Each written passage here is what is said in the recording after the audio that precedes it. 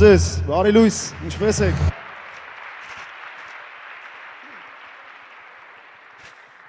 Ես Տեր-Պետրոսյանն եմ եւ շատ մեծ ուրախությամբ ողջունում եմ ձեզ այսօր։ Բարի գալուստ Հայաստան, բարի գալուստ Երևան եւ այսպես։ Մեկնարկում է Հայաստանի Հանրապետության Սփյուռքի գործերի գլխավոր հանձնակատարի Ազգային երիտասարդական համաժողովը, որին մասնակցում են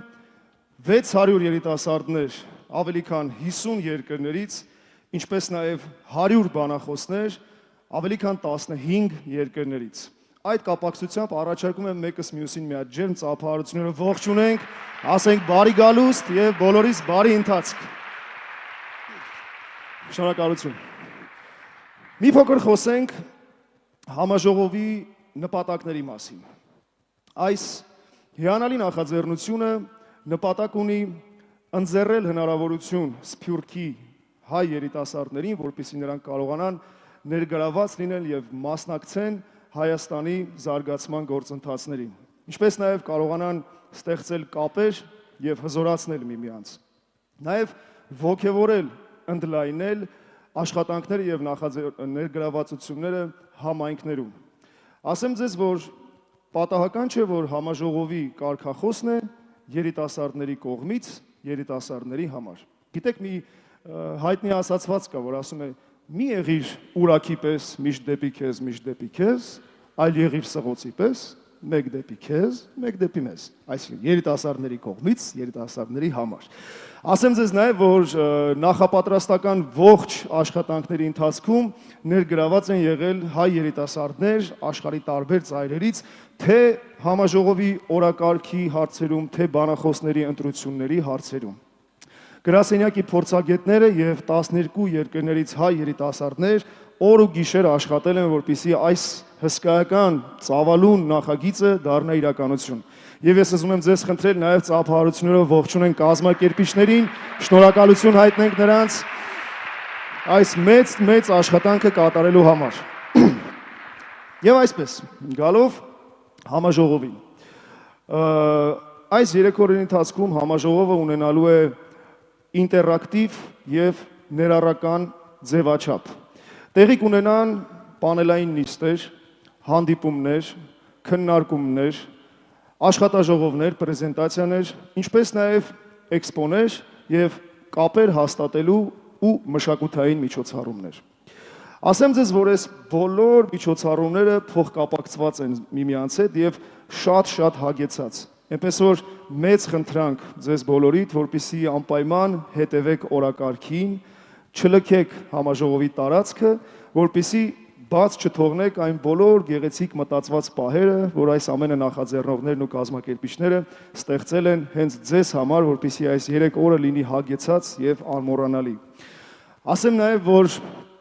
այս միջոցառումներին մասնակցելու ցանկություն ունեին հազարավոր մարդիկ, բայց այսօր այստեղ եք հենց դուք, ընտրվել եք դուք։ Այնպես որ ձեր կողմից նույնպես ակնկալվում է այն պատասխանատվության զգացումը, որ ունեցել են կազմակերպիչները այս ամենը ստեղծելու, նախաձեռնելու ընթացքում։ Եվս մեկ անգամ խորին շնորհակալություն ձեզ գալու համար, բարի գալուստ Հայաստան։ Ես գիտեմ, որ դուք այսպես սրտատրոփ սպասում եք արդեն աշխատանքների մեկնարկին, այնպես որ շարժվենք առաջ։ Ժամանակն է ողջույնի խոսքերի եւ այս պահին ուզում եմ սիրով բեմ հրավիրել իր ողջույնի խոսքը ձեզ հղելու համար Սփյուռքի գործերի գլխավոր հանձնակատար Զարե Սինանյանին։ Խնդրեմ։ Պարոն Սինանյան, ողջույն։ Համեցեք խոսքը ձեզ, խնդրեմ։ Բարև ձեզ, հարգելի ներկաներ, Սփյուռքի եւ Հայաստանի երիտասարդներ, սիրելի քույրեր եւ եղբայրներ։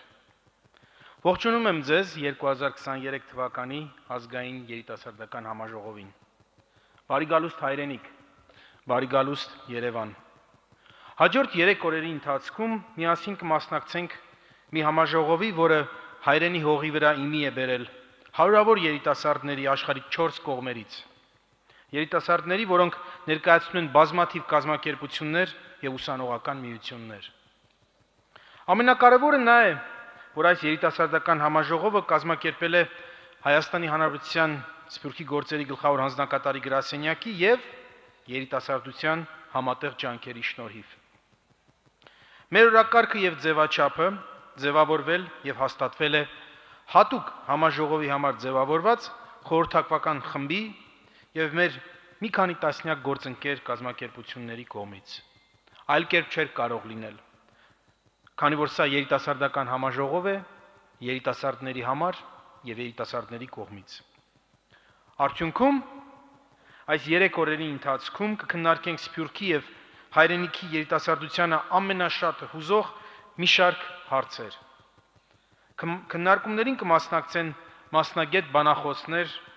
ինչպես նաև բիզնես, ուսանողական եւ հասարակական բնագավառները ներկայացնող երիտասարդներ։ Մեր հույսն է, որ այս միջոցառման արդյունքում մենք ոչ միայն հնարավորություն կունենանք բովանդակային քննարկում անցկացնել, խնդիրների լուծումներ առաջարկել եւ գտնել, այլ միմյանց ավելի լավ հասկանալ եւ ճանաչել։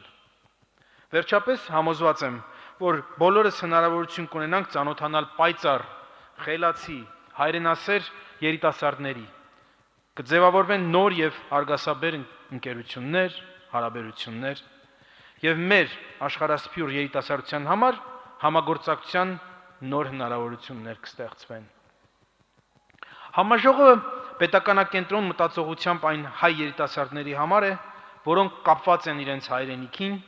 մշակույթին, արմատներին եւ նվիրված հայկական շահերի պաշտպանությանը եւ հայության եւ Հայաստանի Հանրապետության զարգացմանը։ Այս դժվարին պահին համագործակցաբար աշխատելով հիշենք, որ մեր ապագան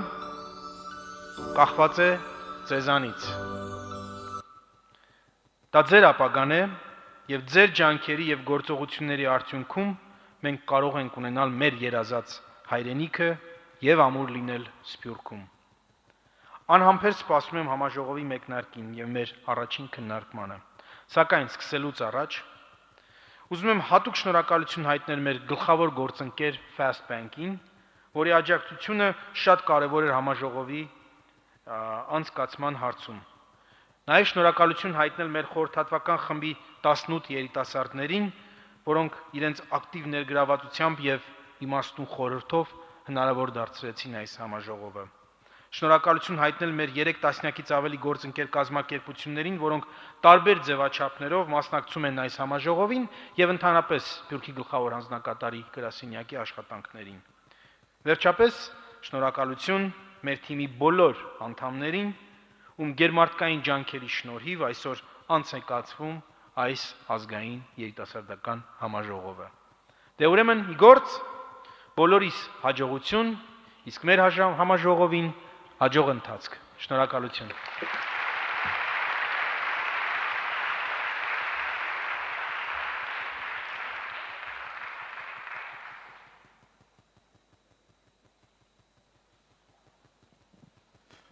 Շնորհակալություն պարոն Սինյանյան, սիրելի բարեկամներ, այս պահին հասանք համաժողովի ամենահատկանշական պահերից մեկին։ Ես ուզում եմ շատ մեծ սիրով բեմ հրավիրել այսօրվա գլխավոր բանախոսին, իսպանահայ, աստղաֆիզիկոս, գիտնական, Ստարմուս փառատոնի հիմնադիր Գարիկ Իսրայելյանին։ Խնդրում եմ ջերմ ծափահարությունը ողջունենք։ Պարոն Իսպանյան, ողջույն։ Շատ ուրախ ենք, որ այսօր այստեղ եք, բարով եք եկել։ Մեծ սիրով խոսքը տրամադրում ենք ձեզ, ձերը այսպես է միկրոֆոնը։ Համեցեք, ես վստահ եմ հրաշալի հետաքրքիր զրույց է սպասվում։ Եկեք ծափահարություններով սկսենք, խնդրեմ։ Շատ շնորհակալություն հրավերքի համար։ Շատ ուրախ եմ լինել այստեղ, ձեզ դիմել։ Գիտեմ, որ շատերը տեղի եք Սփյուռքից։ Մենք գուցե շատերը առաջին անգամ են Հայաստանում։ Բոլորդ լավ եք։ Քամած բացում փորձել եք արդեն։ Փորձել եք։ Իսկ պամիդորով ձվածեղ դել եք փորձել։ Կարելի ասել արդեն Հայաստանում եք զգում ձեզ։ Ես ուշել էի ձեզ նվիրել մեր փառատոնի թիշերտները Ստարմուսի, ստանում։ Ինչու, որովհետև մեր փառատոնը ոգեշնչման մասին էր։ Այդ փառատոնը ստեղծվել է 10 տարուց ավել։ Լսում եք, չէ՞։ Երևի ինձ անջատել չեք լսում։ Okay, ես ինձ կխոսեմ։ Մեր փառատոնը ստեղծվել էր 10 տարուց ավել եւ փառատոնը ոգեշնչման մասին էր։ Ամբողջ դրա իմաստը եղել է որ ոգեշնչենք նախ եւ առաջ երիտասարդներին։ Ու փառատոնը ստեղծել եմ ես եւ ես չգիտեմ երիտասարդները կարող է չճանաչեն, բայց մեր ժամանակներում մեր թվարկությունից առաջ մի քանի հազար տարի առաջ մի հատ ռոք խումբ կար, Queen էին ասում, շատ ուժեղ խումբ էր, մենք շատ էինք սիրում։ Եվ նենց ստացվեց, որ ծանոթացանք այդ խմբի գիտարիստի հետ, ստեղծողի հետ, Brian May-ի հետ, եւ ինքը անվար աստղաֆիզիկոս էր մասնագիտությամբ։ Տենց ստացվեց, որ երկար տարիներ հետո որոշեցինք ստեղծել մի փառատոն, որը լինի տենց խառնուրդ երաժշտություն, աստղագիտություն եւ այլն, որը ոգեշնչի։ Դա համար Star-ը անունը դրեցինք, որ կոչվում էր Inspired by Stars and Music, որը ոգեշնչում են աստղերը եւ երաժշտությունը։ Երևի երկու ամենահզոր ոգեշնչող բաները, որ կան աշխարհում։ Ու մեր փառատոնի թիշերտների ես ուզում եի ձեզ նվիրել, որ հիշեք, որ Հայաստանում եղել է շատ հզոր անցած տարի Star-ը փառատոն, մյուս տարի կլինի Սլովակիայում եւ ես բոլորին հրավիրում եմ, որ գաք մեր փառատոնին մյուս տարի մասնակցելու 7-րդ փառատոնին, որը կնվիրվի մեր երկրագնդի ապագային, ինչ է լինելու մեր հետ, մեր բոլորի հետ։ Հայաստանը երկրագնդի մաս է կազմում, եթե երկրին մի բան եղավ, Հայաստանը դրա մեջ է լինելու, եւ մենք հաջորդ տարի հավաքելու ենք աշխարհի խոշոր գիտնականներին, արվեստագետներին, որ տեսնենք, թե այս ամեն ինչը վերջին չէ լինելու։ Ես հասկանում եմ, որ նման մեր այս հավաքի իմաստը նա է, որ հայ երիտասարդները կան Հայաստան իրար հանդիպեն եւ Հայաստանի ապագան, որը շատ մարդիկ ասում են, որ ձեզանից է կախված, բայց ես նոր հետ խոսում էի իմ ընկերոջ հետ, ասեց երիտասարդները մեր ապագան չեն, արդեն մեր ներկան են։ Ժամանակները այնքան են փոխվել, որ եթե մենք 20 տարի առաջ երիտասարդներին ասում ենք դուք մեր ապագան եք, հիմա իրենք մեր ներկան են, որովհետև իրենք ավելի շատ գիտեն, քան մենք։ Իրենք հիմա ավելի դինամիկ են, ավելի կրեատիվ են, ավելի շատ բան են, քան եղել են ցանալից 10-20 տարի առաջ, ու դրա պատճառները կան, շատ ռեալ։ Եվ Հայաստանում գտնվելով գիտեք ինչ եմ, մի բան եմ ուզում ասել, ինչու ոգեշնչել, ինչի աստղագիտությունը, ինչի այս ամեն ինչի մենք որոշեցինք ստեղծել մի բան, որը պետք է ոգեշնչի երիտասարդներին եւ ինչը դա ձեզ համար շատ կարեւոր։ Գիտեք, Հայաստանը փոքր երկիր է։ Հայաստանում մարդիկ բոլորը նայում են 4 կողմը, նայում ես ձախ Եվրոպա, Միացյալ Նահանգներ, նայում ես աջ Չինաստան, նայում ես հյուսիս Ռուսաստան, հետ եք նայում Էմիրատներ, Կատար, լրիվ տարբեր կուլտուրաներ, լրիվ տարբեր արժեքներ, լրիվ տարբեր եւ շատ էսենց նայելով այս կողմեն կողմ մարդկանց գլուխը փտտվում էր։ Այդ գլխապտույտից ինչ որ երկել էր պետք թե ինչ անենք եւ շատ վաղուց ես որոշեցի ոչ թե գլխապտույտ ունենամ, այլ վերև նայեմ։ Որտեղ վերև նայելով շատ ավելի հանգիստ էր, պատերազմներ չկար, ոչ մի բան չկար։ Ու վերև նայելու մեջ շատ իմաստ էինք տեսնում։ Պատկերացրեք, որ մարդկությունը երբեք քաղաքակրթություն չէր դառնա, եթե այդ վերևը չլիներ։ Եթե մենք ծնվեինք մի մոլորակում, որտեղ միշտ լիներ անպամած երկինք, ոնց որ հյուսիսային երկրներն ա Նորվեգիայում կամ Ֆինլանդիայում, էլի կապրեին, էլի ամեն ինչը կա, ամեն ինչ նորմալ է, բայց աստղեր չկան։ Պատկերացնում եք, դες նույնիսկ տենց փոքր գիրք կա նման պատմություն, որ աստղային երկինք չկա, լուսին չեք տեսնում, ոչ մեկ չգիտի, 100,000 տարի մարդկություն էվոլյուցիա ապրում, անց իմանալու, որ վերևում աստղեր կան, որտեղ ամպերը փակել են, իրենք դրա մասին չգիտեն։ Մեր էվոլյուցիան բացարձակապես ուրիշ է լինելու, մարդկությունը չէր զարգանալու, ու դրան շատ խիստ պատճառներ կան։ Դուք գիտեք, որ բոլոր կրոնները երկնքից են առաջացել, բոլոր կրոնները կապված են աստղերի շարժման, լույսին եւ այլն։ Ու երկինքը հոգեբանական տեսակետից մարդկանց համար եղել է միշտ sense շարժիչ, ուժ, անհայտության, աստվածների, վախի, հետաքրքրության, Մարդու մեջ կոնկրետ զգացմունքներ կան, որոնք զուտ առաջացել են երկնքի լինելու պատճառով, կոնկրետ զգացմունքներ կան։ Եվ այս զգացմունքները շատ անգամ մարդկանց շարժել են դեպի առաջ։ Եվ մեր ներկայումս շատ խնդիրներ կան, որոնց լուծումը մոտակա ապագայում կախված է լինելու ձեզանից։ Եվ շատ կարևոր է, որ դուք ոչ միայն ձեզ հայ զգաք, այլ զգաք մեր աշխարհի մասը։ Դուք առաջի հերթին մարդ եք, հետո հայ ազգին եք պատկանում։ Դա ինձ թվում է շատ ավելի հետաքրքիր մոտեցում է, շատ ավելի ճիշտ մոտեցում է, որ ապագայում կբերի միգուցե հույս ունեմ պատերազմները վերջ կտան եւ աշխարհի խնդիրները կլուծվեն, երբ որ երիտասարդները գոնե ձեր սերունդը միմյանց հասկանան, միմյանց հետ սկսեն աշխատել, միմյանց հետ համագործակցել, դրա համար շատ կարևոր է, որ դուք ճանապարհորդեք, ամբողջ ճարի ճանապարհորդեք, 100,000-ավոր ընկերներ ունենաք, հազարավոր երկրներում, բոլորի հետ կապ պաշտպանեք, բոլոր լեզուներով խոսեք, որ դուք ձեզ զգաք մոլորակի մաս։ Ես միշտ իմ մասնագիտությունը այնպես էր, որ աշխարհին միշտ ոնց որ վերևից եմ նայել։ Մասնագիտական այդպես բան է եղել, որ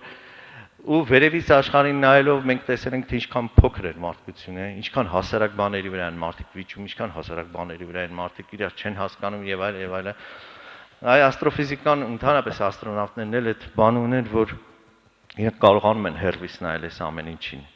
կարողանում են տեսնել մարդկության փոքրությունը, այդ փոշի հատիկ լինելը, չլինելը այսօրվա վաղվա միջև,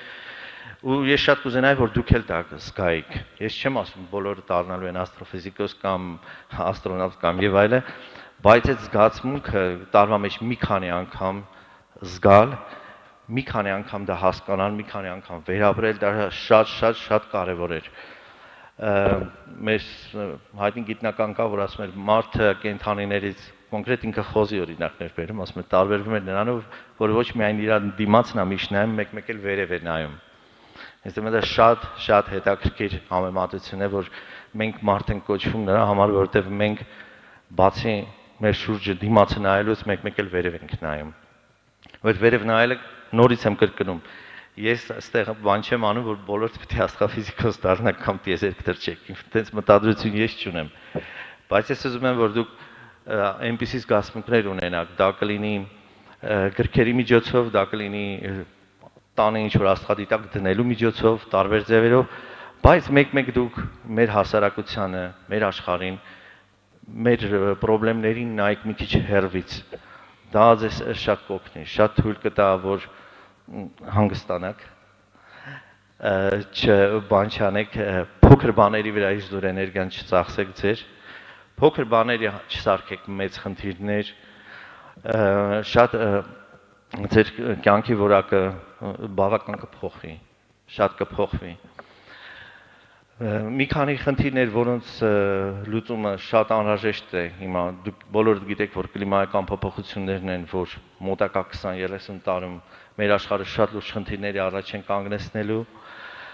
եւ նույնիսկ նոյան տապանը մեզ չի փրկի, նույնիսկ Հայաստանում լինելով, նույնիսկ Արարածարը մեր կողքը, եթե սարքենք նոյան տապան, բարձրանանք Արարատի գլխում ենք, չի լինի, որովհետև այդ խնդիրները շատ լուրջ կլիմայի խնդիրների են մեզ բերելու եւ բացի դրանից պատերազմների խնդիրը կա, մարդու իրավունքներ եւ այլ, չեմ ուզում ես այդ ամեն ինչը կրկնեմ, դուք բոլորը լավ գիտեք, բայց հենց ձեր սերունդն է, դուք եք, որ պետք է այդ խնդիրները լուծեք։ Իհարկե, բոլորդ գիտեք, հիմա շատ խոսում են արհեստական ինտելեկտի մասին եւ այլն, ես ինքս արդեն երևի 2 տարի է սկսել եմ խառնվել այդ խնդիրների մեջ, մաքուր պրոֆեսիոնալ բանով, ինձ պետք էր ինչ-որ մի աստղի մոտ գտնեի արդյոք պլուտոնիում եւ ուրան կա մթնոլորտում, ու այնքան դժվար էր խնդիրը, որ սովորական մոդելներով չէի կարողանում, ու ստիպված ընկա machine learning-ի եւ այլնի մեջ հիմա, եւ ստացվեց, որ կարողացա գտնել վերջապես պլուտոնիումի գծեր եւ այլ, բայց մաշկիս վրա զգացի ես վերջի 2 տարում ինչքան կարեւոր էր նոր մեթոդները արհեստական ինտելեկտի մեջ խորանալ սովորել։ Դրա վտանգները իհարկե կա, մենք դա նույնպես հասկանում ենք, բայց էլի ձեր սերունդն է, որ տեսնելու է ինչպես են արհեստական ինտելեկտը կատաղի պայքարի մեջ մտնելու բանկային համակարգի հետ, կատաղի պայքարի մեջ մտնելու պետական համակարգերի հետ, շատ կատաղի պայքարի մեջ մտնելու բորսայի հետ, միջազգային, եւ դուք դա կտեսնեք մոտակա 10 տարում։ Մի շատ կարևոր բան ուզում էի նշել մեր երիտասարդության համար, որ շատ խոսում եմ, որ դուք պետք է չմոռանաք Հայաստանը, Հայաստանի հետ կապը պաշտպանեք, իհարկե, դա ես կարծում եմ դրա մասին ավելորդ է խոսել, բայց դա չի լինում այնպես արհեստական ձևով, դա կոչերի ձևով չի լինում, դա ձեր ներսից պետք է ստեղծվի, դուք ներսից պետք է զգաք, դուք ինչ-որ բանով կարող եք օգնել, ինչ-որ բան կարող եք անել ձեր երկրի համար, ձեր ժողովրդի համար, իմ մոտ նման զգացմունքներ ճիշտ ասած տենց չի, որ շատ հաճախ են եղել, որովհետև ես ելի եմ կրկնում, իմ մասնագիտությունը շատ միջազգային է եղել, իմ աշխատությունները բոլորը եղել են աստղաֆիզիկայի մասին, դրանք Հայաստանին չեն պատկանում, կոնկրետ երկրի չեն պատկանում, դրանք միջազգային են, եւ ինչ որ ժամանակ եթե ինձ պետք է եղել ինչ որ Հայաստանին, ինչ որ բանով օգնել, ինչ որ պրոյեկտ անել եւ բանը, դա շատ բնական է ստացվել, ոչ թե նրա համար, որ ես ներքից զգացել եմ, որ չէ, պետք է անպայման հենց հիմա Հայաստանի ինչ որ բանով ես օգնեմ։ Տենց չի լինում, ինձ թվում է դա չի աշխատում, դա շատ անգամ նաև հակառակ էֆեկտ է ստեղծում, որ այդ պարտավորությունների բանը կպցնելը պետք չի, դա պետք է շատ բնական երևույթ լինի։ Դա բնական կլինի, եթե մարդիկ սկսեն հաճախ գալ Հայաստան, այդ իմ ասած քամած մածունը պամիդորով ձվածեղը շատ փորձեն, շատ կապեր հաստատեն Հայաստանի հետ եւ հետո ոնց կլինի, նենց կլինի։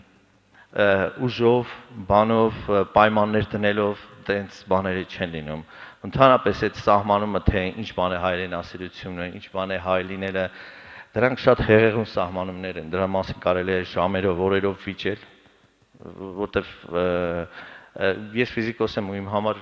մի բանը մինչև ճիշտ չի սահմանվում, ես դիբատի մեջ չեմ մտնում այդ թեմայի շուրջի, պետք է մի բանը սահմանենք, որ երկուսս էլ հասկանանք, որ նույն բանի մասին ենք խոսում, հետո նոր շարունակենք ինչ-որ դիբատ է դրա մեջ, բայց նման տերմինոլոգիաները շատ հեղեղուն են, դրա համար վեճերը այդ թեմայով ընդհանրապես չեն ստացվում, որովհետև մարդիկ տարբեր բաներ են հասկանում, թե հայրենասիրություն, հայրենիք եւ այլն զգացմունքներ։ Ես մարդիկ եմ ճանաչում, որոնք ազգությամբ հայ չեն, բայց հայերեն խոսում են, հայերեն երգեր են երգում, Հայաստանի պատմությունը գիտեն, բոլորից էլ լավ գիտեն։ Հիմա այդ մարդկանց հայ են կանվանում, թե չեն կանվանում։ Եվ նույն ձևով մենք հայերի ենք ճանաչում, որոնք ոչ հայերեն խոսում են, ոչ մի բան չեն զգում, հիմա ում ենք անվանում հայ։ Ու այդ խնդիրները շատ հետաքրքիր խնդիրներ են, դրանք հենց առնչվում են այդ մարդկանց գլոբալ մտածելակերպի հետ,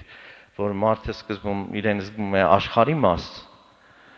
իրեն ամեն ինչ անում է, որպեսզի մեր աշխարհը լավանա, մեր ապագան լավ լինի ամբողջ մարդկության համար։ Եվ դրա մեջ կմտնի Հայաստանը, հնարավոր չի ինձ թվում է միայն ֆոկուս ունենալ Հայաստանի մասին, Հայաստանը լավացնենք ամեն ինչ Հայաստանը, մոռանանք աշխարհի մասին, այսինքն պատկերացրեք մեր երիտասարդները ասեն, դե մենք միայն Հայաստանի մասին ենք մտածում, կլիմայի փոփոխությունը թող լեհերը, արգենտինացիները, ամերիկացիները մտածեն, դա մեր խնդիրը չի։ Դա չի լինի տենց։ Դա բոլորի խնդիրն է, որովհետև դա նաև Հայաստանի վրա հասնելու։ Դրա համար ես բոլորիդ կոչ եմ անում շատ լավ սովորեք տեխնոլոգիաներ, ֆիզիկա, գիտություն, ինձ թվում է ապական դա է, անպայման, միշտ ոգեշնչվեք, միշտ մի քիչ էգոիստ եղեք կյանքում, ձեր մասին մի քիչ մտածեք, մի տրվեք ոչ մի բանի ամբողջովին, որովհետև եթե դուք ձեր մասին չմտածեք, ոչ մեկ ձեր մասին չի մտածի։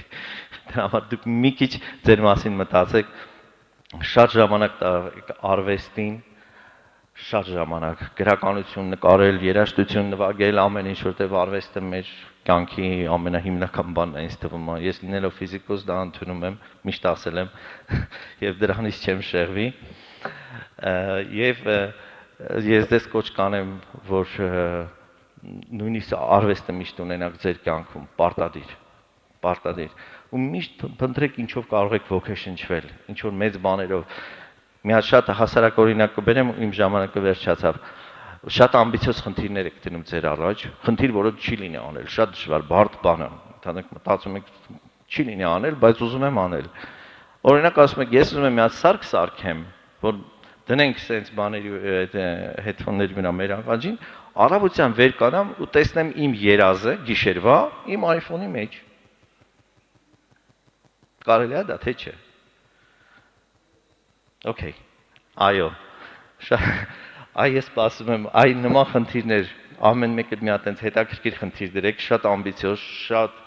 բան ու փորձեք այդ խնդիրները անեք։ Դրա վրա աշխատեք, օր ու գիշեր, սովորեք, մաթեմատիկա, ինչ որ պետք է սովորում եք, բայց այս խնդրի համար։ Դրանից մեծ հայրենասիրություն չկա։ Եթե դուք դա անեք, դուք ամենամեծ հայրենասերն եք, իմացեք։ Որտեվ դրանից կհետևեն շատ ուրիշ բաներ, որ դուք օգնեք թե Հայաստանում, թե երեխաներին կրթություն եւ այլ, բայց առաջնայինը դա է լինելու։ Եթե դուք չունեցաք այդ ոգեշնչող ուժը, խնդիրը, որ ձեզ պետք է ինչ-որ մեծ գլոբալ բանի տանի, ուրիշ ոչ մի բան չի ստացվի։ Ոչ մի բան չի ստացվի։ Ու այդ խնդիրը դուք միշտ կարող եք փոխեք։ Մի տարի հետո մի բան, 5 տարի հետո ուրիշ բան, շատ հնարավոր է հոգնեք, դա շատ նորմալ է, բայց պետք է միշտ ունենաք դա։ Անպայման պետք է ունենաք, առանց դրա շատ անհետաքրքիր կյանք կլինի ու դուք թե ձեզանից կհոգնեք, թե ուրիշները ձեզանից կհոգնեն, թե դուք կյանքից կհոգնեք եւ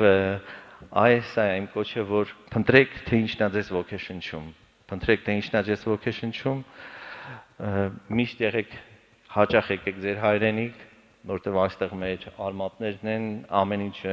ինձ նույնպես երիտասարդ ժամանակ ես այնքան արշավ եմ գնացել, ես Հայաստանում երևի ինձանից քիչ մարդիկ կան, որ Հայաստանի ամեն սար, ամեն բան ինձանից լավ իմանան։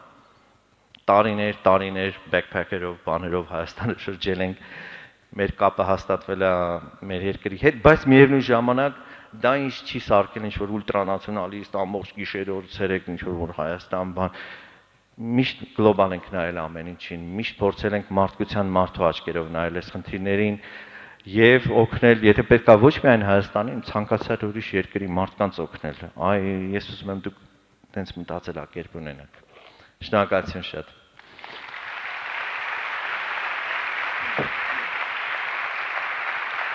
Վստահ եմ, որ շատ հարցեր ունեք, բայց հիմա չէ, հետո եթե հանդիպենք դրսում հարցերը կտակ։ Շնորհակալություն։ Շնորհակալություն, ձեր շնորհակալություն, մերսի շատ հետաքրքիր էր եւ շատ ոգևորող։ Ոնց եք։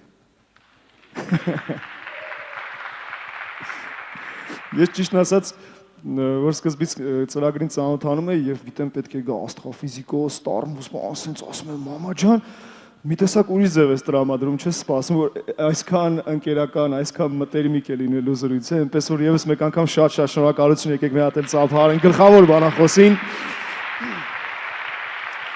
Շարունակելով սիրելի ընկերներ, այս պահին ուզում եմ ձեր ուշադրությունը հրավիրել էկրանին, քանի որ մենք այսպես անակնկալ ողջույնի խոսքեր ունենք, որ հղվել են ձեզ, նայենք եւ շարունակենք, խնդրեմ։ Hi, my name is Serge Tankian. It's great that you all came here to join this amazing program set up by the High Commissioner's Office of Armenia. You know, for years we've all been contemplating on how best to bring together our compatriots to work together in different industries. We've been, myself and a number of friends, we've been working on a platform called High Connect, a digital platform to connect all Armenians. But there is no replacement for personal physical connectivity, and I'm glad that you are all getting together in Armenia in August, early August, and there are a bunch of programs that you will be able to partake in and to collaborate. It's very exciting. I wish you all a great success on your journey, on your personal journey and your journey helping our nation. And sometimes not sometimes, but in a lot of cases, one helps the other. You know, your personal success really can have a huge impact on our nationals. Уважаемые организаторы Армянского молодежного форума, я глубоко признателен за приглашение принять участие в панельной дискуссии, экспертная дискуссия в сфере спорта. К сожалению, из-за моего плотного турнирного расписания я не смогу присутствовать лично на форуме. Тем не менее, я хотел бы передать свои наилучшие пожелания и выразить слова благодарности за вашу ценную работу и инициативу. Армянский молодежный форум – уникальное событие, объединяющее молодых людей из диаспоры Армении и Арцаха. Я убежден, что ваше мероприятие сыграет важную роль в развитии Армении, в вовлечении молодежи, в общественную жизнь и укреплении армянской идентичности. Желаю вам огромных успехов в проведении форума. Пусть каждый участник получит не только знания и опыт, но и новые связи, которые помогут им расширить свою работу и влияние в своих сообществах. Будущее Армении в ваших руках. Ваши идеи, мечты и стремления играют важную роль в формировании нашего общего будущего. Никогда не бойтесь мечтать по-крупному и добиваться своих целей на пути к успеху. Спорт, так же, как и многие другие области, может быть средством для укрепления и продвижения армянской культуры и национальной гордости. Так что поверьте в себя, трудитесь с настойчивостью и никогда не забывайте свои корни. С уважением, Карен Хачанов. Dear participants of the Armenian National Youth Forum, this is Rosalind, and I'm honored to share this message with you all. I want to thank the Office of the High Commissioner for Diaspora Affairs for organizing this special event. As young leaders, you have the power to shape a better future for Armenia and Armenians around the world. Embrace your heritage, connect with each other, and work together for positive change.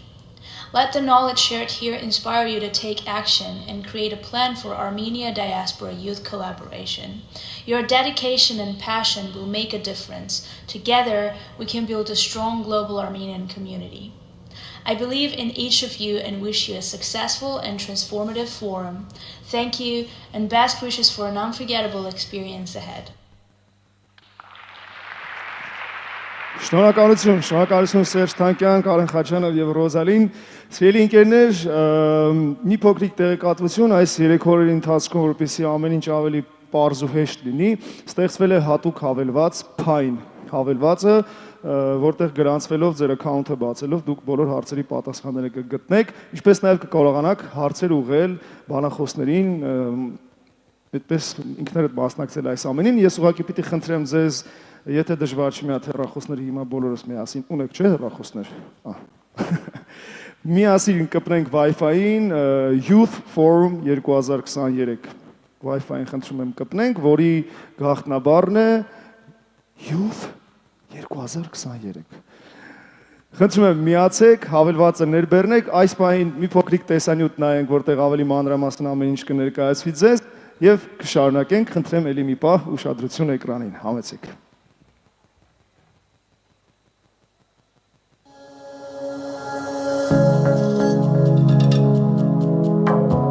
Ազգային երիտասարդական համաժողովի հարգելի հյուրեր եւ մասնակիցներ։ Ուրախ ենք տեղեկացնել, որ համաժողովի ընթացքում օգտագործելու ենք Փայն հավելվածը, որը կլինի ձեր հիմնական ուղեցույցը ամբողջ համաժողովի ընթացքում։ Հավելվածի միջոցով դուք կկարողանաք տեսնել մեր ամբողջ օրակարգը 3 լեզուներով, ծանոթանալ բանախոսների եւ մոդերատորների հետ եւ ուղղել ձեր հարցերը բոլոր քննարկումների ժամանակ։ Հավելվածից օգտվելու եւ ներբեռնելու համար իհարկե ձեզ անհրաժեշտ է ինտերնետ։ Կարող եք միանալ համաժողովի ինտերնետին։ Եթե դեռ չեք ներբեռնել Փայն հավելվածը, դուք կարող եք մուտք գործել ձեր հեռախոսների Google Play կամ App Store-ը եւ ներբեռնել Փայն հավելվածը Փայն Events գրելով։ Հավելվածը ներբեռնելուց հետո սխմելով բացել Open կոճակը, դուք կմտնեք արդեն հավելվածի մեջ։ Այստեղ պետք է ստեղծեք ձեր անձնական պրոֆիլը։ Այստեղ դուք կարող եք փնտրել եւ գտնել մեր համաժողովը, սեղմելով Join New Event կոճակը, գրելով Youth Forum բառերը, դուք կմիանաք մեր event-ին։ Սա մեր հավելվածն է։ Դուք կարող եք ծանոթանալ օրակարգի հետ, անգլերեն, ռուսերեն եւ հայերեն լեզուներով։ Բացելով օրակարգը դուք կարող եք ընտրել եւ տեսնել մանրամասները, ծանոթանալ խոսնակների հետ։ Սեղմելով chat կոճակը դուք կարող եք հարցեր ուղղել բոլոր քննարկումներին։ Այստեղ քննարկումներից առաջ կստեղծվի քննարկումներին համապատասխան chat-ը, որտեղ դուք կարող եք ձեր հարցերը ուղղել։ Նկատի ունեցեք, որ պանելային քննարկումների ժամանակ դուք կարող եք հարցեր ուղղել միայն հավելվածի միջոցով։ Հավելվածի միջոցով դուք կարող եք նաև ծանոթանալ մեր գործընկերների հետ, Օգտագործելով հավելվածը դուք կկարողանաք նաև կապեր հաստատել համաժողովի բոլոր մասնակիցների հետ։ Կարող եք ծանոթանալ ցուցահանդեսի եւ էքսպոյի մասնակիցների հետ, պատասխանել կազմակերպիչների հարցերին եւ ստանալ ծանոթություններ։ Համաժողովին լիարժեք մասնակցելու համար հավելվածի օգտագործումը պարտադիր է։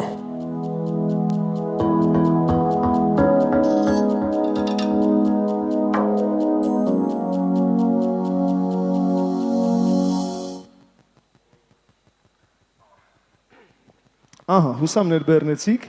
Դե ինչ, ժամանակն է սկսենք բանել այն քննարկումները։ Ես հիշեցնեմ, որ քննարկումների ժամանակ հարցեր բանախոսներին կարելի է հղել միայն հավելվածի միջոցով, այնպես որ եւս մեկ անգամ շտապեք ներբեռնել։ Ես ուզում եմ խնդրել ծափահարություններով դիմավորենք նրանց եւ այսպես նիստի մոդերատորն է Armenian Volunteer Corps-ի գործադիր տնօրեն Արինա Զոհրաբյանը։ Համեցեք։ Բանախոսներն են ԱՄՆ Համահայկական ուսանողական ասոցիացիայի նախագահ Մհեր Հարությունյանը, Հայ բարեգործական ընդհանուր միության Սփյուռքի երիտասարդության ծրագրերի ղեկավար Գայանե Մանուկյանը, բարև ձեզ, համեցեք, խնդրում եմ, Սանկտ Պետերբուրգի Հայկական տարածաշրջանային երիտասարդական ասոցիացիայի հիմնադիր եւ ղեկավար Արշակ Հովանիսյանը, համեցեք, Հաբ Արցախ հասարակական կազմակերպության գործադիր տնօրեն եւ Sunrise Ստեփանակերտ արվեստի փառատոնի ղեկավար Շուշան Քեշիշյանը, բարև ձեզ, համեցեք, եւ Հայ առաջադեմ երիտասարդություն հասարակական կազմակերպության նախագահ Գրիգոր Երիցյանը։ Համեցեք, խնդրում եմ, ես հնչեցնեմ նաեւ քննարկման թեման երիտասարդների ներգրավվածության մոդելները Սփյուռքում, Հայաստանում, Արցախում։ Ես խոսքը փոխանցեմ ձեզ, խնդրեմ, համեցեք, ձեզ հրաշալի զրույց եմ մաղթում, եկեք եւս մեկ անգամ ծափահարություններով սկսենք։ Բարի ընթացք ձեզ։ Մեզ ասեցին, քանի որ 11:45 պիտի ավարտենք, որ մենք 2 րոպե ամեն մեկս ունենք խոսալու, ոչինչ ժողովուրդ։ Մարչը հասկացավ իմ կատակը, ինչ լավ է։ Բարելույս բոլորին, շատ զգացված եմ, երբ որ ինձ Սփյուռքի հանձնակատարից զանգահարեցին, որ այս ձևի ֆորում են կազմակերպում երիտասարդների համար, ասեցի ուֆ, ինձ դեռ երիտասարդ են համարում։ Շատ արագ հասկացրեցին, որ չէ, փորձը պարզապես ձեր լավն է։ Իմ անունս Արինա է ու միջև իմ շատ հսկայական լավ կոլեգաներից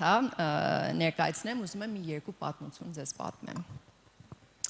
Ես մեծացել եմ, ծնվել եմ Անգլիա, մեծացել եմ Պարսկաստան, գնացել եմ Ամերիկա, ավարտել եմ Կանադա, Իսպանիայել եմ ապրել, շատ եմ գնացել եկել ու այդքան ինձ հայ չեմ զգացել։ 2001 թվականում իմ եղբայրս որոշում է գա կամավորություն անի Հայաստանում։ Շատ մրցունակ մարդ եմ։ Եթե եղբայրս կարող է գա կամավորություն անի, այդ դեպքում ես է պիտի գամ, բայց մի քիչ ավելի երկար։ Եկա մի ծրագիրով հայ կամավորների միությունով։ Մի տարին դարել է 21։ Տարիքս չգուշակեք, խնդրեմ, չեմ ուզում այդ տեսեմ։ Ու ամուսնացել եմ մի հատ հայաստանցու հետ։ Ամուսինս հույսով եմ չլսի այդ ծիծաղները հետո։ Բայց միջև ամուսինս ու պապաս, բացի այդ եղել է մի հատ տղամարդ, որ իմ կյանքս ամբողջովին փոխել է։ Ուզում եմ իր պատմությունը ձեզ պատմեմ։ Ջեյսոն Դեմիջյան, որը տերհայր է հիմա Ֆլորիդա նահանգում։ 90-ական թվականներում մեկնում է Հայաստան, որպես խաղաղության կորպուսի անդամ, կամավորություն անելով 2 տարի։ Սենց մտածելով, ես ինչ գժական լավ ծրագիր է, ես պիտի նման ծրագիր ստեղծեմ Հայաստանում, որ Սփյուռքին ավելի կամուրջ ստեղծեմ Հայաստանի հետ։ 2001 թվականում գալիս են առաջի կամավորները, իսկ երկրորդը արդեն այդ խումբի հետ, մի քիչ ավելի ծեր խումբերի հետ գալիս եմ ես։ Էդիլ Հովնանյանը ով է լսել։ Ով գիտի Էդիլ Հովնանյանը։ Դրա համար շատ ավելի պիտի ծափ տայի կամոց ես։ Էդիլը Սովետ Հայաստանի ժամանակ եկել է Հայաստան որպես ուսանող study abroad ու ոնց որ մենք բոլորս զգում ենք Հայաստանից լավը չկա անկախ հայ ես թե հայ չես մեր լրիվ ուրիշ է մեր Հայաստանը ուրիշ է ես կամավորներ եմ բերում ասում են ես ինչ լավ տեղ եք ապրում so over sense կասկածելով մտածում է հայերից որ ուզում են գնան սխալ եք մտածում միանգամից մտքա փոխվում ենք Էդիլը ստեղծում է այդ կապը այդ մի տարվա ապրելը հայերեն չխոսալով ինձ իր համար կապ է ստեղծում երկրի հետ ինձ զգացողություններ ունենում որ վերջում շատ մեծ ծրագիրներ է անում իր Հովնանյան հիմնադրամով եւ նաեւ դեպի հայք հիմա հարց նոմեր 1 տեսնենք ով է ինձ լսում ով է դեպի հայկով եկել Հայաստան ամոթես ես չենք սովորացել մի քիչ sense ավելի ոգևորված լինել Իսկ ով է գալու դեպի հայկով այս ամառը ու մինչ այժմ ABC եւ դեպի հայկով ես երկու անձնավորությունները որ իրենք ունեցել են գժական լավ իմաստավոր ծրագիրներ մինչ այժմ 3600 ավելի մարդ մեծամասնությունը սփյուռքահայ բայց նաեւ օտար երկրացի եկել են Հայաստան 300-ից շատը մնում են Հայաստան։ Դա կարևոր բան է։ Մենք հույս ունենք, որ դա շուտով կշատանա։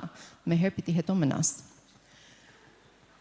Բացի այդ դրանք, որ մնացել են, 70-ից ավելի շատ կազմակերպություններ, ծրագիրներ ստեղծել են, որը Հայաստանը բարելավում է։ Օտար լեզու սովորացնելուց։ Պատերազմից հետո խոսել այն մարդկանց հետ, ովքեր շատ մեծ տրավմաներ են ապրել, շատ մեծ խնդիրներ են ունեցել, իրանց պատմությունները բանան են collect անեն first hand testimonials, ով կթարգմանի, այդ մեկը հայերեն չեմ կարող ասել։ Օգնել մարդկանց աշխատանք գտնելու համար։ Ստեղով է բնակարան բարձնում։ Գլխացավանք, չէ՞։ Հա։ Հիմա փորձում են մեր կամավորներից մեկը այդ process-ը շատ հեշտացնել։ Նայում են կան ինչ խնդիրներ փորձում են լուծել։ Այն անձնավորությունները, որ այսօր իմ հետ նստած են, երիտասարդ են, ծեր ինձ զգում, կային է դուել։ Ու պատմելու են իրանց ծրագիրների, կազմակերպությունների մասին, բայց միջև իրանց փոխանցեմ, ես ունեմ ձեր հետ կապված հարցեր։ Ով է Սփյուռքից։ Հիմա կարևոր հարց բոլորս նայում ենք, Սփյուռքից ովքեր են ուզում մնան Հայաստան։ Ով չի ուզում մնա, այն լոլիկները հանեք, գցում ենք իրանց վրա, չէ լավ, ոչ մի վախեցանք։ Արցախից ովքեր են։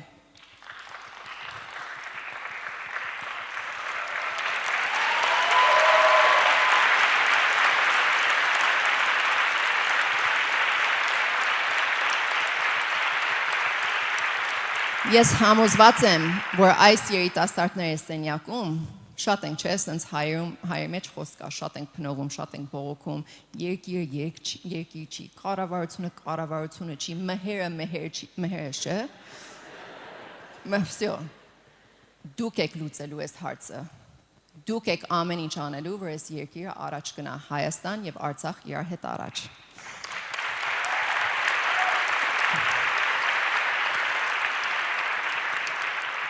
Ահա, հիմա կուզենամ առաջինը ներկայացնեմ Մեհերին, ում հետ հանդիպել եմ մի քանի օր առաջ, առաջի անգամ,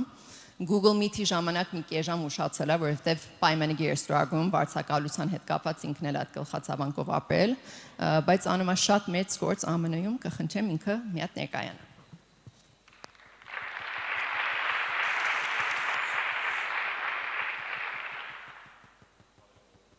Լսվում է։ Բարև բոլորին, ես Մեհր Հարությունյանն եմ, ես Համահայկական ուսանողական ասոցիացիայի All ASA ղեկավարն եմ։ Ես ծնվել մեծացել եմ Գլենդել քաղաքում, Միացյալ Նահանգների Կալիֆոռնիա նահանգում։ Այս տարի ես ավարտեցի UCLA-ից, Go Bruins, ստանալով քաղաքագիտության եւ ռուսագիտության բակալավրի կոչում։ Մի քիչ խոսեմ All ASA-ի մասին, ուրեմն All ASA-ին Միացյալ Նահանգների եւ հատկապես Կալիֆոռնիայի նահանգի համալսարաններում եւ քոլեջներում գտնվող հայ ուսանողական կազմակերպությունների միավորող եւ համակարգող կառույցն է։ Մենք ունենք ավելի քան 20 տարվա պատմություն, այդ 20 տարվա ընթացքում մենք կարևոր դեր ենք խաղացել հայ ուսանողների միջև կրթական միասնության, մշակութային պահպանման նպատակների ուղղությամբ համագործակցության ֆորում եւ հարթակ ստեղծելու գործում մենք կազմակերպում ենք բազմաթիվ տարատեսակ միջոցառումներ եւ նախաձեռնություններ, մեկի մասին պատմեմ, ուրեմն մենք ամեն տարի կազմակերպում ենք leadership retreat, որի ընթացքում մենք ընտրում ենք մի քանի տասնյակ ամերիկահայ ուսանողներ, որը ապագա համայնքային առաջնորդ դառնալու պոտենցիալ են ցույց տալիս, եւ մենք իրանց կապում ենք տարբեր որոշ ազդեցիկ անձանց հետ, մասնագետների հետ եւ ակտիվիստների հետ, եւ սովորացնում ենք մեր ուսանողներին կարևոր կազմակերպչական եւ քաղաքական սկիլեր եւ պատրաստում ենք, որպեսզի իրանք դառնան հետագա երիտասարդական եւ համայնքային առաջնորդներ, community leader-ներ։ Բացի դրանից մենք ուրիշ բազմաթիվ միջոցառումներ ենք կազմակերպում,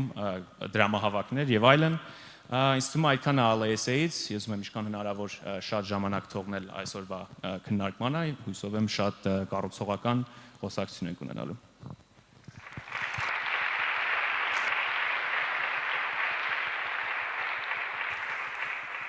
Merci, Meher ջան։ Հիմա հետաքրքիր հարց, ով է ASA-ի անդամ, Ամերիկա ով է սովորում, որ ASA-ի անդամ է։ Do you know them? Ճանաչում ես։ Տեսնում ես, որտեղ ես բան չեմ տեսնում։ Okay. Մյուսը հիմա կուզենամ փոխանցեմ Գայենին։ Գայենին ինձ ստիպեց, որ իր կազմակերպության անունը չասեմ, քանի որ իմ մոտ հայերենի բարապաշարս 21 տարիով ապելով Հայաստանում դեռ նորմալ չի ներողություն։ So Գայենե ջան։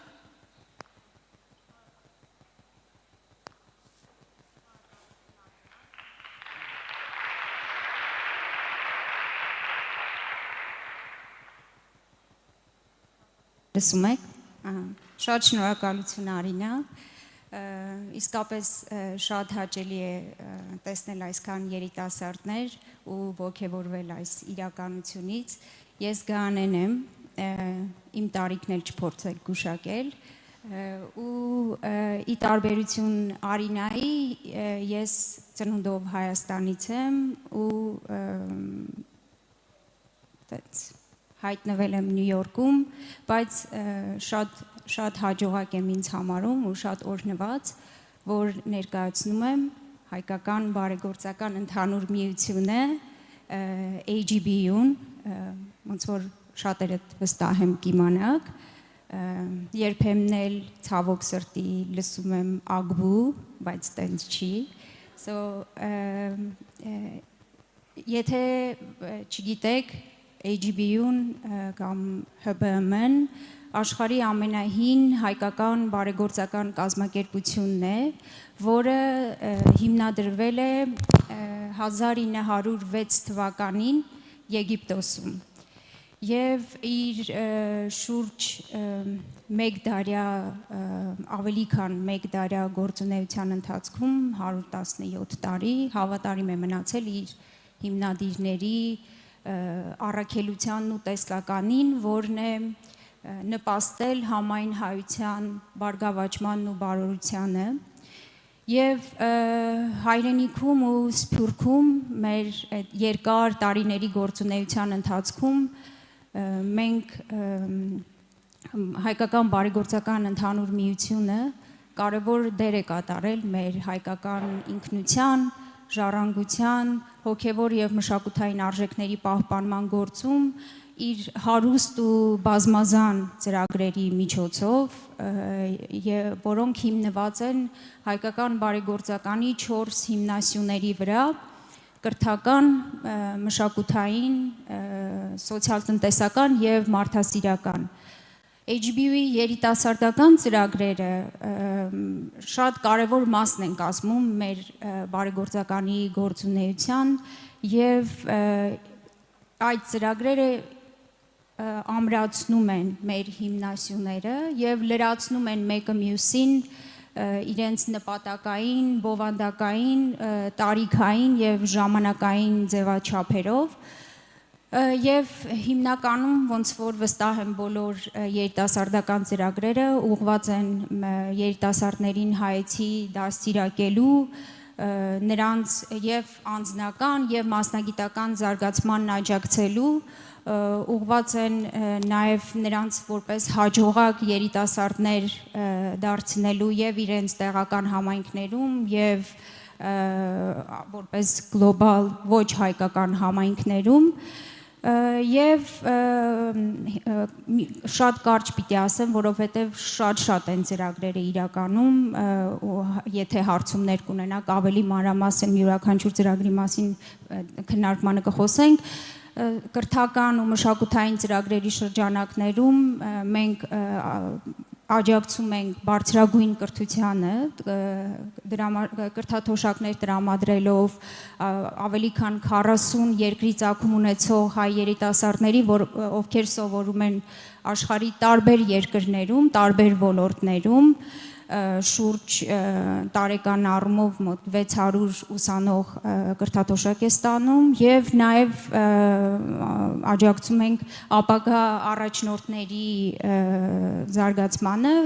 մեր Global Leadership ծրագրի, մեր Goris Leadership ծրագրի, երիտասարդ արհեստավարժների խմբերի եւ mentorship ծրագրերի միջոցով, իսկ սոցիալ-տնտեսական եւ մարդասիրական ծրագրերի շրջանակներում մենք հնարավորություն ենք տալիս կամավորներին ներգրավել բոլոր մեր ծրագրերում եւ նախաձեռնություններում, ովքեր մեծ ցանկություն ունեն իրենց ներդրումը ունենալ հայրենիքի ընդհանրապես սփյուռքի զարգացման հարցերում, պետք է անպայման նշեմ, որ բարեգործականի բոլոր ծրագրերը երիտասարդական եւ ոչ երիտասարդական, շատ ավելի փոքրիկներին անգամ ունեն կամ ստեղծվում են, ձևափոխվում են, հաշվի առնելով մեր ժամանակի ընթացիկ բոլոր պայմանները, հրամայականներն ու կարիքները։ Շնորհակալություն։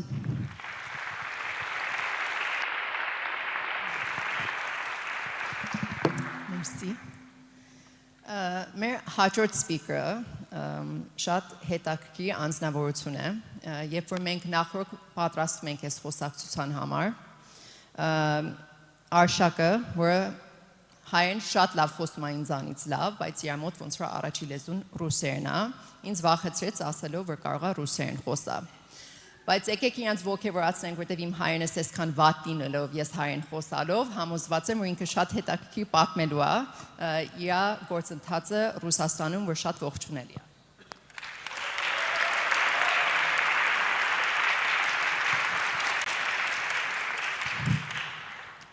Բոլորին ողջունում եմ, անունս Հովհաննեսյան Արշակ է, ես Ռուսաստանի Սանկտ Պետերբուրգ քաղաքի հայ երիտասարդական միության ղեկավարն եմ, որը կոչվում է ԱՌՄԱ։ Սանկտ Պետերբուրգում ապրում են ավելի քան 200 հատ ազգություններ, էթնիկ խմբեր, կան բազմաթիվ կազմակերպություններ եւ ասոցիացիաներ։ ԱՌՄԱ-ն Ռուսաստանի եւ իհարկե Սանկտ Պետերբուրգի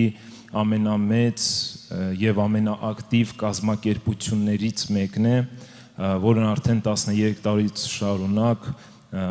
իր միջոցառումներով համախմբում է մոտ հազարավոր երիտասարդներ։ Խոսենք ԱՌՄԱ-ի առաքելության մասին, ԱՌՄԱ-ի առաքելությունը ստեղծել հայ երիտասարդների արդյունավետ համագործակցության համար նպաստավոր պայմաններ։ ԱՌՄԱ-ում, ԱՌՄԱ-ի խումբում կան մոտ 70 ակտիվիստներ, որոնք արդեն դարել են մի մեծ ընկերական խումբ եւ շարունակում են իր գործունեությունը իշա հայրենիքի, իշա Հայաստանի։ Երիտասարդները կազմակերպում են ԱՌՄԱ-ում մշակութային, կրթական, սպորտային եւ բարեգործական միջոցառումներ համ համայնքում, համ հայրենիք Հայաստանում, համ էլ Արցախում։ Այսպես կարճ կարող եմ հայերեն պատմել ԱՌՄԱ-ի մասին, նախապես ներողություն եմ ուզում խնդրել, որտեղ շարունակելու եմ հարցերին պատասխանել ռուսերենով։ Բոլորիդ կրկնակի ողջունում եմ եւ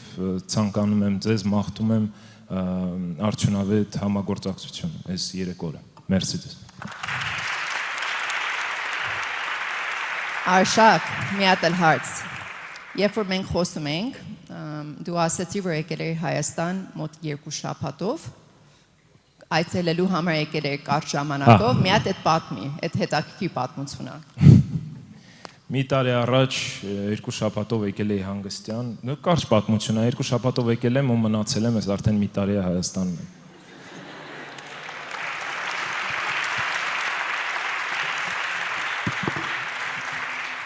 Այդ իմ համար ծապ չեն տալիս այդ մեծ բանը։ Մեր հաջորդ սպիկերը ոնց են ասում հայերեն։ Խոսնակ, ես էլ ուզում եմ ասեի խոցացող, ճոգում եմ, որ ճիշտ չէ, խոսնակ։ Մեր հաջորդ խոսնակը, Շուշանը, շատ հետաքրքիր անձնավորություն է, որ նաև այսօր առաջի անգամ եմ պատիվ ունեցել հանդիպել, որը իր ամբողջ օրվա գործընթացը Արցախի հետ կապված է, եկեք իրան լավ ողջունենք ու կխնդրեմ ներկայացնի։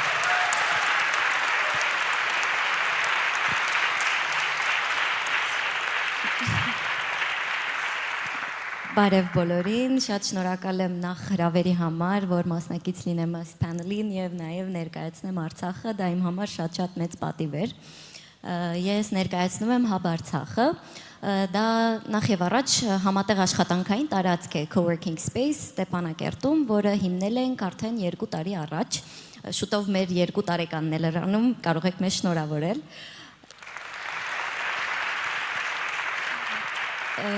Ես ինքս արմատներով քեսաբից եմ, մեծացել եմ Բեյրութում, տեղափոխվել եմ Հայաստան 2020-ի սեպտեմբերին առաջին Իգոր ծրագրի շրջանակներում եւ այդ ժամանակ աշխատում էի արտաքին գործերի նախարարությունում, բայց երբ պատերազմը սկսվեց եւ ավարտվեց, ես ինքս մասնագիտությամբ հետ պատերազմյան վերականգնման մասնագետ եմ, այնպես որ իմ համար դա ինչ որ ընտրանք չէր, իմ համար միանշանակ հստակ էր, որ ես պետք էր գնայի Արցախ։ Ու երբ տեղափոխվեցի Արցախ ու հիմնեցինք Hub Արցախը, ես ուղղակի մնացի Արցախում։ Հիմա բախտի բերմամբ է, որ բլոկադայի այս կողմում եմ գտնվում, բայց նաև ցանկանում եմ ողջունել Hub Արցախի ողջ անձնակազմին, որ իրանք ամեն օր գետնի վրա Արցախում հսկայական ու շատ կարևոր աշխատանք են տանում, այնպես որ խնդրում եմ մի հատ Արցախի մեր թիմին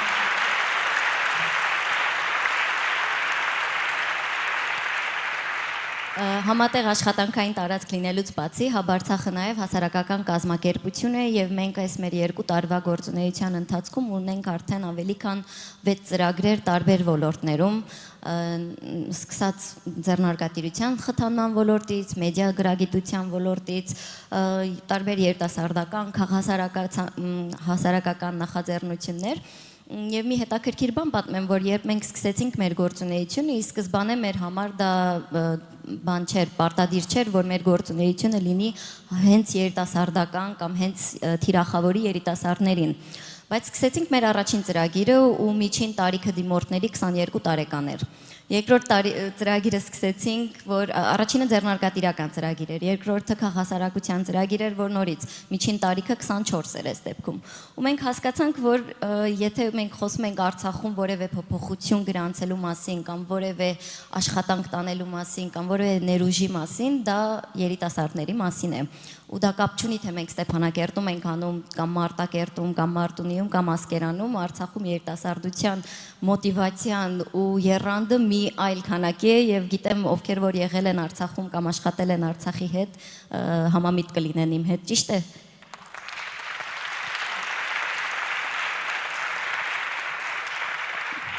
Եվ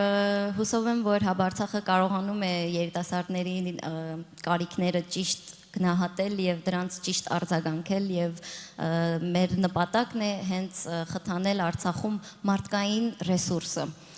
եւ դրա ամենակարևոր եւ ամենամեծ խմբակը հենց երիտասարդներն են, այնպես որ շնորհակալ եմ եւ հուսով եմ, որ շատ հետաքրքրական քննարկություն կունենանք հիմա։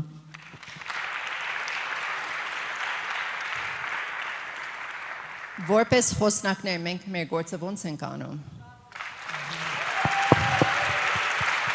There's a reason for my question. Այդ դեպքում որպես լսարան, ինչի եք դուք ձեր գործը այդքան վատ անում։ Հարցեր չկան դեռ։ Եթե հարցեր չկան, ես նեղանալու եմ ու ես մուր պահող եմ, նախորդ այդ զգուշացնեմ։ So խնդրում եմ, եթե կան հարցեր, մոդելներ, որ ձեզ հետաքրում է կոնկրետ այս անձնավորությունների հետ կապված, խնդրում եմ այդ հարցերը տվեք, որովհետև մենք մինչև 12-ից ձեր հետ ենք ու հույս ունենք, որ ինչ որ ձեզ կիսվելու է, ձեզ օգնելու է ձեր ապագայում։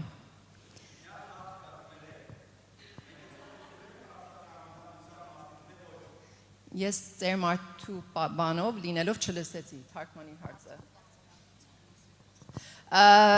Աջանդան ձեր փայն հավելվածի մեջ կա օրակարգը։ Մենք այս պահին մեր թեման խոսում է երիտասարդների ներգրավվածությունը ու այդ ասեցի նորմալ։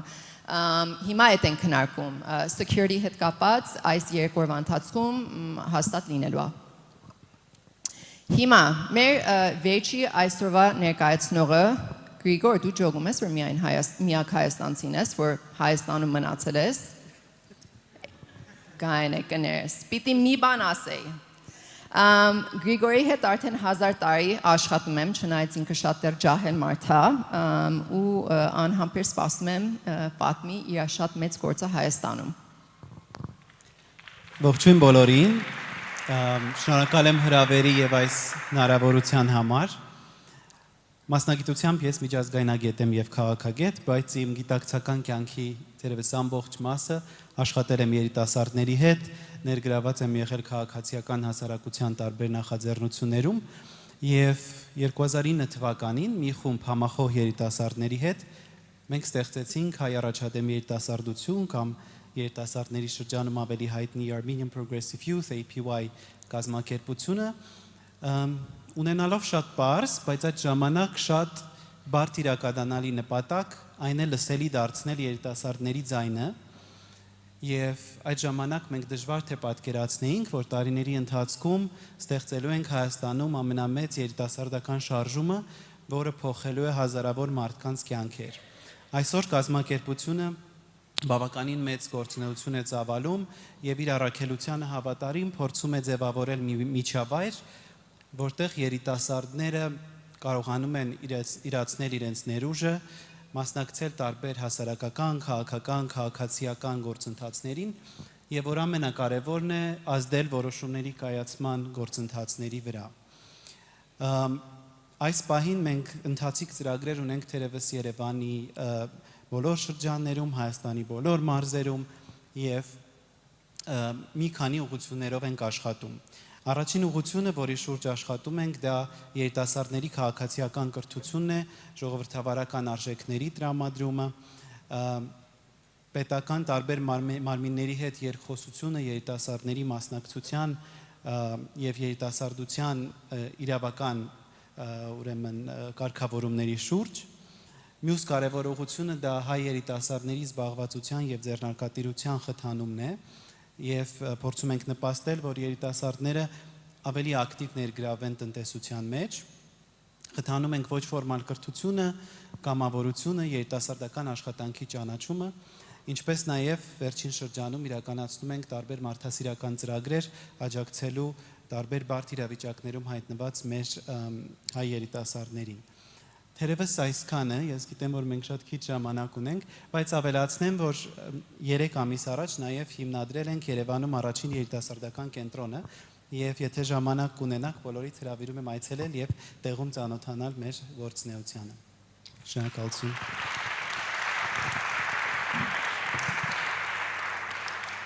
Մեր առաջի հարցը ես ասեմ, փորձեմ թարգմանեմ հայերենով, տեսնեմ կստացվի։ Գայնա ջան, կխնդրեմ առաջինը դու սա փորձես պատասխանել։ Ագբուն, ով այդ չպիտի ասի կներես։ Ոնց է կարողանում ներառեք երիտասարդները ձեր ծրագրերի մեջ եւ համայնքների մեջ։ Որովհետեւ ոնց որ բոլորս գիտենք, սպառվածությունը շատ է։ Այն երեխեքը ջահելությունը, որ ուսումի մեջ են, սովորում են, այն մարդիկ, որ արդեն կյանք ունեն, աշխատանք են, ժամանակը շատ սուղ է լինում։ Ոնց է, ինչն է գաղտնիքը, որ մարդիկ կարողանան ճիշտ ներգրավեն երիտասարդներին։ Արինա ջան, ագբու չենք ասում։ Ուրեմն, քանի որ արդեն նշեցի, որ մենք ունենք շատ հարուստ ծրագրերի շարք երիտասարդների համար։ Մեր ներգրավվածության աստիճանը կախված է մեր ծրագրերի քանակից։ Բարեգործականը իր ներկայությունը ունի շուրջ 40 երկրներում եւ 70 քաղաքներում իր մասնաճյուղերի, իր շրջանների եւ երիտասարդ արհեստավարժների HBU Young Professionals, վստահ եմ ովքեր որ գիտեն HBU-ն, լսել են Young Professional-ների մասին, մեր երիտասարդ արհեստավարժների տեղական եւ գլոբալ այդ ցանցի միջոցով մենք կարողանում ենք ներգրավել։ Ու եթե ավելի, քանի որ ավելի տարիքային խումբը համապատասխանում է մեր Young Professionals-ների ծրագրին, ես ասեմ, որ գրեթե յուրաքանչյուր մեր մասնաճյուղում, chapter-ներում եւ մեր շրջաններում մենք ունենք մեր YP խումբերը, որոնք որ շատ ակտիվ գործունեություն են ծավալում եւ իրենց տեղական համայնքներում եւ իհարկե նաեւ ունեն իրենց գործունեությամբ ուղղվածություն դեպի Հայաստան, դեպի Արցախ եւ դա վստահաբար կարող եմ ասել, որ ամենամեծ ցանցն է աշխարհում, հայկական ցանցը,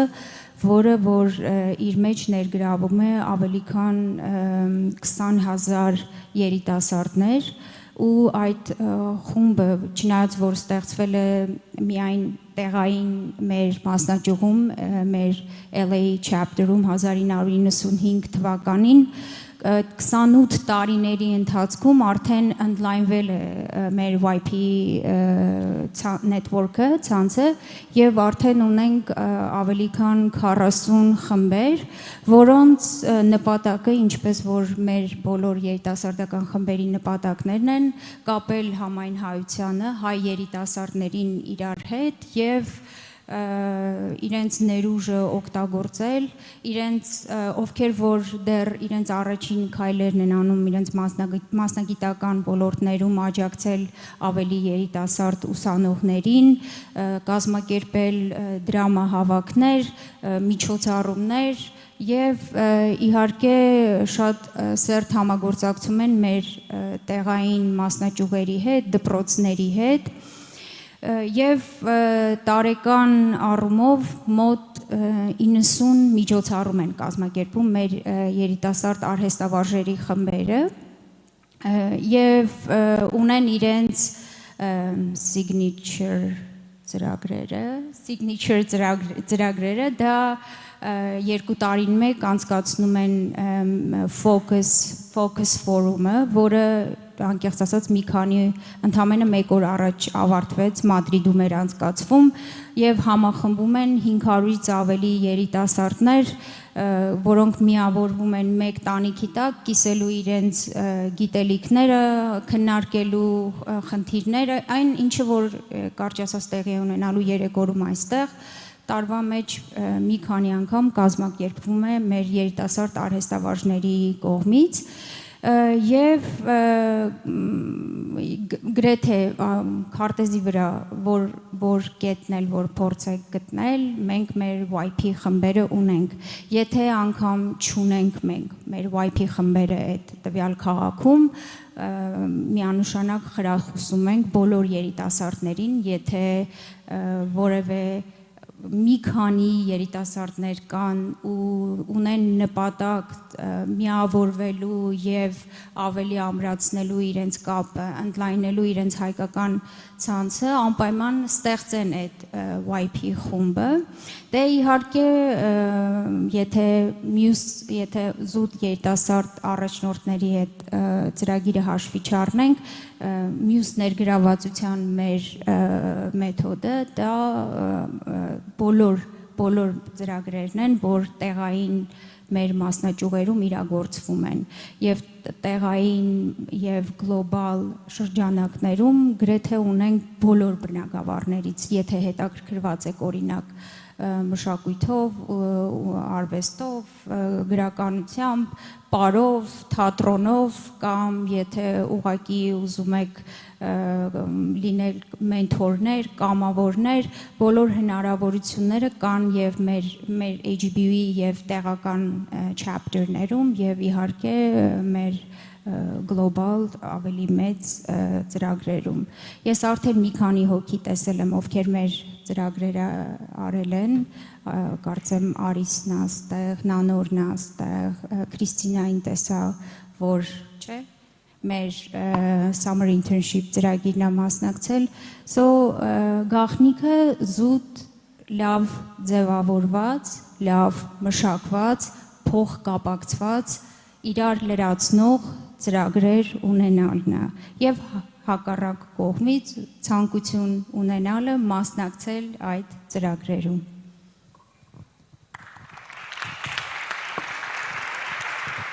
Ունեք ցանկություն։ Այդ ոնց որ կազմակերպիչներից խոսած։ Գայնա ջան, մի հատ continued հարցը դրա հետ կապած, տարիքային սահման կա ձեր scholarship-ների համար, իմ համար չեմ հարցնում։ Եթե դու որոշես շարունակել քո կրթությունը, ոչ, տարիքային անգամ 50 տարեկանում, 60 տարեկանում scholarship կստանաս։ Չէ, իրականում տարիքային սահմանափակում չկա, կախված է թե կրթաթոշակներ տրամադրվում են, եթե սովորում եք Միացյալ Նահանգներում, կրթաթոշակներ տրամադրվում են զուտ հասկանալով որ բնագավառում եք սովորում, ունենք performing arts scholarship, ունենք հոգևորականների scholarship, ունենք արտ երկրում ուսանողների scholarship եւ իհարկե Միացյալ Նահանգներում, բայց տարիքային սահմանափակում չունենք։ Ուխայ, նենց որ 80 տարեկանում Արինա ջան, խնդրում եմ տարիքս ինչի ասեցի, գայն է։ Դե հիմա Հաջորդ հարցը, Շուշան ջան, քանի որ ladies first գաղափարնայի մոտ, անցնեմ քեզ։ Դու շատ հետաքրքիր ներկայացրեցիր Hub Արցախը, բայց ընդհանրապես չխոսեցիր Sunrise Ստեփանակերտի մասին։ Կխոսեմ մի քիչ մանրամասը ներկայացնես այդ ծրագիրը եւ նաեւ զուգահեռ պատմես ոնց կարողանում ես կապ ստեղծել Արցախ եւ Սփյուռքի հետ միջև։ Շնորհակալ եմ հարցի համար, ուրեմն Sunrise Ստեփանակերտը մեր տարեկան արվեստի փառատոնն է, որ վերջին արդեն 3 տարի է տեղի է ունենում Ստեփանակերտում, այս տարի նաև Երևանում։ Ինքը սկսեց որպես Hub Արցախի ծրագիր, բայց այժմ ինքը իր առանձին հիմնադրամն է, առանձին աշխատակազմով, առանձին ծրագրով եւ ֆոնդայտայնան process-ներով։ Sunrise Ստեփանակերտը սկսվեց հենց ես համահիմնադիրն եմ, իմ հետ նաև հիմնադրել է Sunrise-ը Լիլիթ Հակոբյան, ով նորից ի գործի ծրագրի շրջանակներում հայրենադարձվել էր։ Այնպես որ պատերազմից հետո երկուսով, որովհետև երկուսս էլ սիրում ենք արվեստ, սիրում ենք մշակույթ ու հասկանում էինք դրա կարևորությունը հետ պատերազմյան այդ դժվար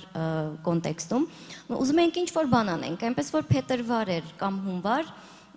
երկուսով վերկացանք գնացինք Արցախ։ Լիլիթը առաջին անգամ էր Արցախում, ես եղել էի դրանից առաջ, բայց շատ այսպես ոտի վրա, այսպես ասած, գնացինք ու հասկացանք, որ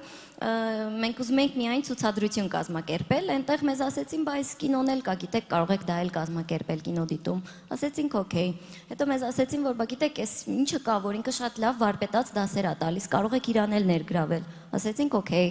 Ու տենց շարունակ վերադարձանք Երևան ու հասկացանք, որ մենք վերադարձել ենք այսպես մեծ արվեստի փառատոնի ինչ-որ էսկիզով։ Ու անցանք աշխատանքի, դա 3 տարի առաջ էր, այս տարի նոր ենք վերջացրել մեր 3-րդ ամենամյա փառատոնը, այս տարի մի քիչ ավելի դժվար էր ճիշտն ասած կազմակերպչական աշխատանքները, երևի արդեն ենթադրում եք ինչ պատճառներով, բլոկադայի այս իրավիճակում փորձեցինք հիբրիդային որևէ ձևաչափով այն իրականացնել։ Ստեփանակերտում մեր բոլոր միջոցառումները ունեցան 30-ից 40 ամենակիչը մասնակիցներ, ընդհանուր ունեցանք 26 միջոցառումներ, դրանք կինոդիտումներ էին, վարպետաց դասեր, ունեցանք ցուցադրություն եւ ունեցանք նաեւ համերգ պիտի ունենայինք, բայց չունեցանք, որովհետև շատ դժվար էր այս իրավիճակում դա իրականացնելը։ Այնպես որ այդքանը Sunrise-ի մասին, Արինա ջան ինձ մի բան էլ էիր հարցրել։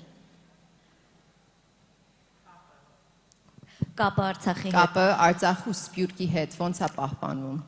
Կապը Արցախի եւ Սփյուռքի հետ հետաքրքիր հարց է։ Նախ ասեմ, որ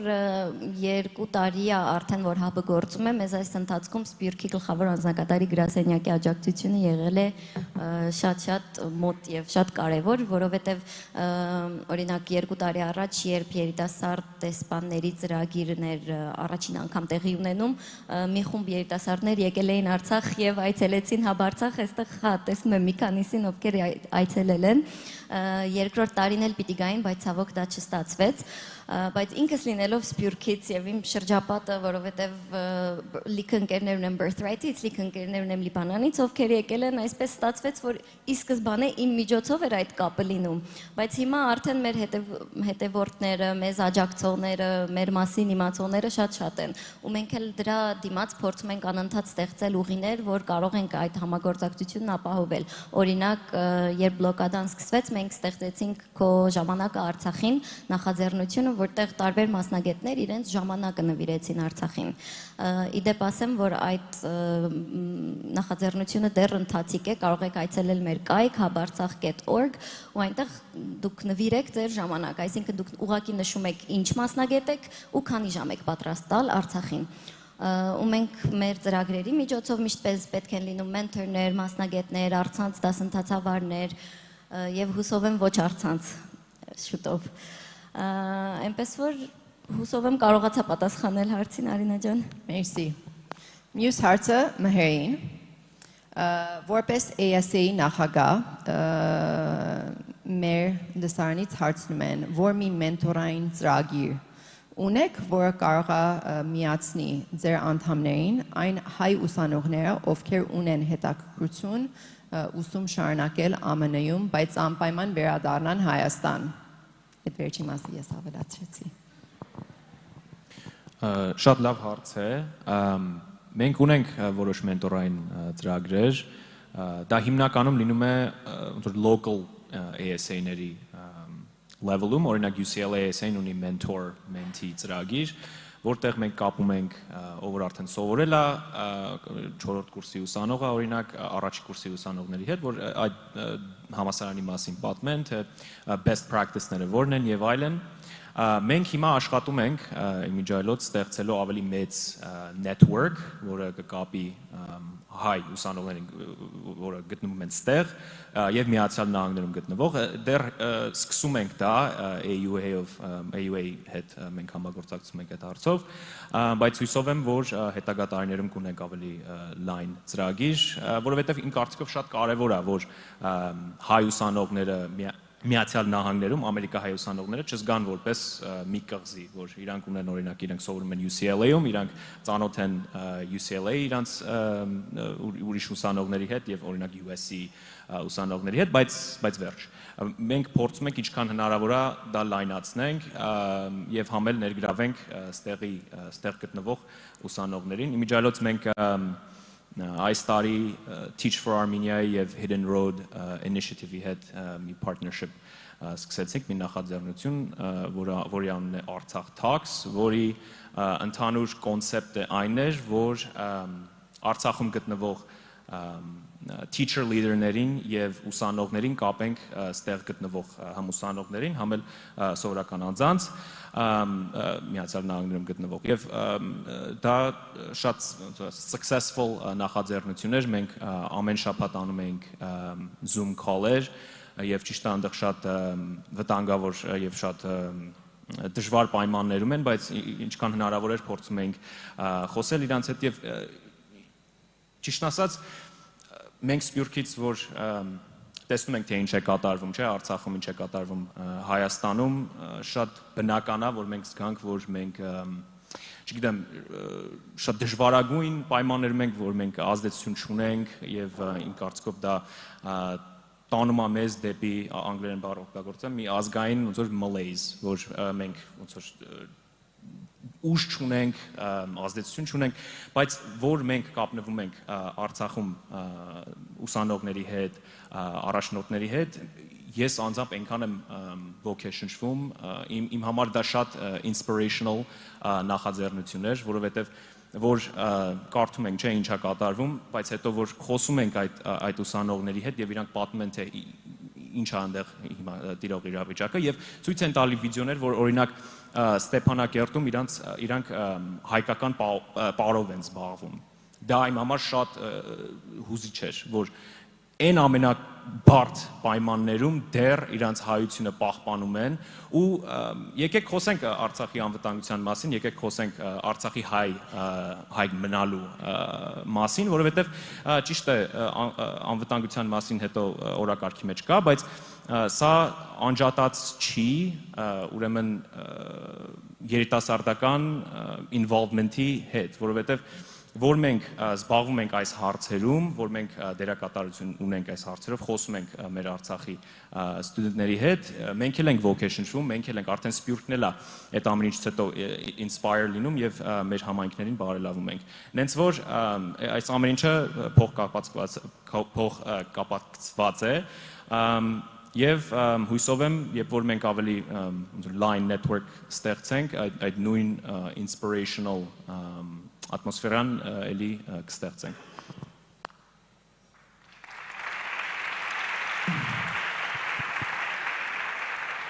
Ստեղ շատ կարևոր է, որ մենք բոլորս տեղեկացված լինենք։ Մհերը եւ ASA-ին շատ հետաքրքիր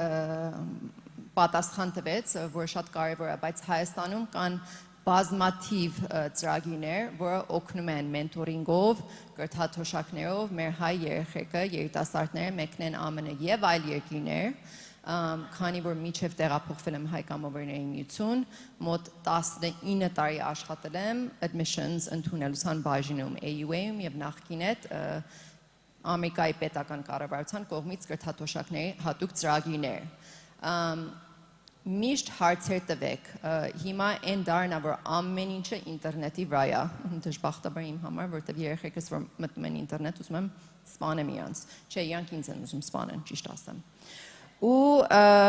միշտ այդ հարցերը տվեք ու դուք միշտ փորձեք ձեր հարցերի պատասխանները գտնել։ Մենք ունենք երկու հատ վերջնական հարց, սկսեմ Գրիգոր ջան, քո հետ։ Ոնց կարելի է ավելի խոր կապ ստեղծել հայ երիտասարդների եւ Սփյուռքի երիտասարդների հետ միջև, քանի որ այս անձնավորությունը, որ այդ հարցը տալիս է, ասում է, որ ինքը մեծ, ասենց խոչընդոտ է տեսնում դրանց երկուսի միջև, ու ոնց կարելի է այս հիմակվա երիտասարդները ջարդել այդ խոչընդոտը խնդիրը։ Չգիտեմ, թե որքանով եմ ես ճիշտ հասցեատեր այդ հարցի, որովհետև Հայաստանից եմ եւ մեր կազմակերպությունը իհարկե ունի ծրագրեր Սփյուռքի երիտասարդների հետ, փոխանակման ծրագրեր եւ այլն, բայց այդ ուղղությամբ մենք շատ ակտիվ չենք աշխատում, այնուամենայնիվ այս համաժողովի նախապատրաստական աշխատանքների ժամանակ մենք նույնպես քննարկել ենք այդ հարցը, որ Սփյուռքի եւ Հայաստանի երիտասարդների միջև կա շատ մեծ անջրպետ, մենք չենք ճանաչում իրար, մենք չգիտենք թե ինչով ենք ապրում, ինչ հետաքրքրություններ, ձգտումներ, երազանքներ ունեն երիտասարդները Սփյուռքում եւ Հայաստանում եւ կարծում եմ այդ անջրպետը վերացնելու լավագույն տարբերակը նման համաժողովներն են, ինչպես նաեւ գիտեմ, որ հանձնակատարի գրասենյակը մի շարք կարևոր ծրագրեր է իրականացնում, ինչպես Սփյուռքի երիտասարդ դեսպան ծրագիրը, Իգործ ծրագիրը եւ այլն, դրանք նույնպես նպաստում են, որպեսզի մենք ավելի լավ ճանաչենք իրար։ Այնուամենայնիվ իմ կարծիքով մեկ անգամ տարվա մեջ Հայաստան այցելելով հայ երիտասարդներին ճանաչել եւ Հայաստանը ճանաչել հնարավոր չէ եւ այս գործում նաեւ դեպի Հայք կազմակերպությունը շատ մեծ աշխատանք է իրականացնում հնարավորություն տալով սփյուռք հայ երիտասարդներին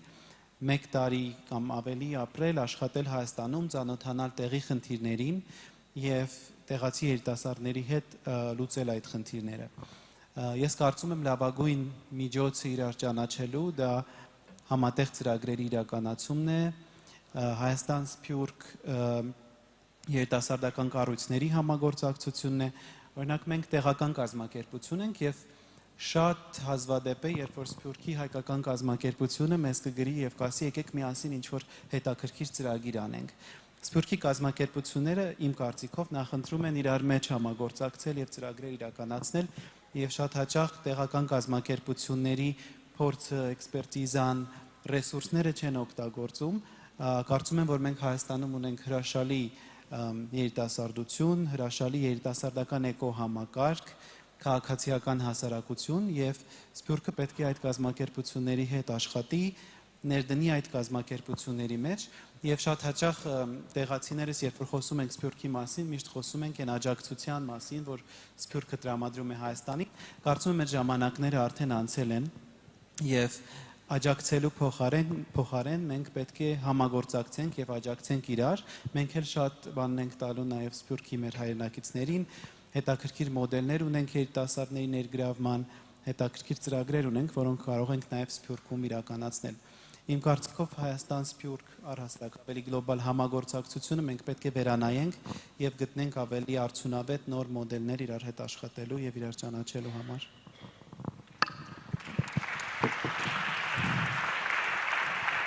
Արշակ ջան, քեզ չեմ մոռացել, բայց քանի որ վերջի հարցն է, այսա թարգմանիչս էլ պատրաստ եմ, եթե ռուսերենս պատասխանելու։ Որպես ղեկավարելով ձեր կազմակերպությունը St. Petersburg-ում, ինչ խորհուրդ կտաք մեր լսարանում այն մարդկանց համար, ովքեր որ ուզում են, ցանկություն ունեն, ուժեղացնեն փոքրիկ հայկական համայնքներին այդ ոնց որ Հայաստանի հետ կապը, եթե չունեն այդքան շատ մեծ քանակի անդամներ։ Раз. Продолжу на русском. Ну, я бы начал, наверное, ответ на этот вопрос, углубляясь в целевую аудиторию организаций. Целевая аудитория каждой диаспоральной молодежной организации – это и есть сама диаспора. И тут вопрос каждому из нас, что такое диаспора? Что мы считаем диаспорой? Тут, если углубиться в науку, в теорию, есть различные виды диаспор. Армения относилась к диаспорам и относится к диаспоре жертв. То есть диаспора образовалась в результате каких-то либо катаклизм, либо каких-то политических процессов, войн. Существуют также рабочие диаспоры, диаспора сервиса. Также существуют колониальные диаспоры, которые абсолютно не относятся к Армении. Есть еще такое понимание диаспор, как смешанная диаспора. И вот как раз-таки в смешанную диаспору входят предыдущие диаспоры, наименование предыдущих диаспор, которые я назвал до этого. Как я изначально сказал, в теории армянская диаспора относилась к диаспоре жертв. Но, как мне кажется и по моим ощущениям, что составляющая диаспоры жертв ушла на второй план, и сейчас большее количество людей составляют рабочую диаспору, то есть люди, которые переходят на заработки вне зависимости от каких-то политических процессов, катаклизмов. И, естественно, каждому из типов этих диаспор, каждому представителю данных диаспор нужен собственный подход. Например, говорить про репатриацию для трудовой диаспоры не столь, наверное, актуально, как говорить о репатриации для диаспоры жертв. И поэтому мы, как молодежная организация, когда принимаем к себе активистов, когда к нам обращаются за помощью, пытаемся разделять, возможно, не прямым текстом, но подсознательно, к какой диаспоре этот человек, либо активист, либо просто участник каких-то мероприятий относится. И пытаемся каждому активисту принять какой-то свой собственный подход, определяя, к какому типу диаспоры он относится. И мне кажется, это важный момент, и это должны каждая организация учитывать для того, чтобы их работа, их труд не был напрасным, был конкретным, четким и приводил к результату. Самое важное, наверное, когда не так много активистов, как у нас, но хотя у нас не сказать, что прям много, более 70 человек, в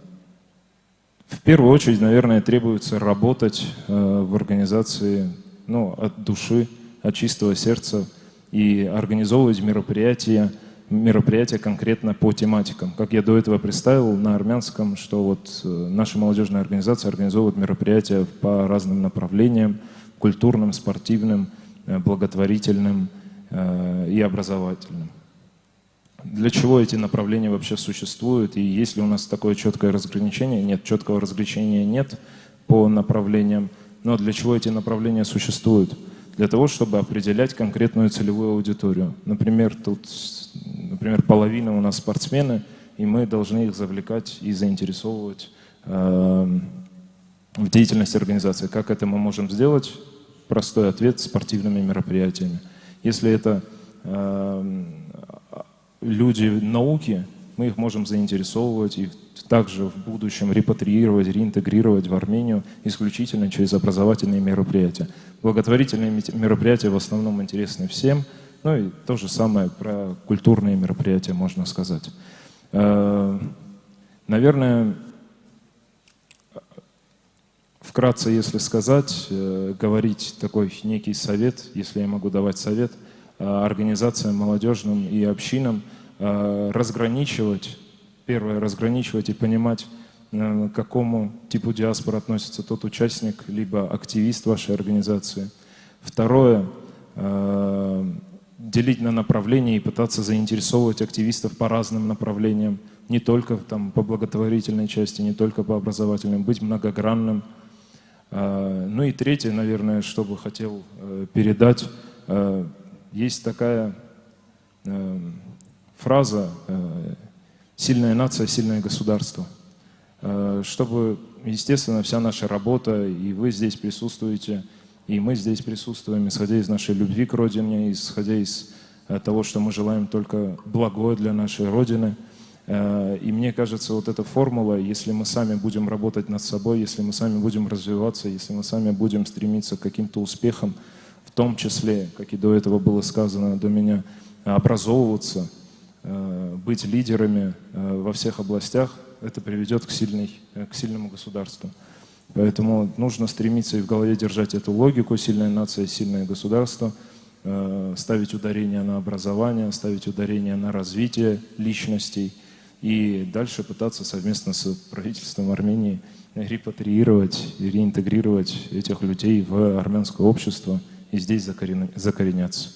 Ну, как-то так вкратце.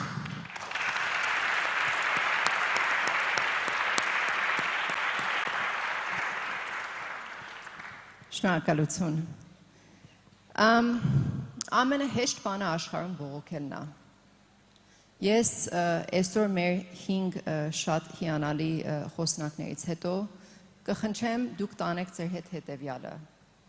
Կան բազմաթիվ խնդիրներում աշխարհում եւ Հայաստանում։ Մյուս անգամ որ հանդիպում եք խնդրին, ոչ թե բողոքել,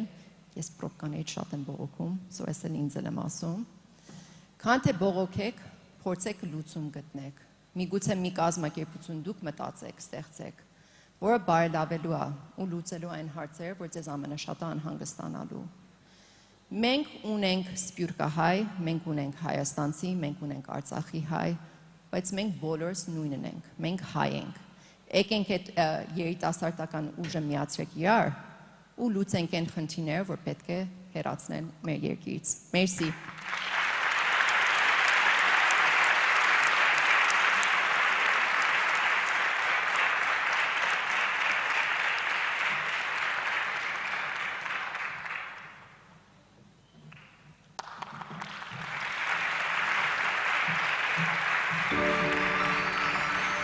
Շնորհակալություն, շատ մի հատ խնդրում եմ ավելի բուրըն ծափահարությունով ճանապարհենք բանախոսներին։ Մերսի շատ, հրաշալի հետաքրքիր զրույց։ Շատ հետաքրքիր է, ճիշտ ասած ես էլ այդտեղ նստած ականջակալներով ուշադրի լսում էի, ես էլ էի մտածում, խորհում, ասում եմ ինչքան լավ է որ հավաքվել ենք, սենց քննարկում ենք, իրար հետ կծանոթանանք։ Քանի որ մի կարևոր հարց հնչեց, որ ինչպես կապը պահպանել անընդհատ, ոնց այդ կապը ստեղծենք, մի բանալի էլ ես կարող եմ ձեզ առաջարկել, եթե թույլ տաք։ Ես ինքս իմ կյանքում մի 5-6 տարի կարելի ասել եղել եմ սփյուռքահայ, որովհետև ապրել սովորել եմ Փարիզում։ Ես մի բան հասկացա, որ լեզուն շատ կարևոր է։ Մի փոքրիկ, այսպես կենցաղային ընտանեկան օրինակ բերեմ ձեզ, ուրեմն մեր տանը կար Վիգենը, որը 5 տարեկան էր եւ ես իրան գրկեցի, որ ինքը ժիմ անի, այսինքն ջիմ էլի, այդ բանի վրա տուրնիկ ոնց են ասում, այդ ձողը։ Վիգենը ֆրանսիահայ է, մեծացել է այնտեղ, նա խոսում է արևմտահայերեն, ես ուրեմն Վիգենին գրկեցի, ասեցի Վիգեն ջան, ձգի։ Երևանի բարբառով ձգի, նշանակում է ձգի։ Բայց Ֆրանսիայի հայերենով նշանակում է բաց թող։ Ձգե, ձգե։ Ասի ձգի թողեց, հազիվ բռնեցի վերջի պահին, թե չի ընկնում էր երեխա, ասի ինչի թողեց իր, ասում է, ասացի ձգե։ Հիմա ինչ եմ ուզում ասել, ըստ իս իհարկե այսպիսի հրաշալի միջոցառումներ կազմակերպել, կապը պահել եւ այլն, բայց լեզուն էլ է շատ կարեւոր, որովհետեւ եթե մենք վերադառնանք, չգիտեմ, 7000 կամ 5000 տարի առաջ, երբ առաջին անգամ երկու հայ հանդիպել են, չէ, այսպես մոտեցել են, ասել է բարև, բայց մենք հայերեն ենք խոսում ու կապը ստեղծվել է, չէ։ Այնպես որ շնորհակալություն եւս մեկ անգամ բանախոսներին, մերսի շատ հետաքրքիր իսկապես, շնորհակալություն որ կիսվեցիք ձեր փորձով։ Շարունակենք, մենք այսպես թևակողում ենք մեկ այլ ձևաչափ, TEDx ձևաչափը, եւ ես ուզում եմ մեծ սիրով բեմ հրավիրել Հայաստանի գիտության եւ տեխնոլոգիաների հիմնադրամի տնօրեն Արմեն Օրուջյանին, ով կխոսի Հայաստանի գիտական եւ տեխնիկական ներուժի մասին, Unlocking Armenia's Science and Tech Potential, Fast and Fearless։ Armen Orucan. Ողջույն, բարի գալուստ, համեցեք։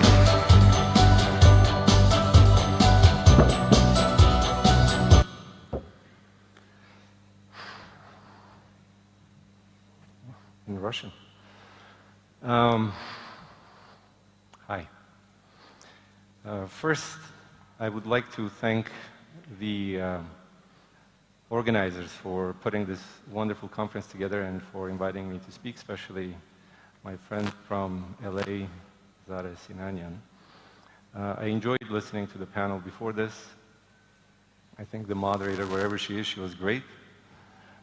Oh, there you are. Sorry that I'm speaking English. I know you're hating me right now. So, I've been asked to spend 15 minutes to speak about myself, which is crazy, but I'll choose to spend about a minute introducing myself and the next 14 talking about you. I was born in Armenia and lived here through the age of 15. I moved to the States in 1980s, so yes, that makes me a dinosaur. I went to school in the US until obtaining a PhD in world politics and economics. There were some Bruins here, go Bruins, which gave me an understanding of the macro level of politics and economics, which means that I understand essentially nothing about microeconomics or day-to-day politics. I spent the past 25 years or so working around the globe, from East Africa to East Asia to Eastern Europe until I landed in Armenia. My focus has been nation building and driving prosperity through technology-led innovation. Until moving to Armenia in 2017, actually, I wasn't moving to Armenia. I don't know, someone said that they came in for 2 weeks, they're here for a year. I came in for 6 days. It's been 6 years I'm here. Yeah. So, but before coming to Armenia, I founded AFCO Corporation, which was an international NGO in consultative status with the United Nations. We worked on youth entrepreneurship and innovation in the developing world in particular, hence my experience in Africa or East Asia or Eastern Europe. I also served as the co-chairman of the United Nations Global Alliance for Information Communication Technology for Development, as well as a commissioner on the United Nations Broadband Commission. Main focus has always been inciting innovation through youth engagement and transformation of the economy by bridging education and commercialization of science, since neither is effective in a vacuum. Now about you. The cliches that you are the future of this nation and the future of the globe. The reality is, you are the future of this nation and the future of the globe. And it's all about perspective, and the perspective is really yours. It depends on your viewpoint, on the prism of your observation, how you view yourself, whether you are part of that cliche or you are actually part of that future. If you say, nah, it's just a cliche and go pursue whatever you want to pursue as a solitary accomplishment, you'll do well, you know, you'll end up buying that big home if you're in LA, somewhere in Glendale Hills, and then drive a big car, and every American will hate you for that. Or you can say, yes, I am the future, then you look at what about you is the actual future, and how to do well while doing good. And I think, you know, this element of doing well while doing good is critical, because they're not mutually exclusive. It's not that you can either do well or you do good. I think a combination of two, if you reach it in your life, that's essentially a panacea for anyone that wants to do something really meaningful in life. Doing good while doing well, you'll still be able to buy your big home and big car. But while you're doing this, you can also become the beacon of the prosperity of this nation and the globe in general. So I want to speak to you about the real you and the future. And this part is important because of you know, what has taken place in Armenia and in Artsakh the last 3-4 years. Look, in the modern world, the future is defined by technology, and not by any technology, but rather by sophisticated technology. The tech that is driven by cutting-edge research that pushes the limits of what is thought possible, creating groundbreaking innovations and services in the fields of electronics, biotechnology, aerospace, to speak of few. Most countries don't graduate into leaders in this space for two primary reasons. One is insufficient intellectual capital, and that's critical. Now, we're fortunate in Armenia, and as Armenians, because we have you, not every country, every nation has this type of a capital. So it's insufficient capital and not having a pressing need. Instead, most nations build their economies through legacy industries such as manufacturing, farming, and exploiting natural resources. For all intents and purposes, actually Armenia belongs to the latter than the former, predominantly operating and investing in traditional sectors. Now, nothing is really wrong with that, since 9 out of 10 nations are actually in that prism. But few have mastered technology, and I want to speak about 3 of them. South Korea's standing as one of the most innovative nations in the world is a remarkable accomplishment given its history as an agrarian-based Japanese colony and a battleground in the first part of the last century. South Korea's chaeballs, including LG and Samsung, which are very familiar to most of you, focused on practical knowledge and R&D, leading to the creation of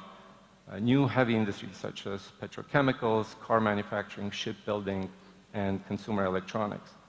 By the 1990s, however, the government shifted its focus to high-tech industries. And we said there is a difference between sophisticated technology and regular technology. So they shifted to high-tech industries such as semiconductor design, which resulted in the development of top national research institutions like the Korea's Advanced Institute of Science and Technology.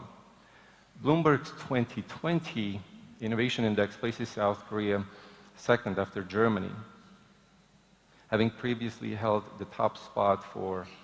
6 years in a row out of 60 countries that are part of that index. In another example, Israel's educational and scientific infrastructure have combined with its most pressing problems to create a synthesis that has sparked development that you're very familiar with these days. For instance, Israel's military infrastructure and agriculture are 2 examples that are crucial to the nation's survival. Faced with multiple adversaries and difficulty obtaining weaponry, does this sound familiar to you? The Israeli government invested in its own weapons manufacturing. This led to establishment of Israel Aircraft Industries and the Talpiot program, an elite Israeli defense force training program. I don't know if you're familiar with that. I would highly encourage for you to look up into that, because something of that nature has been created here in Armenia as well now these days. Both initiatives have proven to be wise investments. Today, Israel's economy is essentially knowledge-based, where 54% of all of its exports are high-tech. And this is a strategic outcome, deliberate investment by the government. And it's their country's essentially business plan. And last, in 1990, Singapore developed a 5-year plan that prioritized economically driven research and development in 9 sectors, including IT, manufacturing, and biotechnology. During the 2003 SARS outbreak, Singapore shifted its focus to biomedical sciences, leading to the development of scientific verticals like bioengineering and nanotechnology in particular. These initiatives develop genetic engineering techniques for stem cell cancer therapy. Today, Singapore is recognized as a global hub for pharmaceutical and medical technology manufacturing. With a highly educated population showing up as part of the digital revolution, Singapore is focused again on knowledge-based, innovation-driven economy. Now, these initiatives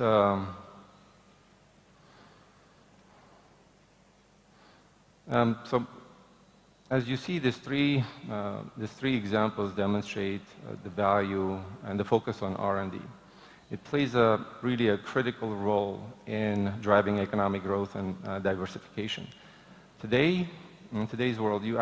cannot count on prosperity without leading at least, or striving to lead in the space of high-tech development. High technology has expanded, becoming the driver of healthcare, wellness, food security, and transportation, to say a few things about where it penetrates. But high tech is both vertically deep and horizontally wide. These cutting-edge technologies are based on scientific discoveries and engineering principles, such as AI, biotech, and advanced materials. They're being developed to solve the world's biggest problems, from cancer treatment to food production, climate change, waste recycling, and clean energy. And naturally, the other side of the coin of any high-tech development, you can have a dual use, which means you can integrate it into your national military as well. By integrating that into military, you'll be able to modernize it, making it strong, competitive, and ultimately building a deterrent capability. This is one of the critical elements of any military, creating that deterrent capability, not just being excellent. These are essential for Armenia today, tomorrow, and in perpetuity, as you can imagine. So what about Armenia? Patience and persistence are crucial for achieving long-term success in innovation and technology. Look, this is one of those critical elements that we as people were not patient about, because the human lifespan is only about 80 years. And when you say something is going to take 1/4 or 2/3 of your lifespan, it seems very long for any normal individual, and it's normal, right? Because you want to see it happen in your lifetime. But in historical terms, if there's going to be transformation of a state, of a nation within 20, 30 years, in historical terms, it's not even a rounding error. This is the most incredible thing you can actually expect for a nation to change. Countries like Israel in 1960s, South Korea in 1980s, and Singapore in 1990s all took similar approach of planning, advancing on 20, 30-year timeline, essentially generational change. This long-term thinking allowed them to create strategic plans and investments in education, in research and commercialization of science, leading to the expected, whatever you see, types of successes that they have. It took approximately 20 years, even for Armenia, to become a beacon of progress and development in the region after devastation of World War II. Now, once the Soviet ecosystem stabilized in the 1960s, imagine you had 15 republics and everyone had a chance for them to excel.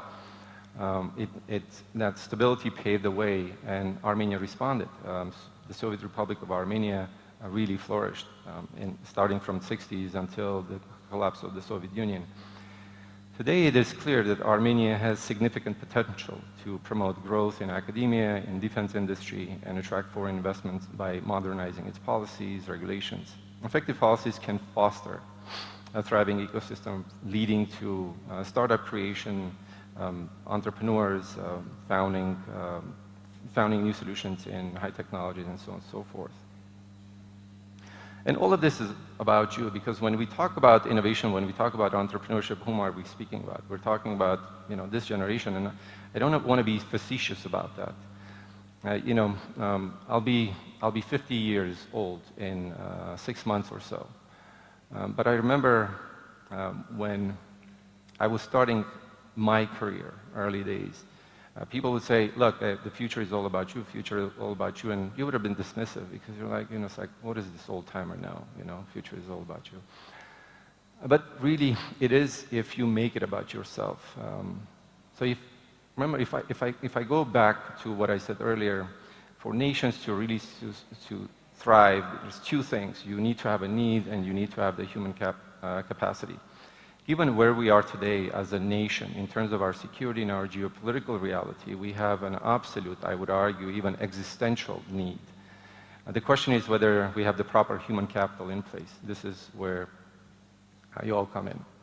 The questions you would want to ask yourself are the following. Am I getting competitive education? And, you know, this is one of the very interesting and important questions.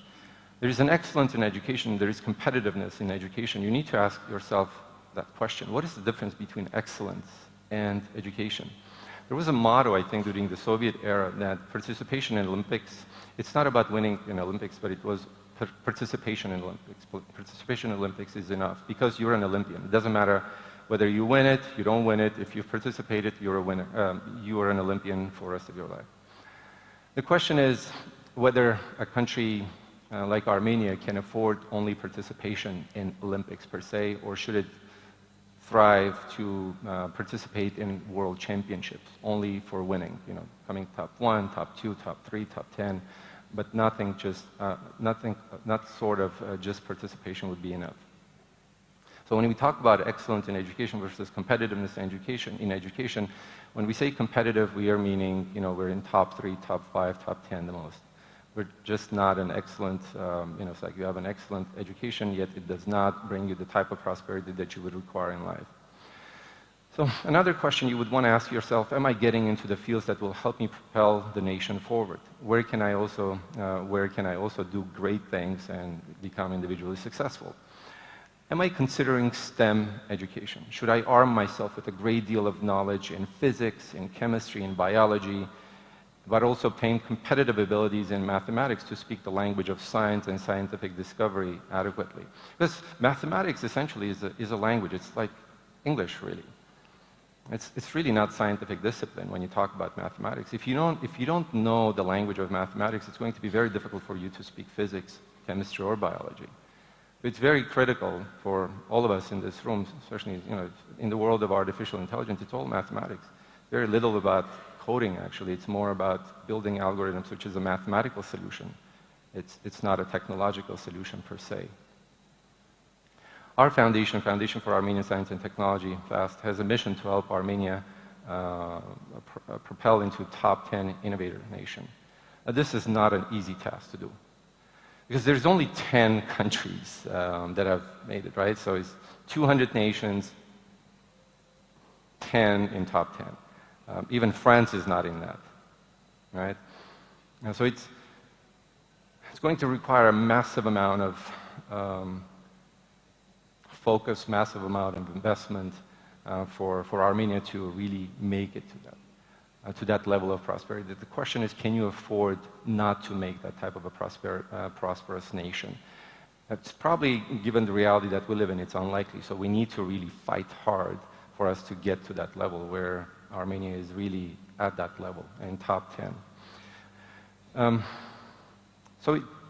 In order to get that, you know, it's not about a single foundation, it's not about a single organization, but it's really about this room. And it's not about whether, you know, it's like you are driving the same path with the organization. It's not about that, but it's individually to be on the same track, that you find this as a critical element for Armenia's prosperity. And so we battle day in and day out in the space of education, research, and commercialization of science to bring transformative and competitive opportunities to young people in education, scientific advancement, and technological innovation. One very interesting and good thing to report, after years of really efforts, we're going to be launching AI education in Armenian public schools. So the pilot project will be this fall. And this is very pioneering, guys. There is nothing of this nature in the region. There is nothing of this nature in most countries. There's 2 countries really have proper setup in this space in particular. It's the United States and China. So for Armenia to have public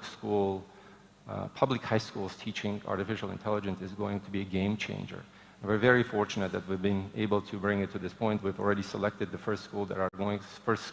are going to go through this, and they're in 6 different regions. It's not only in Yerevan. We're also excited about that.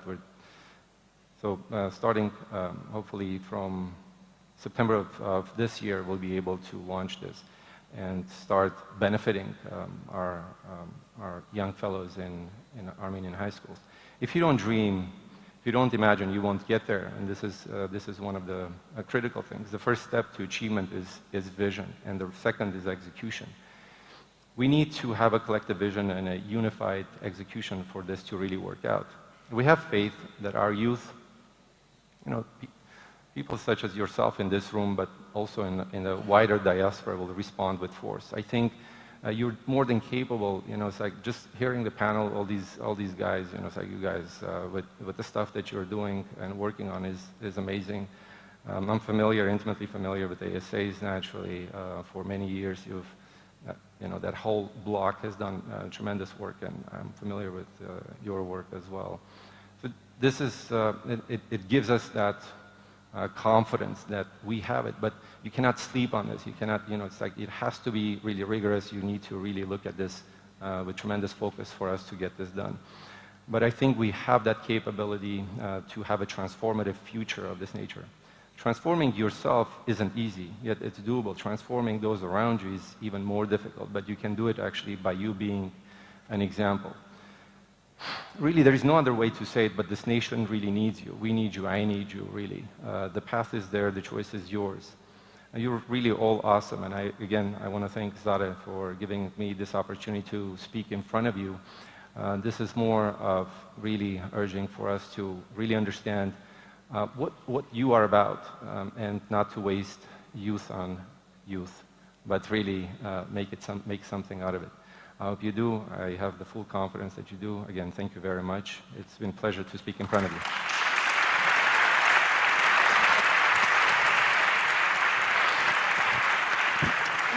Շնորհակալություն. Thank you very much. Thank you for sharing your experience and knowledge with us.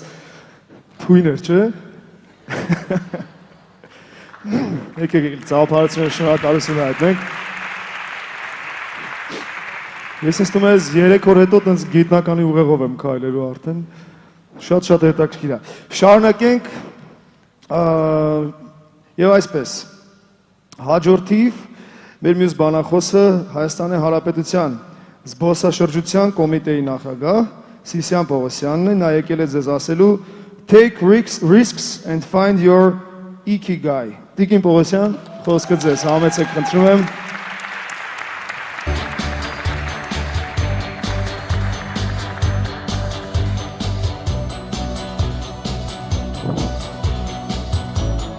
Ահա, համեցեք։ Ողջույն։ Բարև ձեզ, ինչպե՞ս եք։ Բոլորի տրամադրությունը լավ է, հա։ Եթե կարիք է, կարող եք մի հատ վեկանաք մի քիչ սենց արթուն եմ բոլորը, հա։ Բարև ձեզ։ Ես Սիսիան Պողոսյանն եմ, Հայաստանի Հանրապետության էկոնոմիկայի նախարարության զբոսաշրջության կոմիտեի նախագահն։ Այսօրվա իմ խոսքը հինելու անգլերենով։ Եթե կարիք է, հա, օքեյ, լսում եք։ Եթե կարիք է, կարող եք ձեր ականջակալներն դրեք, հա։ Շատ լավ։ Hello, one more time. My name is Sisyan Pogosyan. I'm the head of the Tourism Committee of the Ministry of Economy of the Republic of Armenia. If it works. Nope.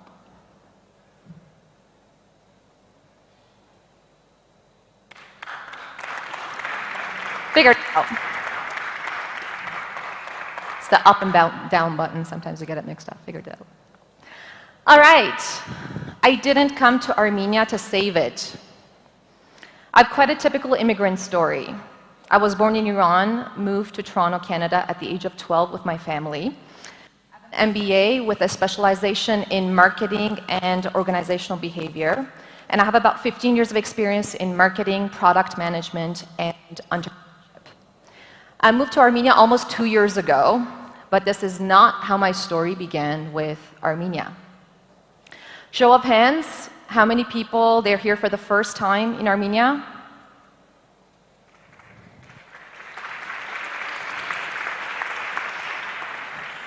It's good. Many of you have been to Armenia before. That's really great to see. All right. I visited Armenia for the first time with my family in 2008. Then more as a tourist, and finally in 2019 as a birthright volunteer,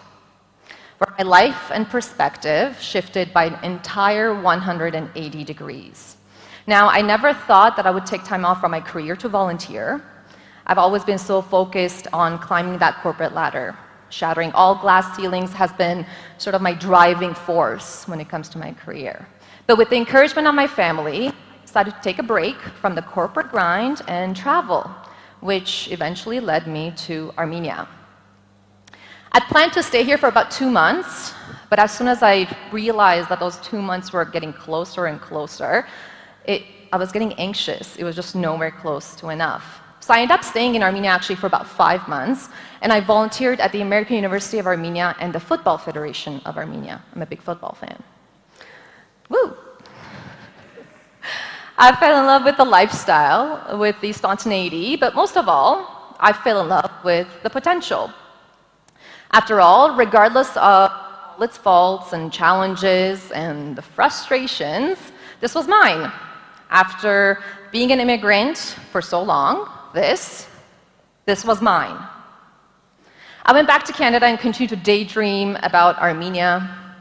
People would say how my eyes sparkled every time I spoke about my experiences in Armenia. But moving to Armenia, making such a massive life change, it seemed scary, so big, so final. So I took my time, spent 2020 onwards, thinking about what I truly wanted,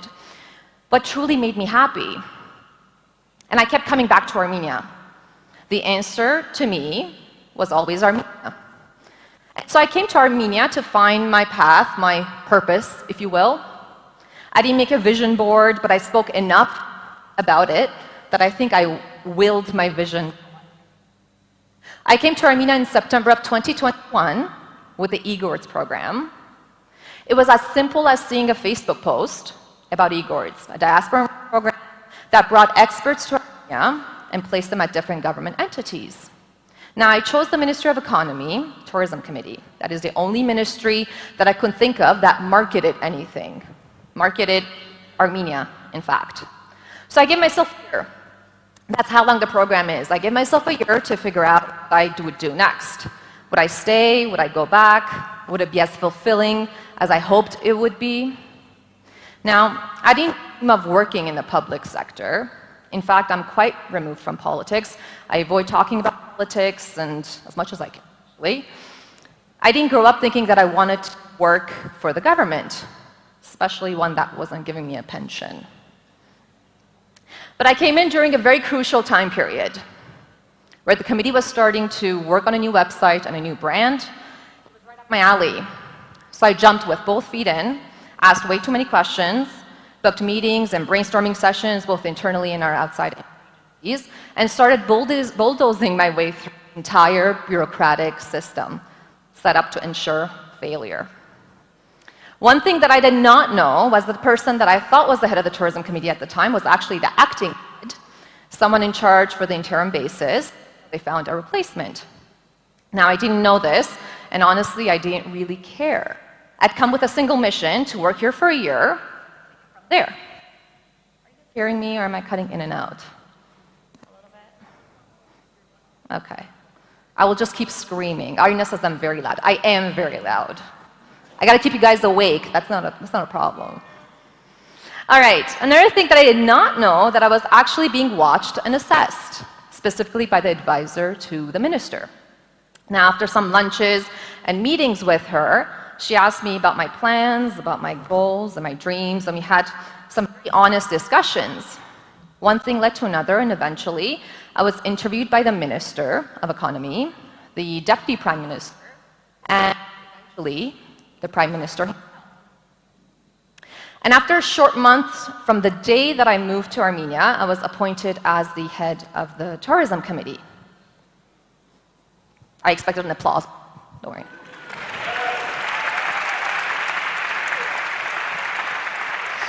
It's okay, you gotta keep the room going, all right.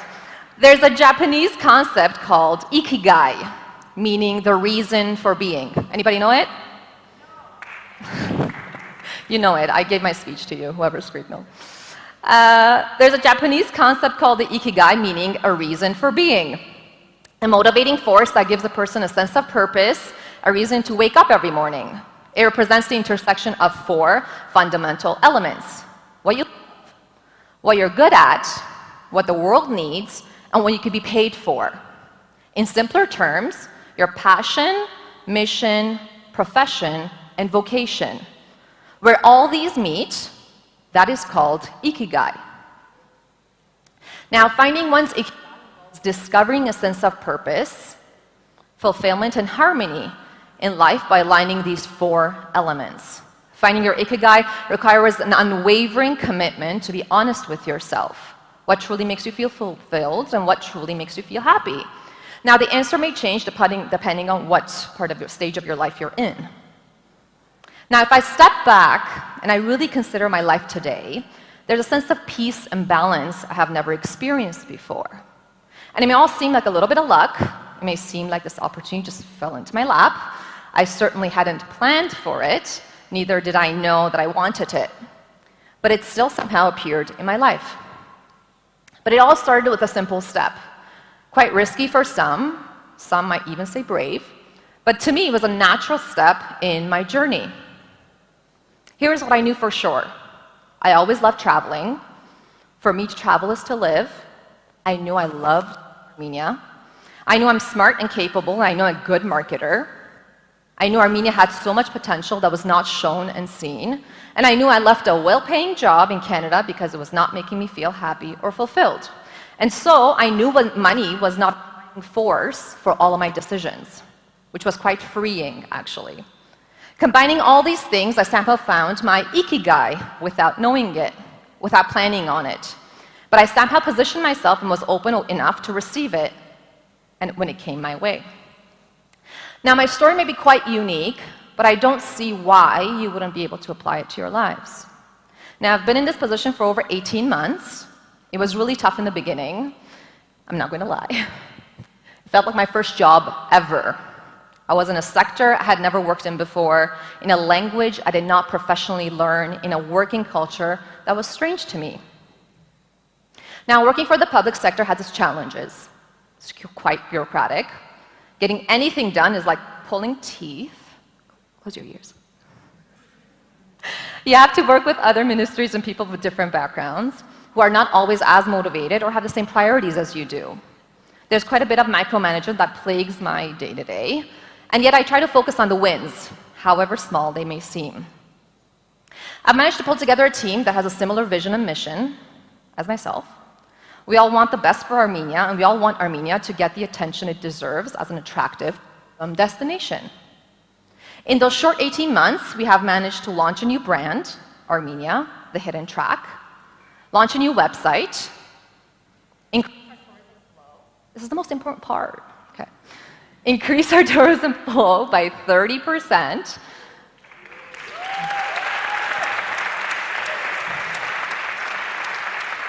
Increase the visibility of Armenia as a tourism destination and be published in Forbes, National Geographic, BBC Wildlife, Wanderlust, and so much more.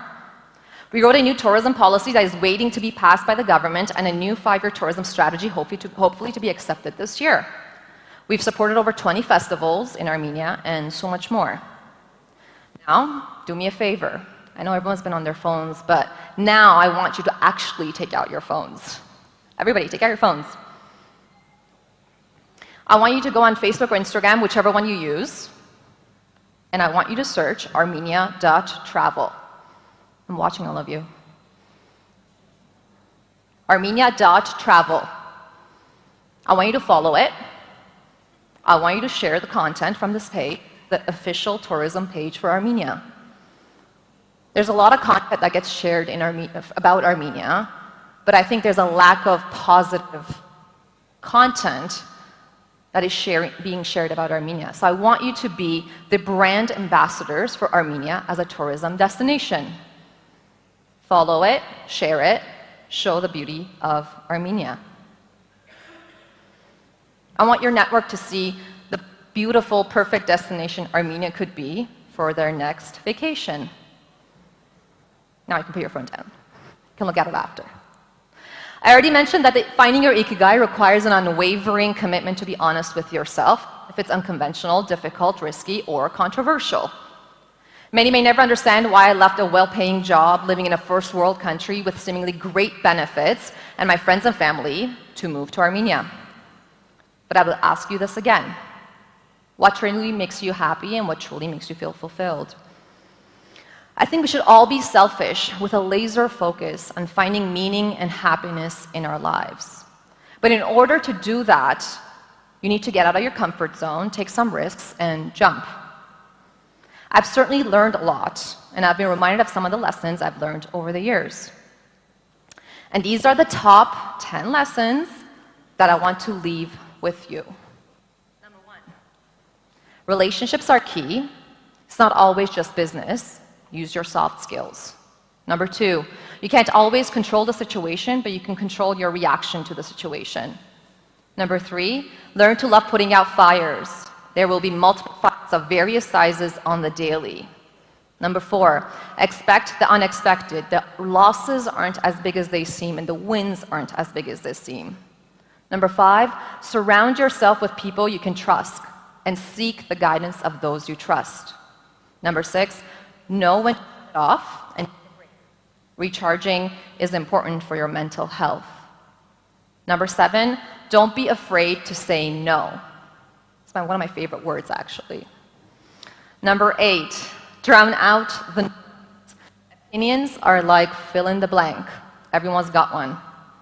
Number 9, lead by example. Talk less, do more. And number 10, lastly, don't forget what you're doing this all for. Know your purpose. Mine is Armenia. I'm doing it for Armenia. I didn't come to Armenia to save it. It turns out, Armenia saved me. Thank you.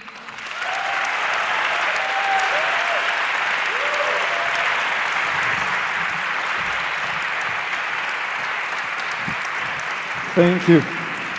Շատ շնորհակալություն։ Այս վերջինը բոմբ էր, չէ՞։ I didn't came to Armenia to save it, Armenia saved me։ Այս միտեղ գրենք հիշենք, շատ լավն էր։ Armenia.travel-ը follow արեցիք։ Այս տուրիզմի մասին մի հատ անեկդոտ կա, գիտեք։ Ոնց չէ։ Ասում է, մեկը մահանում է, բարձրանում է երկինք, տեսնում է դրախտ դժոխք երկու դուռա։ Մտնում է դրախտ, տեսնում է սիրուն, տենց գետը հոսում է, կենթանիները մարդիկ ընկերություն են անում, երկչախումբ է երկում, բան օր ասում ես, ինչ լավ է, խաղաղ է, մտնում է դրախտ, պիտի ընտրի, մտնում է դժոխք, մտնում է մի գժական քեֆ, ուրախություն, բանը դա DJ-ներ, բան, աշխարհում նա լավ երգիչները Snoop Dogg-ը, բան, սաղ ընդեղս տժում են մի խոսքով, մի հատ քեֆ, հարփի ինչքան ուզում ես, մեկը արդեն մեռած ես, չես մեռնես, այս ուրախություն, իր սաղ ընկերներ են դեպ, ասես մի լավ վիճակ Դուրս ագալի ասում է, ես ճիշտ ասած որոշեցի դժոխք գնամ։ Բան ասում են, խնդրեմ, համեցեք, դուռը բացում է, մտնում է դժոխք, սատանեկը հարձակվում, սկսում են վառել սրան, ծեծել, ջարդել։ Ասում է, մի րոպե, բան քեֆը, ուրախությունը, այդ ինչ եղավ սա։ Ասում է, տղա ջան, դու տուրիզմը իմիգրացիայի հետ մի խառնի։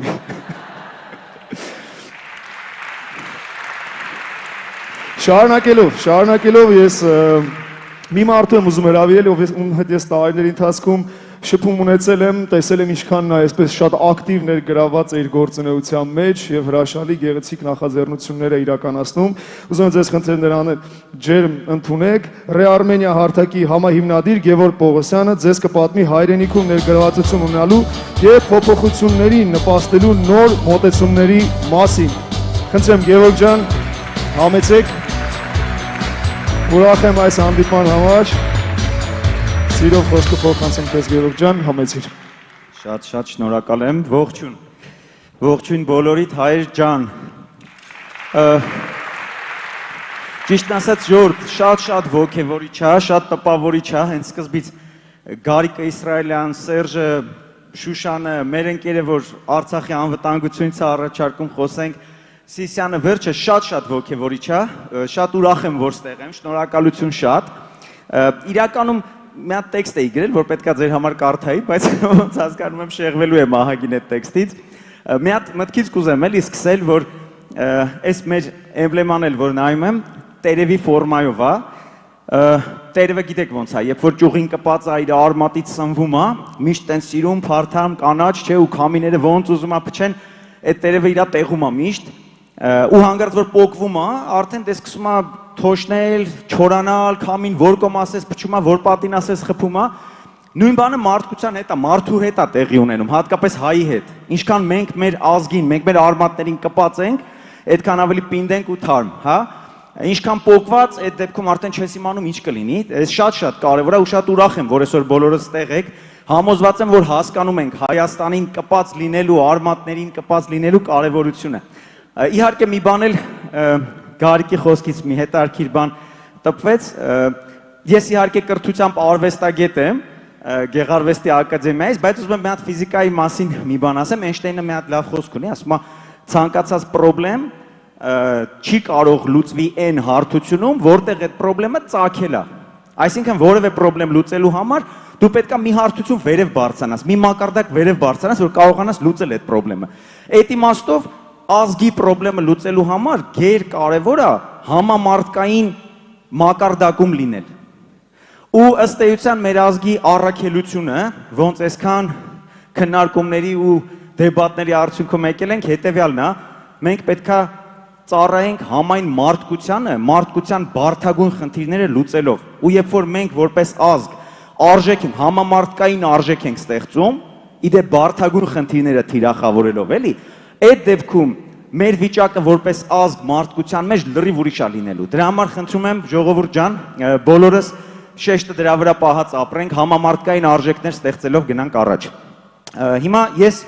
Գևորգ Պողոսյան, Արմենիա հարթակի տնօրենն եմ, Հայկը համահիմնադիր ներկայացրեց, բայց իրականում ոչ, Արմենիան բազմաթիվ հայերի կողմից է հիմնադրվել, դրան դեռ կանդրադառնանք։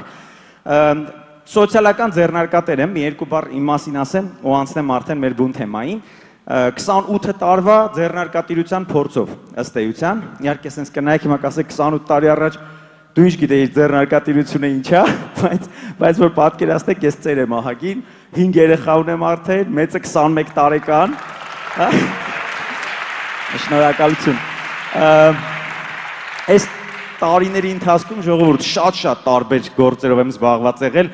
նու ասենք սկսած դիզայն ստուդիա, գովազդային գործակալություն, այնտեղ առաքման ծառայություն, ոչխարների արտահանում, վեբ հոսթինգի վաճառք եւ այլն, վերջը շատ տարբեր բիզնեսներով եմ եղել այս ընթացքում։ 2004-ից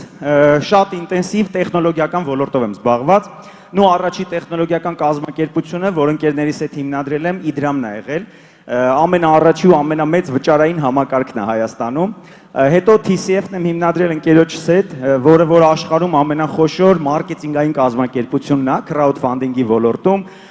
Prelaunch.com-ը էլի ընկերներով համահիմնադրել ենք, որը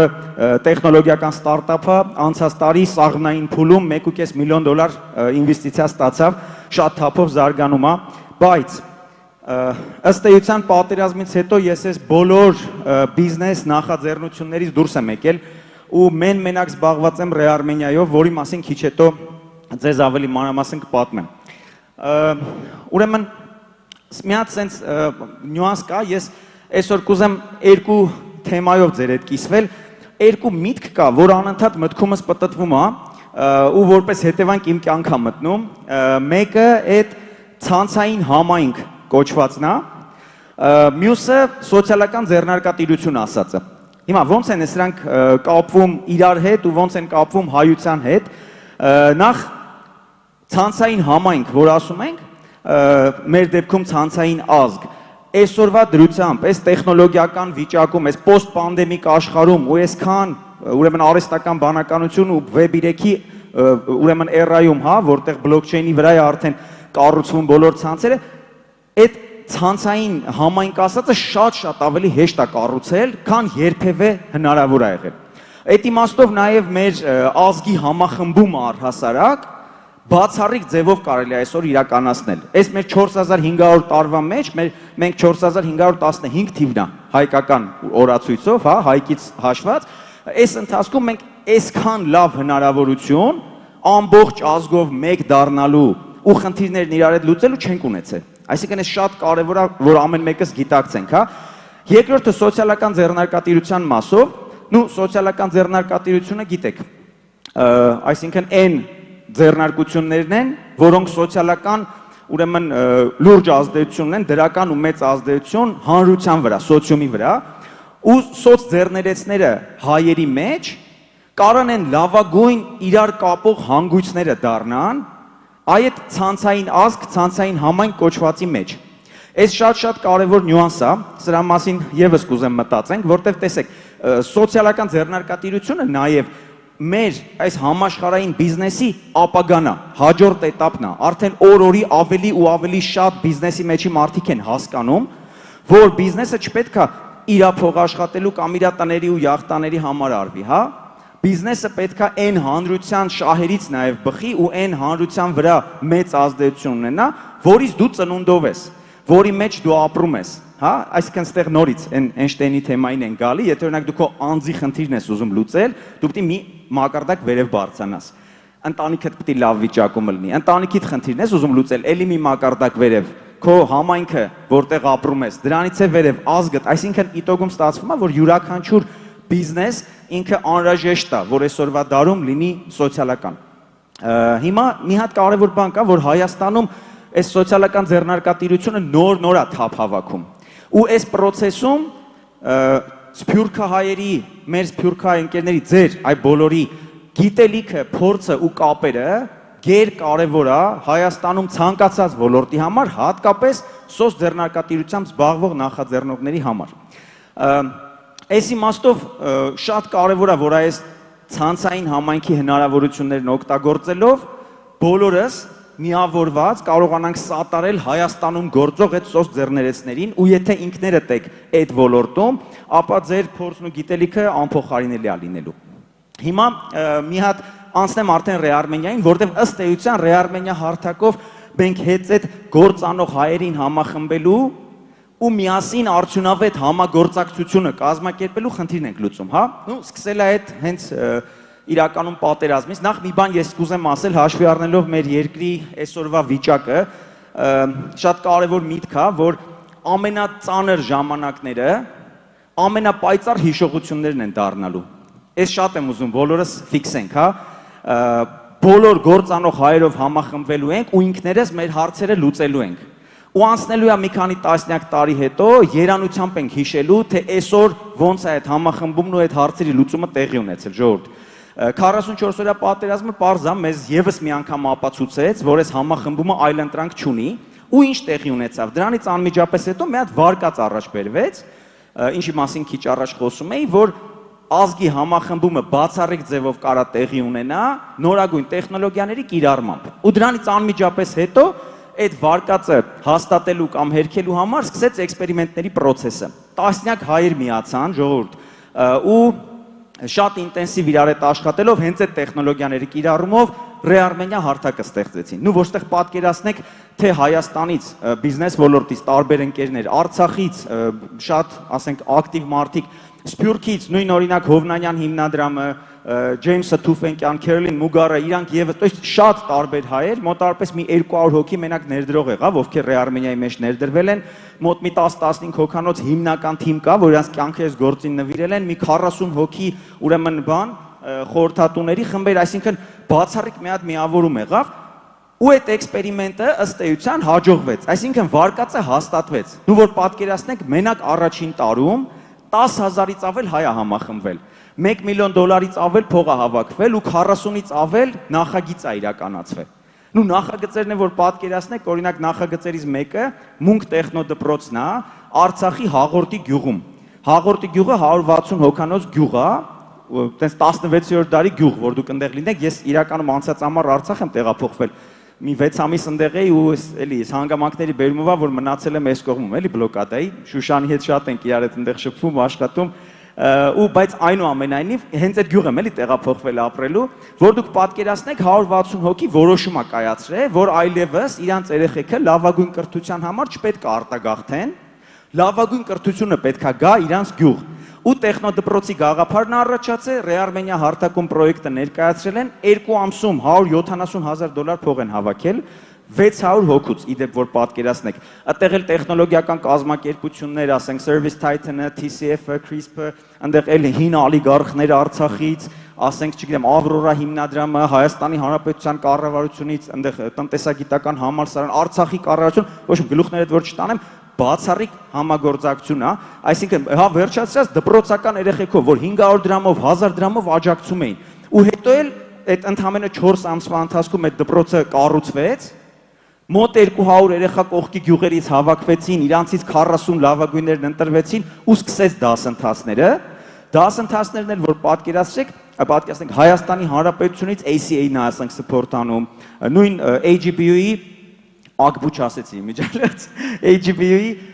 Armenian Virtual College-ը, այդտեղից ասենք ժողովուրդը Facebook-ում, Google-ում աշխատող հայերը հեռավար կարգով հաղորդու երեխեքին Artificial Intelligence ու Computer Science են կարդում։ Այսինքն որ պատկերացնեք, թե ինչ տիպի նախագծերի մասին է։ Ու դրա համար այս ամեն ինչի հիմքով մենք կարողանում ենք հպարտությամբ ասել, որ այդ էքսպերիմենտները ստացվել է։ Այսինքն այդ էքսպերիմենտը ըստ էության ստացվել է, ինչը նշանակում է, որ հայերը համագործակցող են, հայերը այսօրվա տեխնոլոգիաները օգտագործելով կարողանում են ակումուլացնել իրանց ուժերը, հատկապես ինտելեկտուալ ուժերը, ու միասին այս տեսակի խնդիրներ լուծեն։ Ու այս սկիզբն է, հիմա մենք բոլորս իրար հետ միավորվելու ենք էլ ավելի մեծ թափով, էլ ավելի լուրջ խնդիրներ լուծենք, Ժողովուրդ ջան։ Մի բան կուզեմ պատմել ձեզ, որ Ռեարմենիայում այս տարի մենք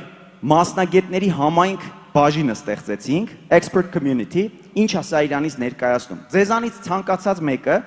աշխարհի ցանկացած կետում նստած, ցանկացած երկրում ձեր տանը նստած, կարող է գրանցվի այս հարթակում, գրում եք ուղղակի ձեր անուն, ազգանունը, ինչ ոլորտում եք մասնագիտացված, որ ոլորտի նախագծերին եք ուզում օգնել, ու շաբաթական ինչքան ժամ կարող եք տրամադրել։ Սրանից հետո ձեր էքսպերտի քարտը հայտնվում է հարթակի վրա, դիմել կոճակով,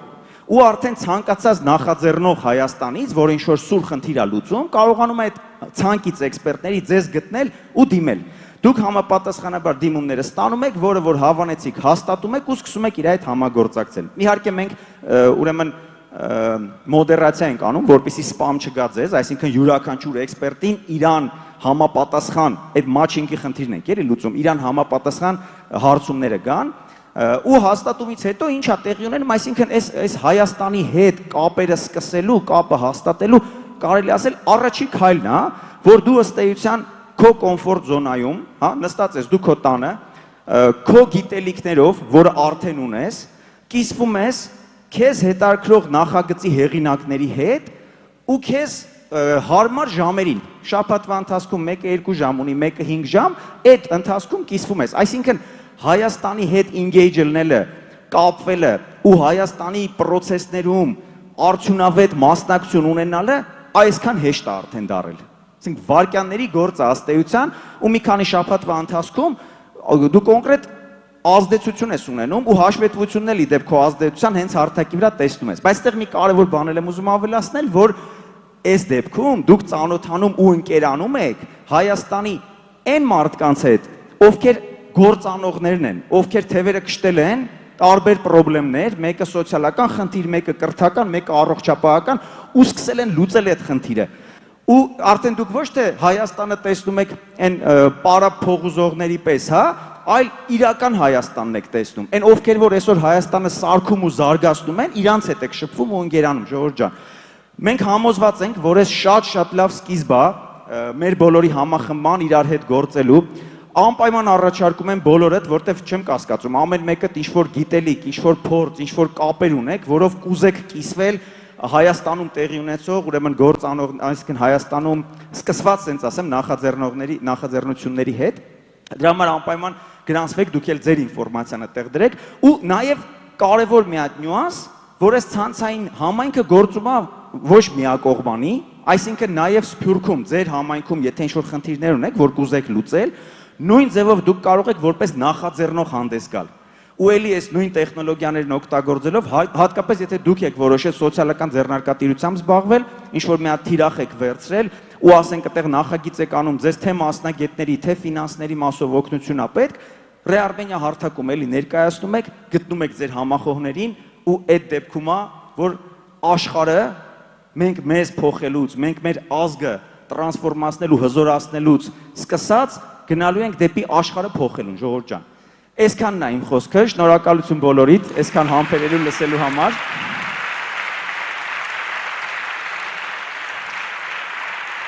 Շնորհակալ եմ շատ։ Ու ես ուզում եմ նաև մի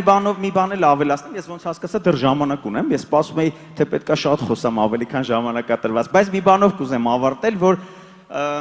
գեր կարևոր է, որ մեզանից ամեն մեկը հասկանա, որ ինքը առաջնորդ է։ Ինչքան ժամանակ կա, ունեմ ինչ-որ րոպե, խաբար չենք, վսյոտքի մի հատ կարևոր բան կա, ասեմ նոր ձեզանից բաժանվեմ, էլի, ուրեմն կա ֆիդայական շարժում ասածը ու կա կանոնավոր բանակ ասածը, սրանք ինչով են իրարից տարբերվում, կանոնավոր բանակում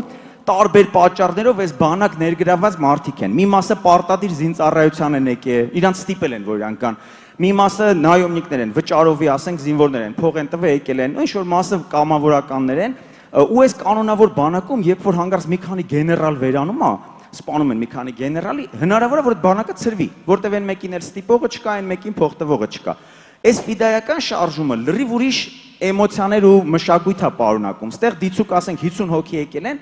այս 50-ից ամեն մեկը հստակ գիտի ինչի համար է եկել, գիտի վերջնական նպատակը ինքը առաջնորդ է։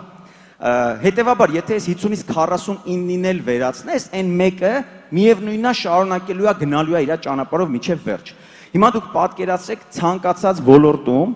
այդ վերաբերմունքը X քանակի մարդիկ կպած ինչ-որ գործ են ուզում լուծեն ու իրանցից յուրաքանչյուրը միջև վերջ պատրաստ է գնա, որտեղ հանուն գաղափարի աստեղ, հա, իրանք բացառիկ արդյունք են տալու։ Իհարկե բիզնես աշխարհում մենք այդ տեսնում ենք, ֆիդայական շարժում այդ ստարտափ էկո համակարգն է, ուրեմն կանոնավոր բանակը այդ կորպորատիվ աշխարհն է, ու աշխարհում համար 1 բիզնեսները այդ ստարտափ մշակույթը կորպորատիվ աշխարհ բերած կազմակերպություններն են։ Այն Apple-ի մասին որ խոսում ենք, չէ, $3 տրիլիոն, Facebook, Google, Amazon, սրանք հենց այդ կազմակերպություններն են։ Հիմա մեզ ինչա պետք։ Մեզ պետքա որ մենք հայկական որևէ կառույց, որը որ այս հիբրիդային պատերազմի որևէ դաշտում կռիվ է տալի, համ այդ կորպորատիվ մշակույթի կամ կանոնավոր բանակի կարգ ու կանոնը ուսախ դրականը ունենա, բայց համ էլ իր մեջ այս ֆիդայական շարժման ոգին ունենա։ Այս շատ կարևոր է։ Մեզանից ամեն մեկը կարևոր է որ առաջնորդը լինի, այսինքն ինքնուրույն որոշում կայացնողը լինի ու երկրորդ կոմպոնենտը առաջնորդի վերջնական նպատակի համար ամբողջական պատասխանատվություն վերցնի։ Այս էլ է հետարքիր բան, մենք ճիշտ ասում ենք շնորհակալություն ժողովուրդ, այս փորձեմ ավարտել, կարևոր մի հատ եմ էլի բան ուզում ես ամեն ինչի պոչին ավելացնեմ, որ մենք դե ճիշտ օրինակ ես խոսում էի, նոր ասում էի մասնագետների համայնք ենք, չէ՞, սարքում, բայց մասնագետը, այդ գիտեք, մարդն է, որը որ մասը գիտի։ Դրա համար իրեն ասում մասնագետ։ Ասենք մի շարք մասնագետներ հավաքվում են, ամեն մեկը մի մասը անում է, ու գործը ստացվում է, բայց հələ ոսկե դարից մենք ունեինք ամբողջագետ գաղափարը, այն որ ամբողջը գիտի։ Այսօրվա լեզվով այդ entrepreneur-ներն են, ձեռներեցներն են, էլի։ Հիմա շատ կարևոր է, որ մեզանից յուրաքանչյուրը ոչ թե մասնագետ իրան դիրքավորի հայկական հարցերում ու ինքը այս մասը գիտի, այս մասի համար է պատասխանատու։ Այն որ դե ես իմ դիզայնը արեցի կամ ես իմ տեքստը գրեցի, ասենք հիմա որ չստացվեց, դե ինչ անեմ, դա իմ պատասխանատվությունը չի։ Այլ հակառակ մեզնից ինչքան շատերը այդ ամբողջագիտական սկզբունքով կպնեն գործին։ Էլի դու կարող ես այս մասն անես կամ այն մասը ըստ պահանջի, բայց պատասխանատվություն վերցնես ամբողջի համար, հա, լրիվ ուրիշ արդյունքներ կունենանք։ Ու իմ կոչն ու խնդրանքն է նա, ժողովուրդ ջան, որ մեզանից յուրաքանչյուրը մեր վերջնական նպատակի համար ամբողջական պատասխանատվություն վերցրած գնանք առաջ։ Ու այսօրվա տեխնոլոգիաներն էլ օգտագործելով, թե սոցդեռներության, թե հատկապես այս ցանցային համայնքը մաքսիմալ արդյունավետությամբ ձևավորելու աշխատելու ոնց որ ուղղությամբ հասնենք մեր արդյունքներին։ Իգոր, ժողովուրդ ջան, շնորհակալություն բոլորիդ։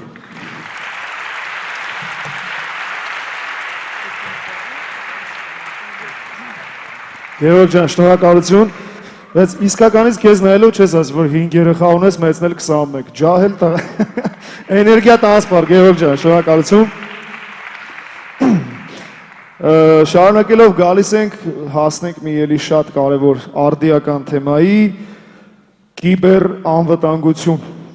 Մենք ապրում ենք ինտերնետի դարում, որտեղ համ անձնական, համ պետական, համ բիզնեսի ոլորտում կիբերանվտանգությունը շատ կարևոր է եւ այս թեմայի շուրջ խոսելու համար ես ուզում եմ բեմ հրավիրել մեծ սիրով Cyber Hub AM համահիմնադիր Սամվել Մարտիրոսյանին ու միև սիրով կխնդրեմ գա բեմ, համեցեք։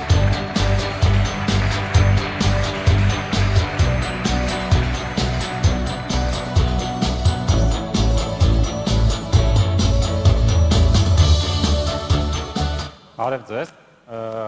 ես Սամվելն եմ, կազմակերպիչները ասեցին մի կես րոպե ինձ ներկայացնեմ, շատ երկար չեմ ուզում խոսել, իր մասին իսկապես ես զբաղվում եմ ընդհանուր առմամբ տեղեկատվական անվտանգությունով, ինչպես տեխնիկական, այնպես էլ ավելի բովանդակային, ու հենց դրա մասն կխոսենք, ավելի հիբրիդային, այսպես միասնական բանի շուրջ եւ ես մեկ կիբերանվտանգության կազմակերպության Cyber Hub-ի համահիմնադիրն եմ, մեկ ուրիշ կազմակերպություն, որը մի քիչ այսպես հայերենով կարող եմ մազալու, անունը Զան, որը զբաղվում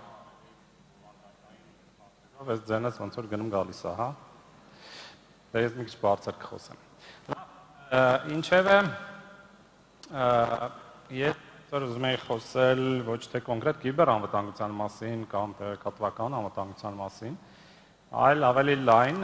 մի երևույթի մասին, որը հիմա ավելի շուտ հիբրիդային, խոսքը գնում է այն երևույթի մասին, երբ տարբեր տիպի վտանգները շղթագործվում են և դարձնում են շատ ավելի վտանգավոր ազդեցությունը, որովհետև հաճախ նույնիսկ վտանգը կարող է ներկայանալ լրիվ ուրիշի դրոշի տակ, ունենա շատ ավելի ծածուկ չերևացող ազդեցություն, որը կարող է բացահայտվել շատ ավելի ուշ եւ այլն։ Այսօր ես չպետք է ձեզ ասեմ Հայաստանը ինչ վտանգավոր իրավիճակում է գտնվում, Հայաստանի Հանրապետությունն ու Արցախը միասին եւ հանդիսանում իրար, այնպես չի, որ միայն Հայաստանի Հանրապետությունն է վտանգի տակ, այլ կամայական մարդ, որը հայ է, իրեն հայ է համարում, կամ նույնիսկ հայ ընկեր ունի ու այդ ընկերոջը օժանդակում է, նույնիսկ նման մարդիկ են այսօր թիրախավորվում։ Հասկանալի է, որ երբ որ խոսում ենք վտանգների մասին, առաջինը գալիս է մտքով Ադրբեջանը, իսկ Ադրբեջանը այսօր չի աշխատում մենակ, դա նաև Թուրքիան է, մենք այսօր պետք է դիտարկենք որպես միասնական մի վտանգ, որը մեր դեմ աշխատում է եւ այդ առումով Թուրքիան Ադրբեջանի համար շատ օգտակար է, որովհետեւ երևի թե ամենահմուտ երկրներից է հենց հիբրիդային պատերազմներ վարելու տեսանկյունից Թուրքիան։ Դուք մի քիչ շատ երիտասարդ եք, բայց կարող է հիշեք Թուրքիայի Էրդողանը վախտին ուներ տենց մի խորհրդական Դավութօղլու, որը հետո դարձավ արտգործնախարար, հիմա ողերիմ թշնամին է Էրդողանի, բայց սկզբից իրենց գաղափարախոսությունը կոչվում էր զրո խնդիր հարևանների հետ, բայց փաստացի այսօր Թուրքիայի քաղաքականությունը եթե նկարագրենք, կարող ենք ասել հիբրիդային պատերազմ Թուրքիան իրականացնում է հիբրիդային գործողություններ Լիբիայում, Եգիպտոսում, Սիրիայում, Իրանի դեմ, ինչ-որ հարկ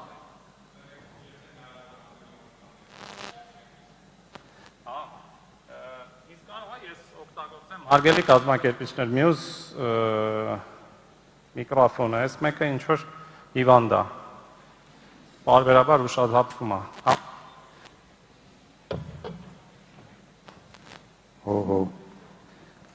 Հենց հիբրիդային խոսամ, երկու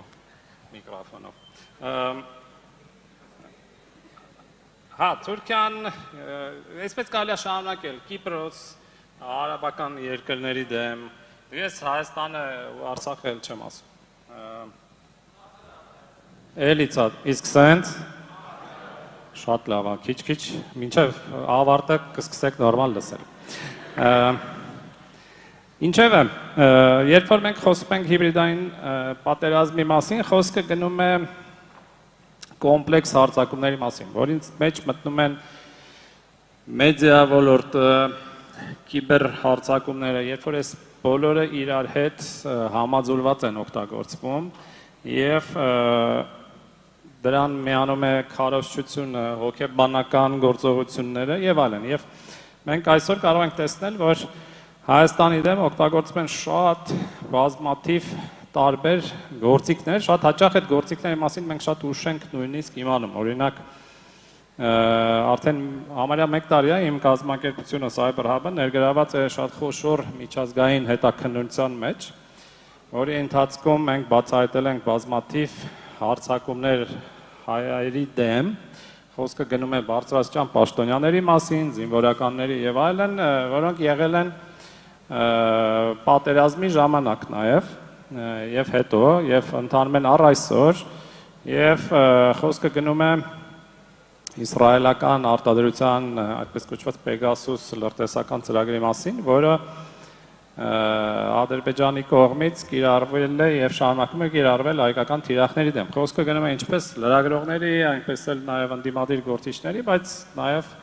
ինչպես հասկանում եք, հիմնական թիրախները պետական գործիչներն են եւ նոր հիմա մենք բացահայտում ենք, որ 2020 թվականին հոկտեմբեր-նոյեմբերին զանգվածային այդ գործիքները կիրառվել են,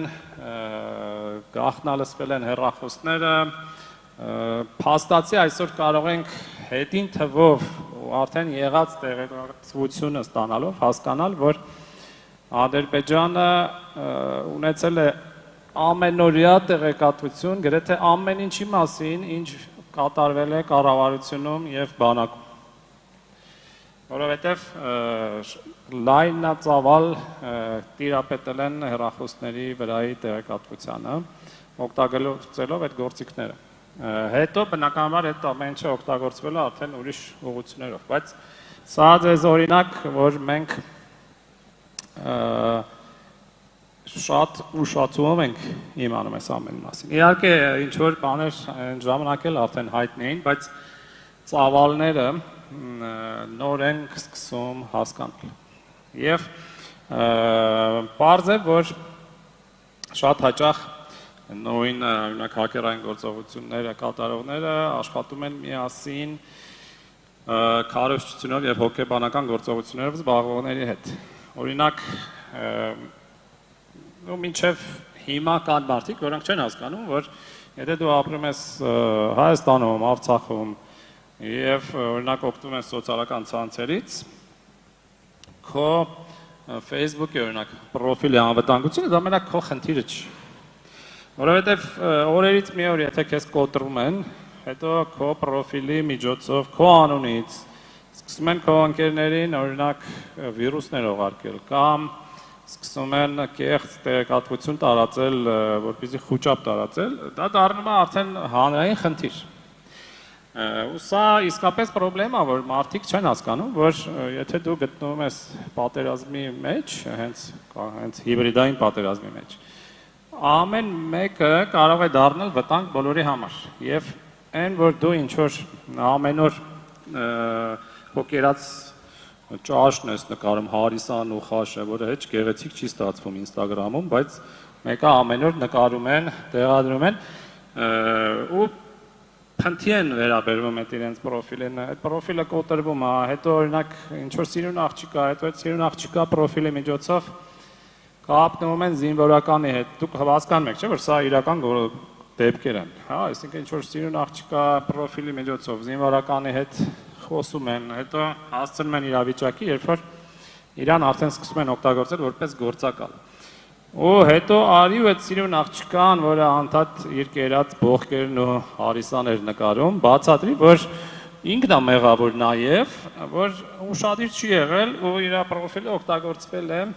փաստացի իր երկրի դեմ։ Ինքը այդ կապը չի հասկանում, իսկ նրանք, ով այդ հարցակում անում են, շատ լավ հասկանում են, որ հենց պետք է օգտագործել այդ թույլ կետերը։ Իսկ տվյալ դեպքում հենց հիբրիդային պատերազմում թույլ կետը ամեն մեկս ենք։ Ամեն անգամ, երբ որ օրինակ մենք զգացմունքային ենք ընկալում տեղեկատվություն, ինչ որ մի բան գրած տեսնում ենք, չենք էլ նայում ով էր գրել, ինչ էր գրել, տեսնում ենք, միանգամից սկսում ենք տարածել, share անել, TikTok-ում մի հատ էլ ապարել է դրա մասին եւ այլն։ Մենք լավ չենք գիտակցում, որ շատ հաճախ դառնում ենք ուղղակի գործիք ինչ որ լուրջ մարդկանց կողմից իրականացվող լուրջ գործողությունների շղթային։ Եվ իհարկե հիբրիդային պատերազմները շատ բարդ երևույթ են, շատ լուրջ։ Հենց այդ պատճառով օրինակ ընդհանրենք Ռուսաստանում, Ուկրաինայում, ՆԱՏՕ-ում, Եվրամիությունում հիմա ձևավորվում են հենց նման կենտրոններ հիբրիդային պատերազմի դեմ եւ նաեւ հարցակողական կենտրոններ, որովհետեւ հիբրիդային պատերազմի դեմ հնարավոր չի մի կառույցով գործել։ Շատ հաճախ դու պետք է կարողանաս մի քանի կառույց իրար հետ ներգրավել եւ նաեւ կարողանաս պետություն մասնավորատված, պետություն հասարակություն կապը հաստատել, որովհետեւ հենց ամբողջ իմաստը նման հարցակումների նրանում է, որ հստակ շփման գիծ չկա, ֆրոնտ չկա, պարզ չի որտեղից է հարվածը գալիս, կարող է այստեղից գա, այն կողմից դուրս գա եւ այլն։ Եվ իհարկե այստեղ պետության դերը շատ մեծ է, բայց մենք պետության մասին հիմա չենք խոսի, որովհետեւ պետությունը մենք չենք, բայց մենք էլի մեծ ենք, որովհետեւ մենք էլ Գևորգի ասած ցանցային համայնք ենք։ Հիմա դուք ուզում եք տենց ընդունել թե չէ, բայց այդպես է, մենք ուզենք թե չուզենք համայնք ենք, ուղղակի մենք այդ համայնքի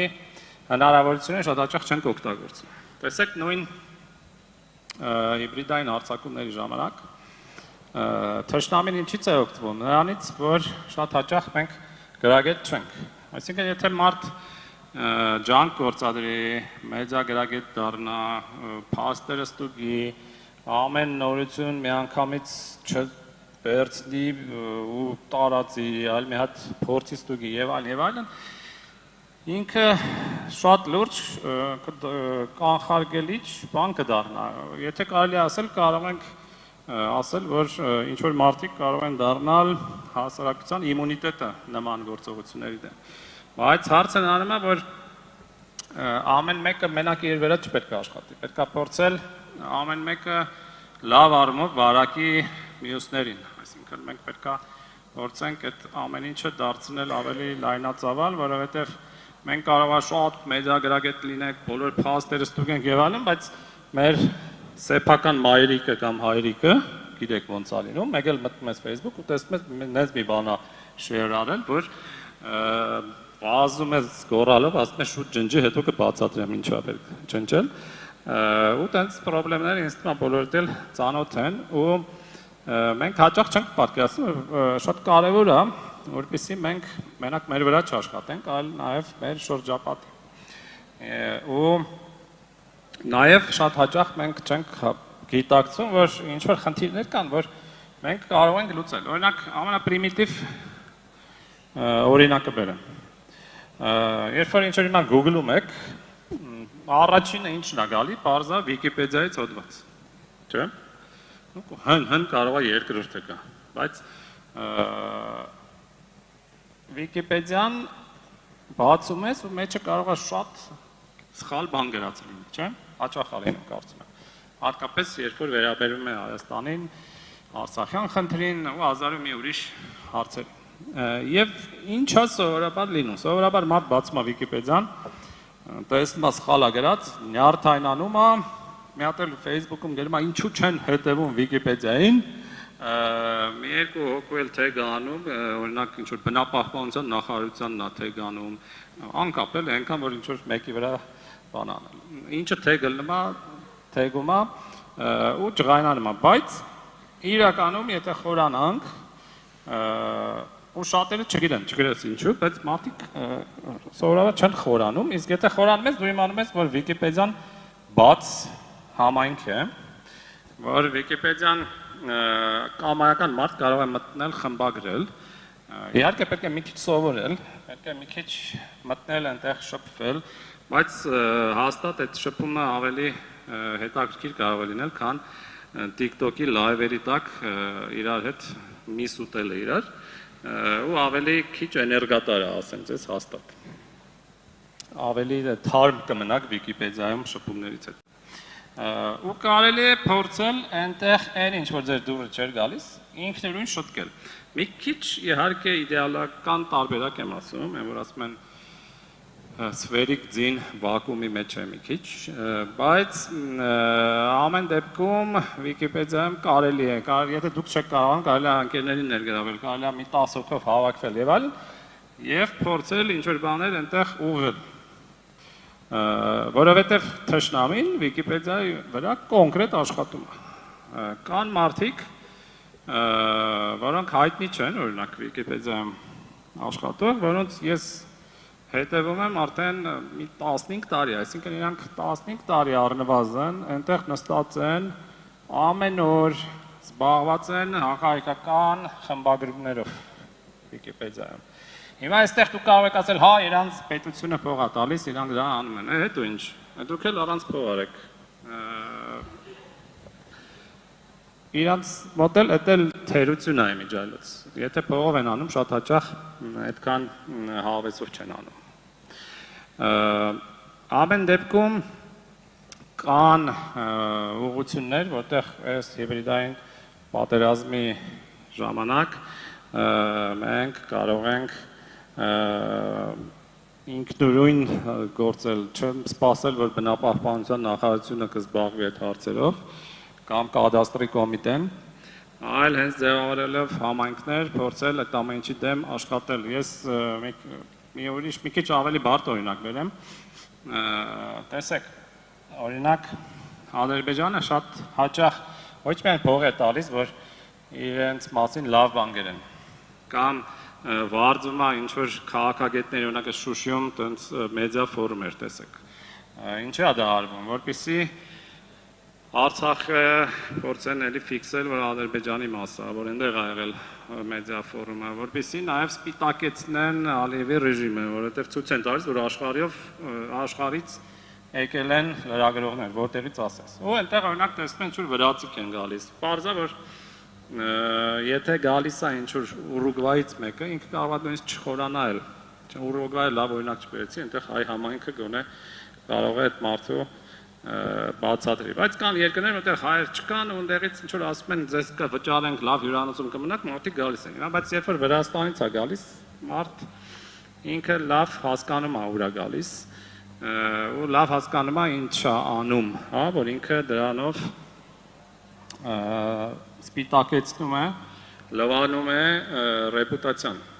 Ալիևի ռեժիմի։ Բայց հաճախ նաև իրենք կարող են փող տալ ուղղակի ոչ թե որ գրեն, այլ որ չգրեն։ Օրինակ նույն 20 թվականի պատերազմի ժամանակ երկրորդ փուլում պատերազմի հիմնականում Ադրբեջանն ու Թուրքիան ամեն ինչ անում են, որ պատերազմի ժամանակ ուղղակի չգրեն, որ ինքը ուղղակի դուրս գա լրահոսից, ոչ թե գրեն, որ Ադրբեջանի լավն ամենք պատի եւ այլն, այլ ուղղակի որովհետեւ իրանք լավ հասկանում էին, որ եթե ինչ-որ մի մասին չի գրվում, այդ լրության քողի տակ կարելի է ինչ ուզես անել։ Նույնն էլ նույնն է օրինակ Արցախի շրջափակման շուրջը, հա։ Ու պրիմիտիվ օրինակ բերեմ։ Ադրբեջանի նավթամթերքի մոտ 50%-ը գնում է մի երկիր։ Դա Իտալիան է։ Ու դա հասկանում եք, չէ՞, որ դա բերում է նրան, որ իտալական վերնախավը ուղղակի ցկտում է ոչ մի ձևով չերևալ այս թեմայի մեջ։ Դուք չեք գտնի հենց ֆրանսիական հայտարարություններ են լինում, то есть գերմանացիական հայտարարություններ, իտալացիներին չեք լսի, որովհետև իրենք կոնկրետ այդ նավթի վրա նստած են։ Հիմա արդյոք դա նշանակում է, որ մենք այստեղ ելք չունենք։ Չէ, իհարկե, որովհետև մենք պետք է նաև հասկանանք, որ Իտալիայում բացի կառավարությունից կա նաև ժողովուրդ։ Այդ ժողովուրդը չգիտի այս ամեն ինչի մասին, բայց վերջը այնտեղ կա իտալական համայնք։ Այդ համայնքում կա լիքը մարդ, որ ունի լիքը ընկեր։ Եթե այդ ամեն ինչը կազմակերպված, լավ աղմուկ անել, կարելի է հասնել նրան, որ իտալացի ժողովուրդը, իսկ իտալացի ժողովուրդը շատ ակտիվ է այդ առումով, այնց քաղաքականացված ժողովուրդ է։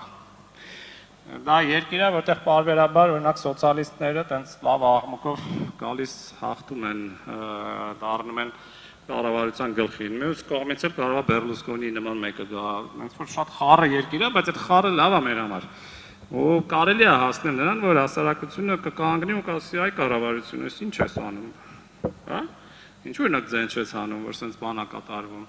Ինչու մենք չգիտենք, որ Արցախում շրջափակում է, իսկ կարող է նրանից է, որ դու նավթից փող ունես եւ այլն։ Բայց փաստացի մենք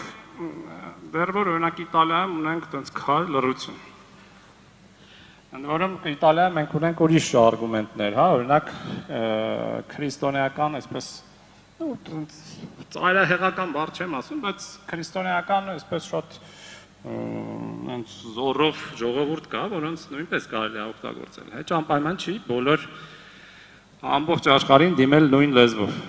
Վերջը ամեն մեկին կարելի է հնարավոր չէ էստոնացուն ու Սաուդյան Արաբիայի բնակչին նույն ձևի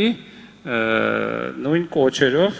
հասցնել նրան, որ ինքը մեր վրա ուշադրություն դարձնի։ Դրանք ոչ թե տարբեր ժողովուրդներ են, տարբեր մոլորակներ են։ Այդ ամեն մոլորակը պետք է առանձին կարողանաս խոսալ։ Եվ ելի մենք որպես ցանցային համայնք այդ գործիքները ունենք։ Նույն ձևի օրինակ երբ որ ինչ-որ մի լրագրող փող է առնում ու ինչ-որ բան է գրում։ Ինքը այդ փողը այնքան է առնում, որ հանգիստ գրի, բայց եթե դուք իր կյանքը ուտեք, ամեն իր թվիտի տակ սենց ուղղակի այնքան լցնեք, որ ինքը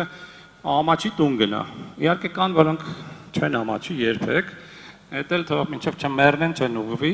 բայց կան մարդիկ, որոնք այնքան փող չեն վերցնում, որ հետո հանգիստ չապրեն։ Դրա համար նույնպես հնարավոր է համայնքով օրինակ նվազեցնել քանակը վճարված հոդվածների։ Պարզապես զրոյացնել հնարավոր չի, որովհետև կան մարդիկ, որոնք ուղղակի ապրում են որպես վճարվող լրագրող կամ վճարվող փորձագետ։ Գիտեք, մարդ կա, որ ցենց ակնոցներ ունի, սիրուն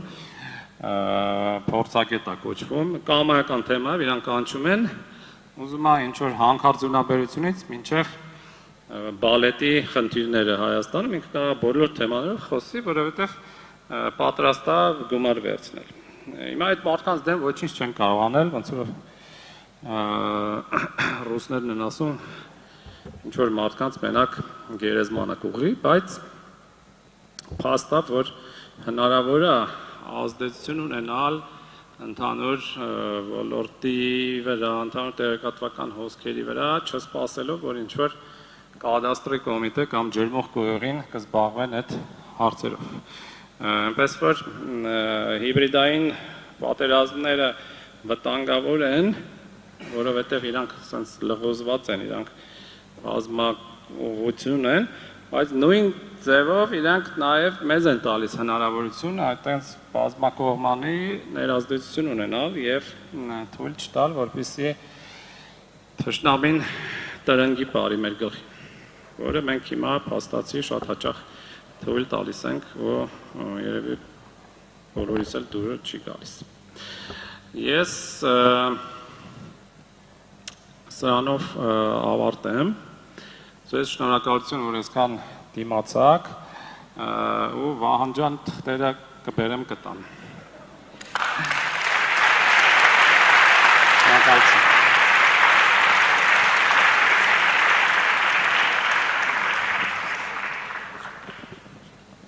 շատ շնորհակալություն, եկեք մի հատ էլ ծափարենք, իսկապես շատ հետաքրքիր եւ հրատապ հարցեր են։ Ո՞նց եք։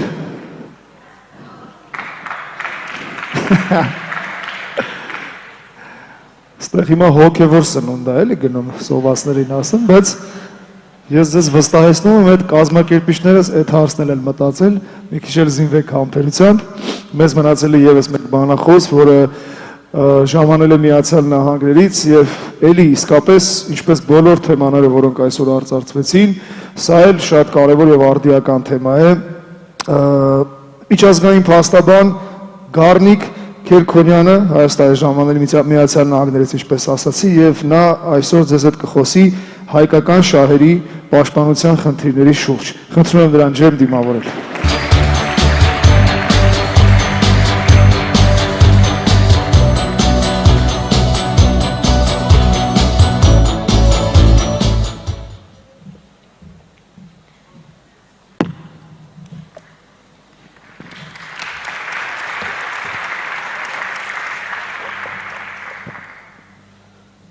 Some of what I'm going to talk about today is going to be difficult to hear. Some of it is going to be difficult to digest. And some of it may even be difficult to believe. But if there's one thing I can assure each of you, is that everything we're going to speak about today is true. It's painfully true, and it's disgustingly true.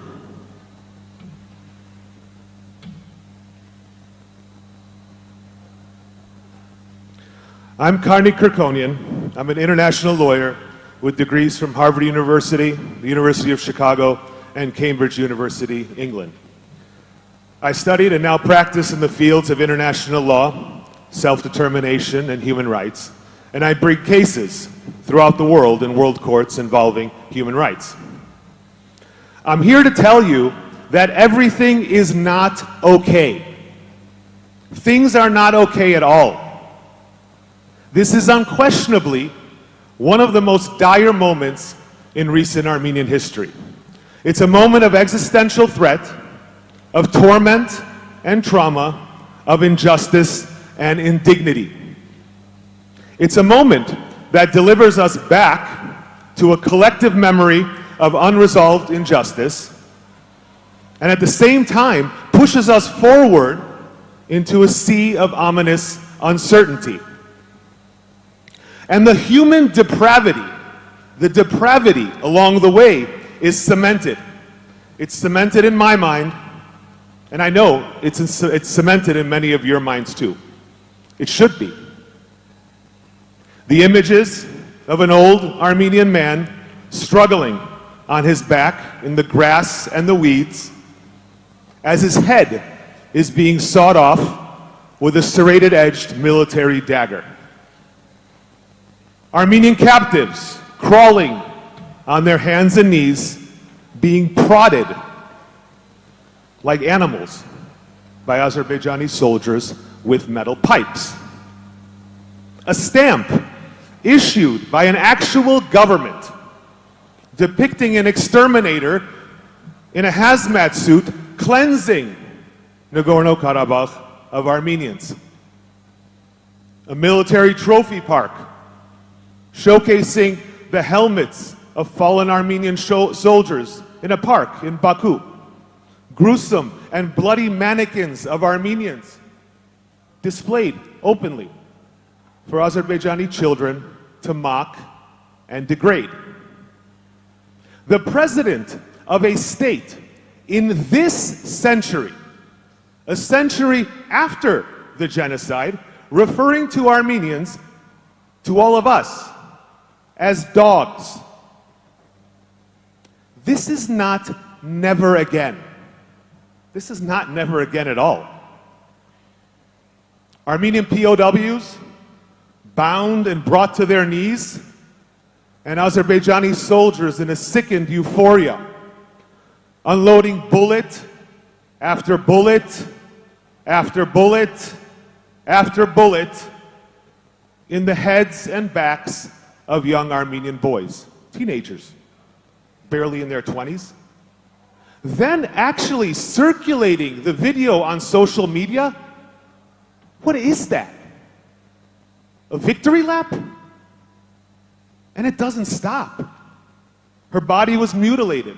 Turkish words chiseled into her bare chest. Her eyes gouged out. Stones jammed into her eye sockets in their place. Her fingers chopped off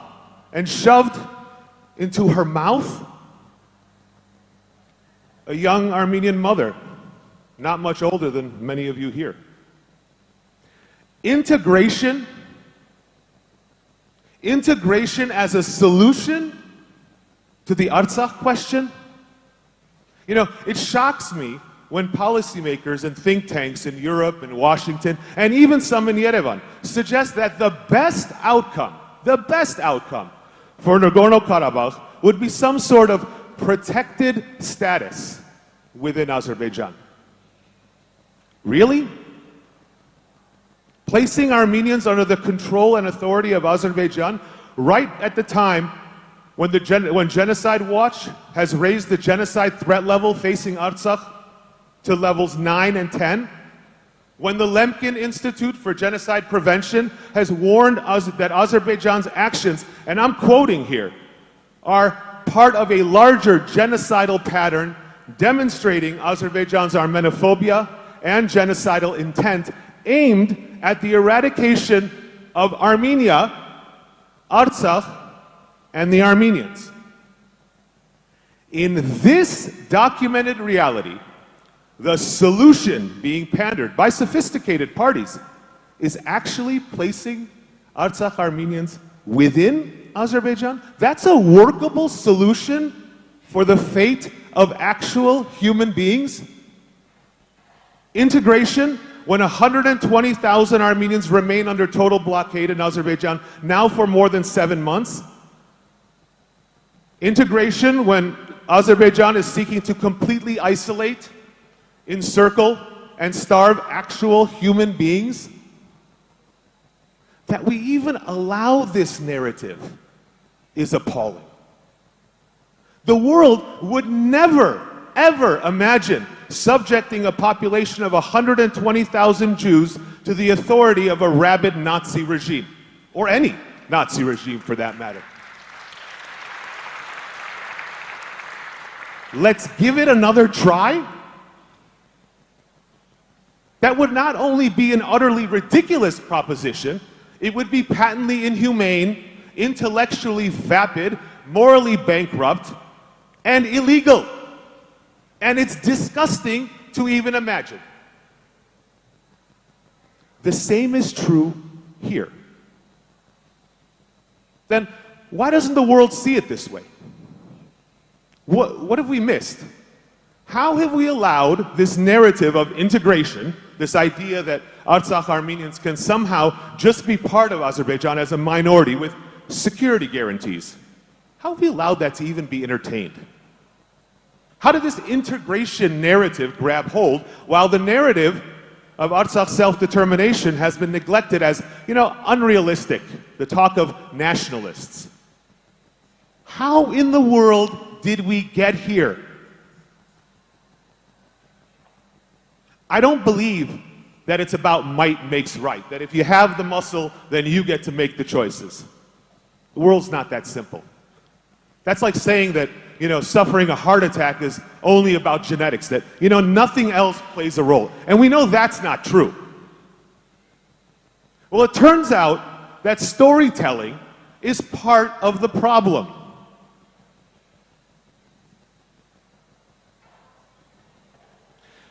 In the international world order, states set policies, define state interests, and seek outcomes based on narratives. Narratives, you've heard the word, stories of how they want to see the world. And you know these stories. There's stories of democracy, of freedom, free trade, development, and other themes. Those are the good stories. But then there's also the narratives that Western states fight against. And you've heard of these too. Dictatorship, authoritarianism, fascism, hatred, discrimination. So the way we tell our story, the language we use to tell our story matters. And it turns out it matters a whole lot. You see, the stories that we tell each other, that we tell others, that we even tell ourselves, shape the thinking of interest groups, think tanks, capitals, and they're part of conversations around negotiation tables, and even in the kitchens and living rooms of world leaders. And it turns out that how you tell the story really matters, sometimes more than the story itself.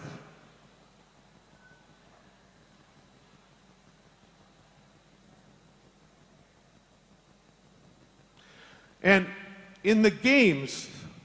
played in the world order among states in war and peace,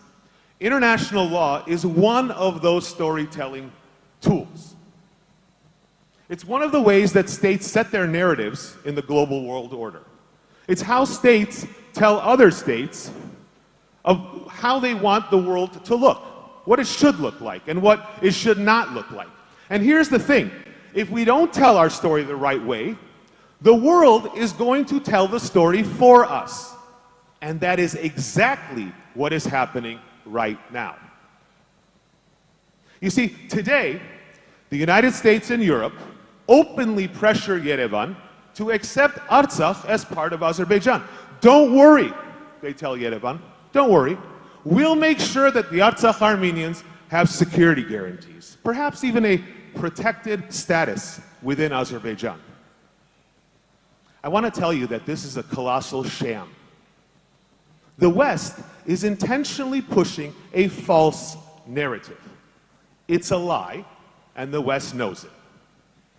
You see, in order to placate Azerbaijan, Europe and the US have purposely turned the law of self-determination flat on its head.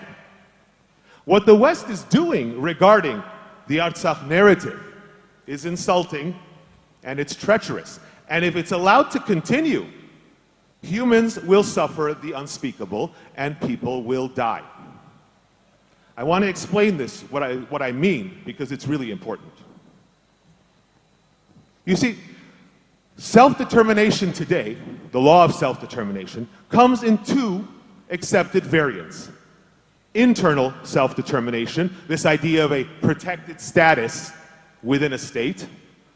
and external self-determination, an independent status outside, separate from a state. And the rule as to which one applies, internal or external, has become established in the 3 decades since Artsakh's declaration of independence from the Soviet Union in 1991. This idea of internal self-determination is best exemplified by the case of Quebec. I'm sure there are some Canadian Armenians here.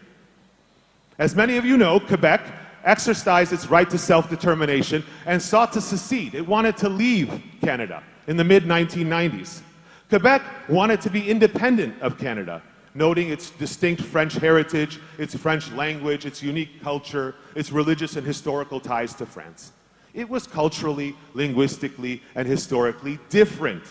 than the rest of Canada. Quebec wanted to be independent. Now, what's absolutely important to remember is that when Quebec exercised its right to self-determination, the Canadian Army was not assembled at the gates of Montreal with weapons, tanks, and soldiers clamoring to exterminate the Quebecois or force them into the Atlantic Ocean.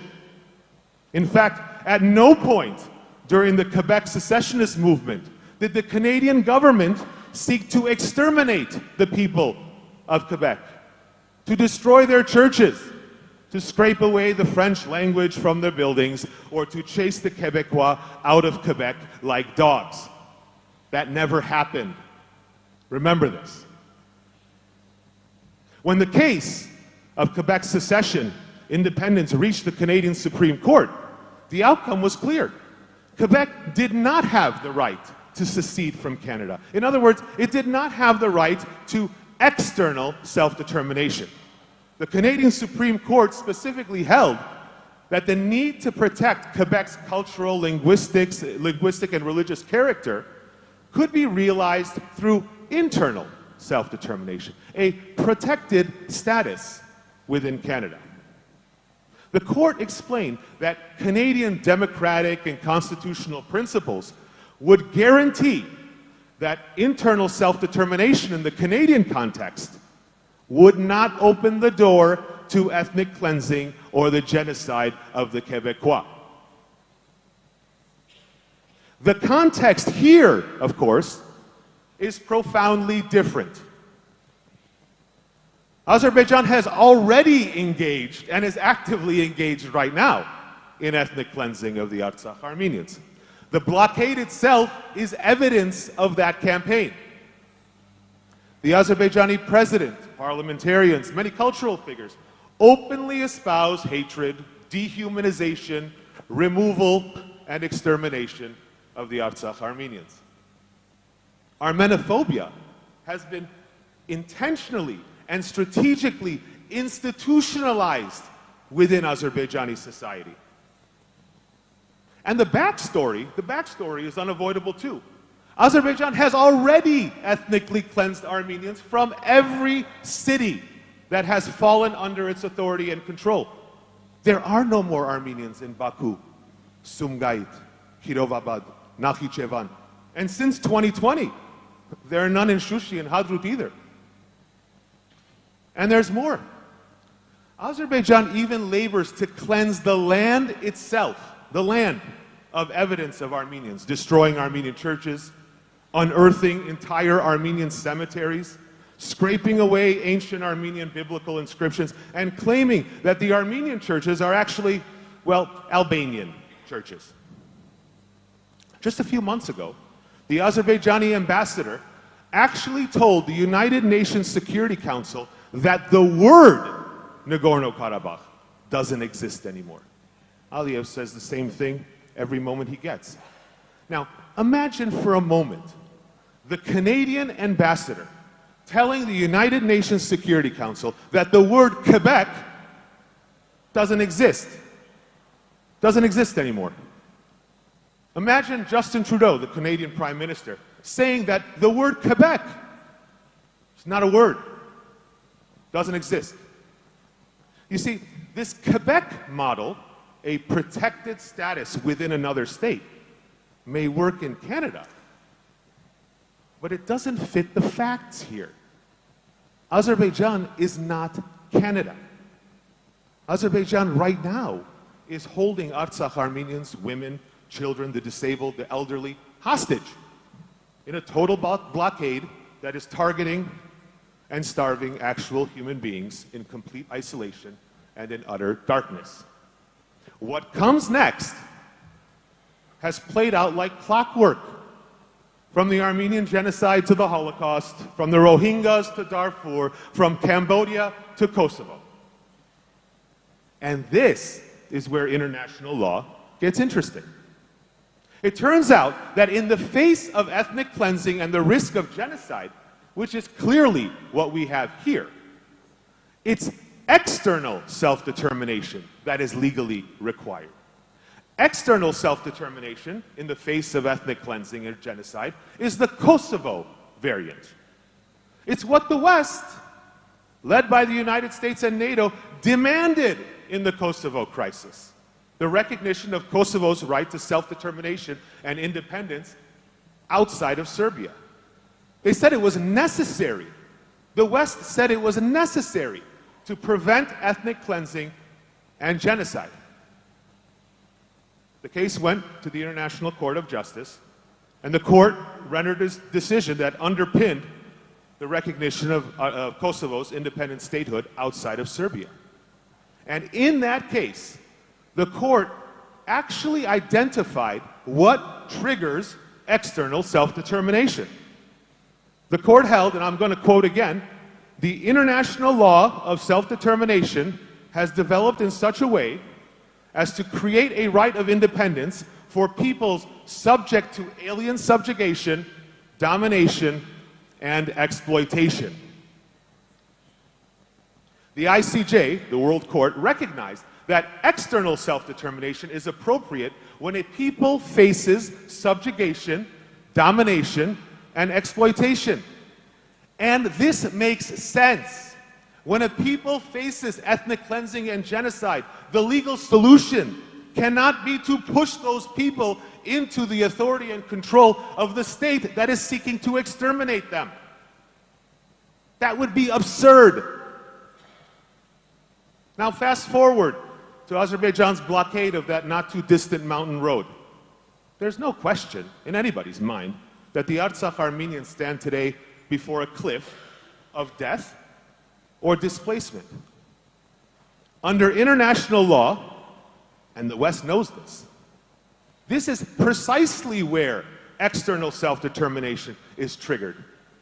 International law provides external self-determination as a final stopgap measure to prevent ethnic cleansing and genocide, to prevent mass death and displacement.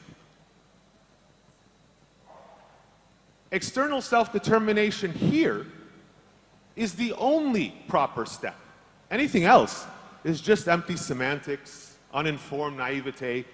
or really just the green lighting of ethnic cleansing and extermination of our people. Again, narratives matter. Stories matter. They are powerful. But when we let others tell our story, they are dangerous. They are disgustingly deadly. We must tell our own stories. We know the truth. We know our truth. We know our truth better than anyone else. We know that there are no security guarantees or any protected status that will prevent ethnic cleansing and genocide of the Artsakh Armenians. We know that.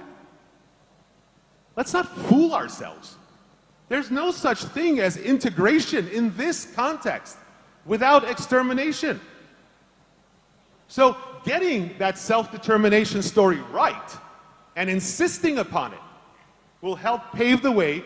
toward genuine security and peace in a manner consistent with the ideals and principles upon which a law-based order should be founded. Getting the self-determination story wrong,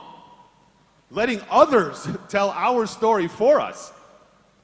only opens the door to abject subjugation. Policies that are going to exacerbate the conflict inhumanely and quite literally lead human beings to their slaughter. Nagorno-Karabakh is Kosovo, not Quebec. Understanding this and insisting upon this may be just enough and just in time to prevent yet another ungodly and gruesome chapter in our recent human history. So I ask you, go tell our story. Don't let anyone tell our story for us. Thank you.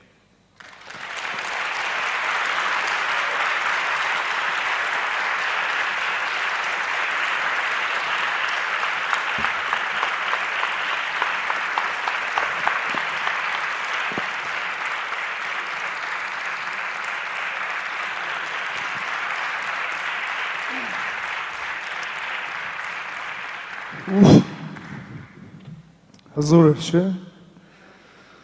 Ինչքան սթափեցնող, սենց բանանող ու հուզող միաժամանակ։ Լավ, ուրեմն 1963 թե 1964 թվականին մի լեգենդար սփյուռքահայ, որի անունն է Շարլ Ազնավուր, այդ ժամանակ արդեն լինելով աշխարհահռչակ երգիչ, եկավ առաջին անգամ Հայաստան, Երևան եւ ահա այս բեմից հենց այստեղ ելույթ ունեցավ։ Եվ ականատեսները ասում են, որ նա այդ ամբողջ համերգի ընթացքում ընդամենը մեկ բառ է ասել հայոց լեզվով։ Եվ այդ բառն էր ընդմիջում։ Պերերիվ։ Շատ շնորհակալություն այսօր առավոտ այսքան հագեցած ծրագրի համար։ Սիրելի բարեկամներ, սիրելի ընկերներ, խնդրում եմ սնվելուց հետո մոտեցեք վրաններին, ընտրեք ձեր թեման, որին կուզեք մասնակցել շարունակել, ժամը 3-ին քննարկումները վրաններում սկսվելու են, օգտվեք հավելվածից, բոլոր տեղեկությունները այնտեղ կան, քիչ անց կհանդիպենք այստեղ շարունակելու համար։ Շնորհակալություն բոլորին։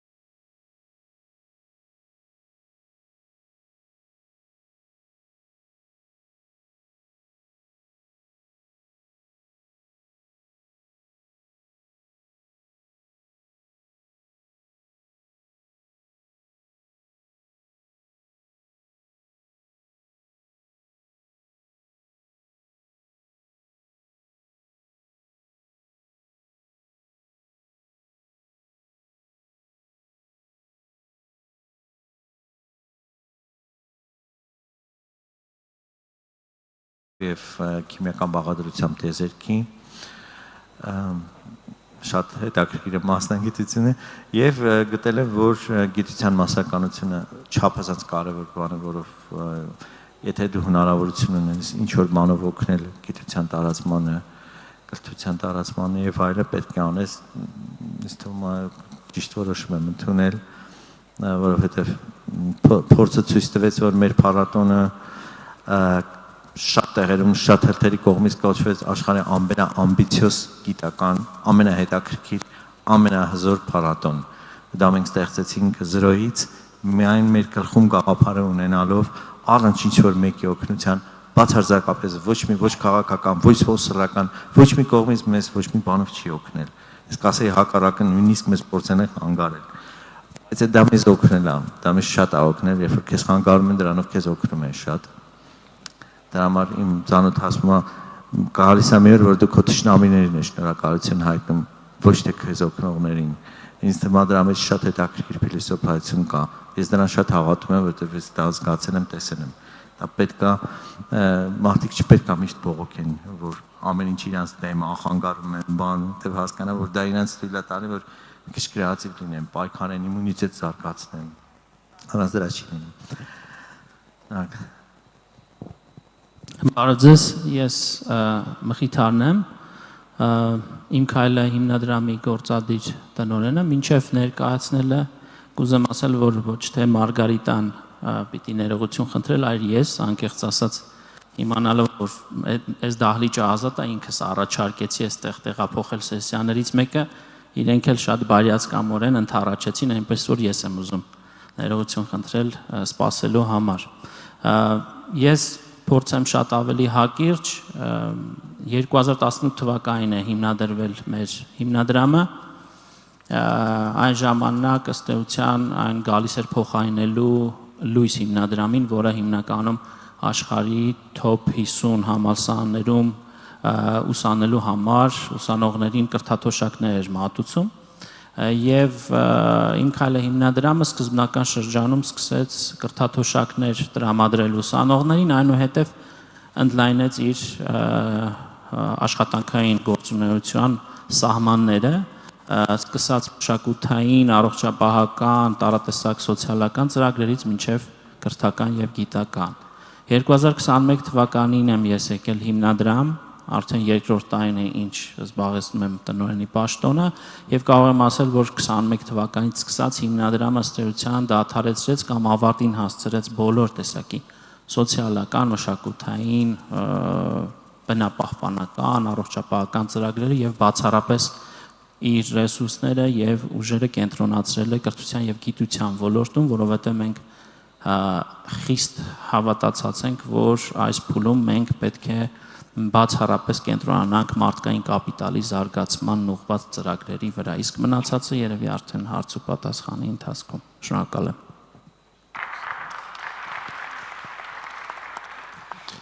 Բարև ձեզ, Մայքլ Քուշակյան, տասախոս Հայաստանի ամերիկյան համալսարան եւ դնորենն եմ Ցերներեդության կենտրոնում համալսարանում։ Ես սպիրկահայ եմ Ամերիկայից, հիմա 6 տարի է որ Հայաստան եմ, բայց նույնպես 90-ներուն 7 տարի անկախությունից հետո այստեղ է եւ օգնեցի այդ առաջի տարիները, որ համալսարանը կառուցեցինք այստեղ այդ ժամանակ այս տասախոսեի Ամերիկայում հետո վերադարձա Ամերիկա եւ գրեթե 20 տարի biotech արդյունաբերության մեջ աշխատեցա եւ իմ կամպանին ունեի։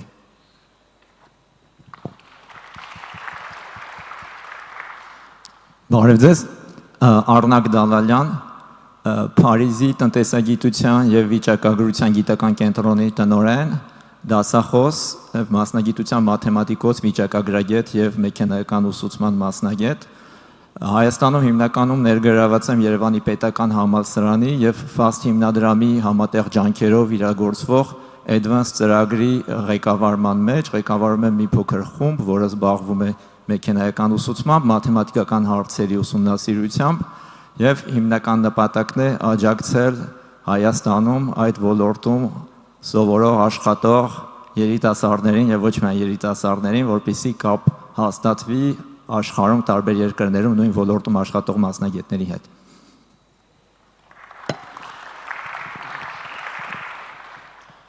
Բարև ձեզ, ես Ռազմիկ Կապրիելյանն եմ, Լիբանան գուկան Բեյրութեն։ Կներկայացնեմ Հայկազյան համալսարանը, որ հիմնված է 1955 թվականին։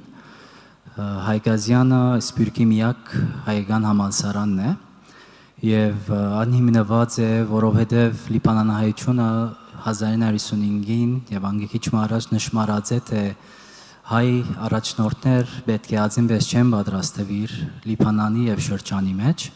եւ հայկական վարժարաններում մեջ հայ օրիորդ եւ բարոն ուսուցիչ չպատրաստվիր, so այդ եղած է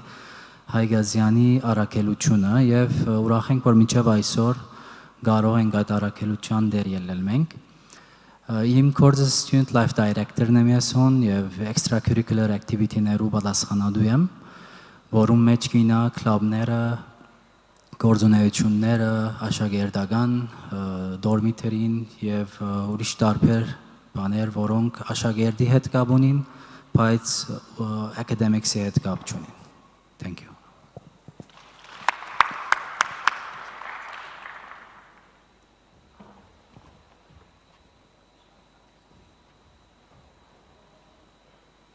Շատ շնորհակալություն։ Ուրեմն անցնենք թեմայի բուն նյութին։ Խնդրում եմ խոսեք Հայաստանում եւ ինչու՞ չէ Սփյուռքում կրթության եւ գիտության ոլորտում արկա դժվարությունների եւ հնարավորությունների մասին, որոնք են սրանք եւ քանի որ այստեղ կան Սփյուռքից ներկայացուցիչներ, ինչ դեր կկա Սփյուռքը Հայաստանում այս ոլորտը բարելավելու մեջ։ Երևի բաժանենք սկզբում գիտության մասին խոսենք, հետո երկրորդ բանը կրթության, որտեվ եթե երկուսը խառնենք, ամեն մեկս մի ժամ կխոսենք երևի։ Սկզբից գիտության մասին խոսենք։ Ես ճիշտն ասած չեմ հետազոտել Հայաստանում գիտության վիճակը ինչպես է, ինձ թվում է դրա համար վիճակագրական տվյալներ լավ կլիներ ունենալ, ես դրանով չեմ զբաղվել։ Ես գիտեմ, որ մենք սերնդի խնդիր ունենք Հայաստանում շատ լուրջ, որտեղ գիտնականներ մնացել են նախկին սերնդից, այսինքն նկատի ունեմ իմ ժամանակ մեր թվարկությունից առաջ այդ ժամանակվա սերնդից են մնացել ու նոր սերունդը չի եկել, որտեղ հետաքրքրություն չի եղել գիտության նկատմամբ, ու տենց մեծ անջրպետ ունենք գիտական բանում, որպեսզի հետաքրքրացնեն երիտասարդներին գիտություն շատ պարամետրեր են պետք եւ այլն։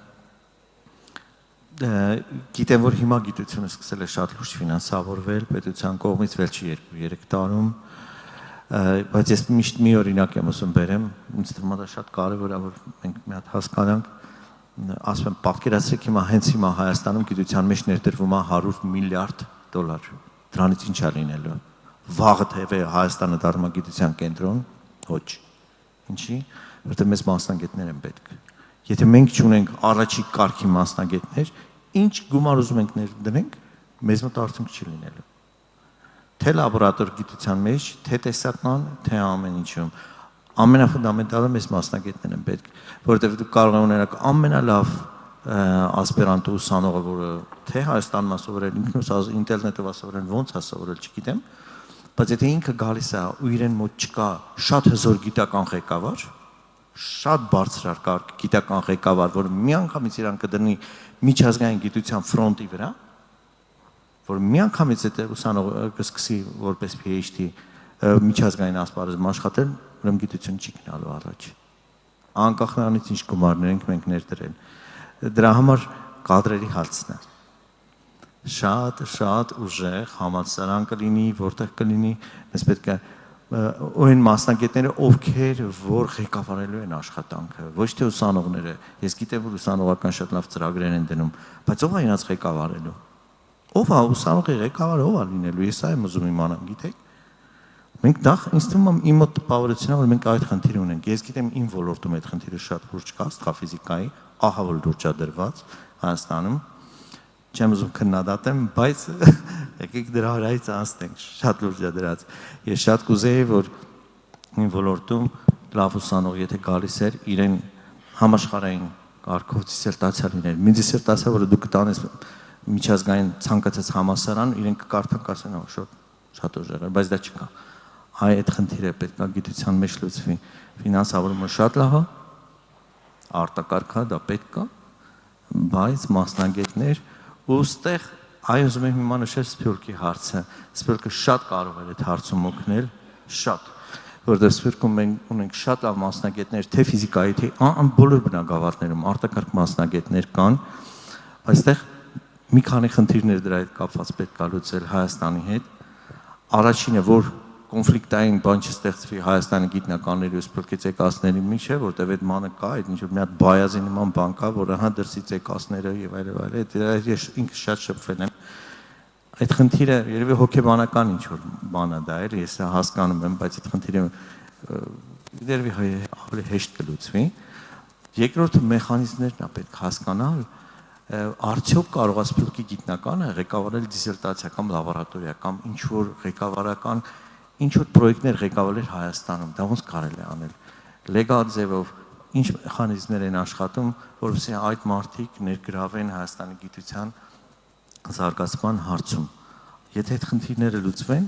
այդ ճանապարհները հարթվեն, ինձ թվում է մենք շատ արագ կարելի է զարգացնել։ Ես շատ լավ գիտնականներ գիտեմ Սփյուռքում, Հայաստանում ստերեոտիպ կան, բայց շատ երևի քիչ են, շատ քիչ են։ Եվ այդ խնդիրը ինձ թվում է իմ կարծիքն է։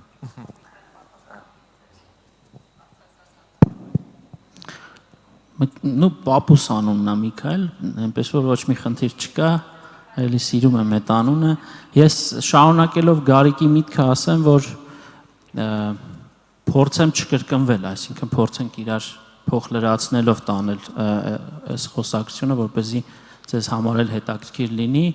Այո, ինչպես նշվեց,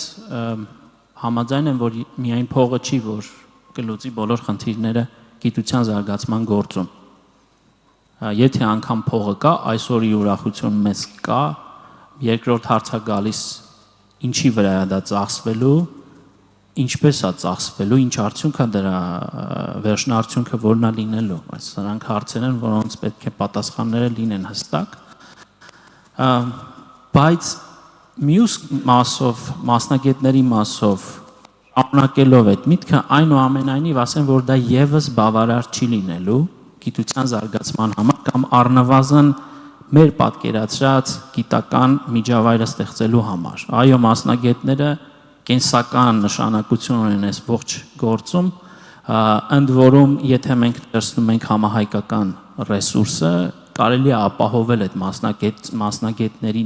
ներկայությունը տարբեր գիտահետազոտական խմբերում, գիտական ակադեմիական ինստիտուտներում, բուհական կենտրոններում, բայց շատ կարևոր է համակարգերի ձևավորումը Հայաստանում։ Սրանից մեկ ամիս առաջ Հայաստանում կարևոր իրադարձություն տեղի ունեցավ, ASOF-ի նախաձեռնությամբ մի քանի օրանոց համաժողով տեղի ունեցավ, որտեղ քննարկվում էր, թե ինչպես կարելի է ձևավորել, ստեղծել գերազանցության կենտրոններ առաջնահերթ ուղղություններով եւ օգտագործելով Սփյուռքի գիտական ներուժը, իսկ ASOF-ում իսկապես կենտրոնացած են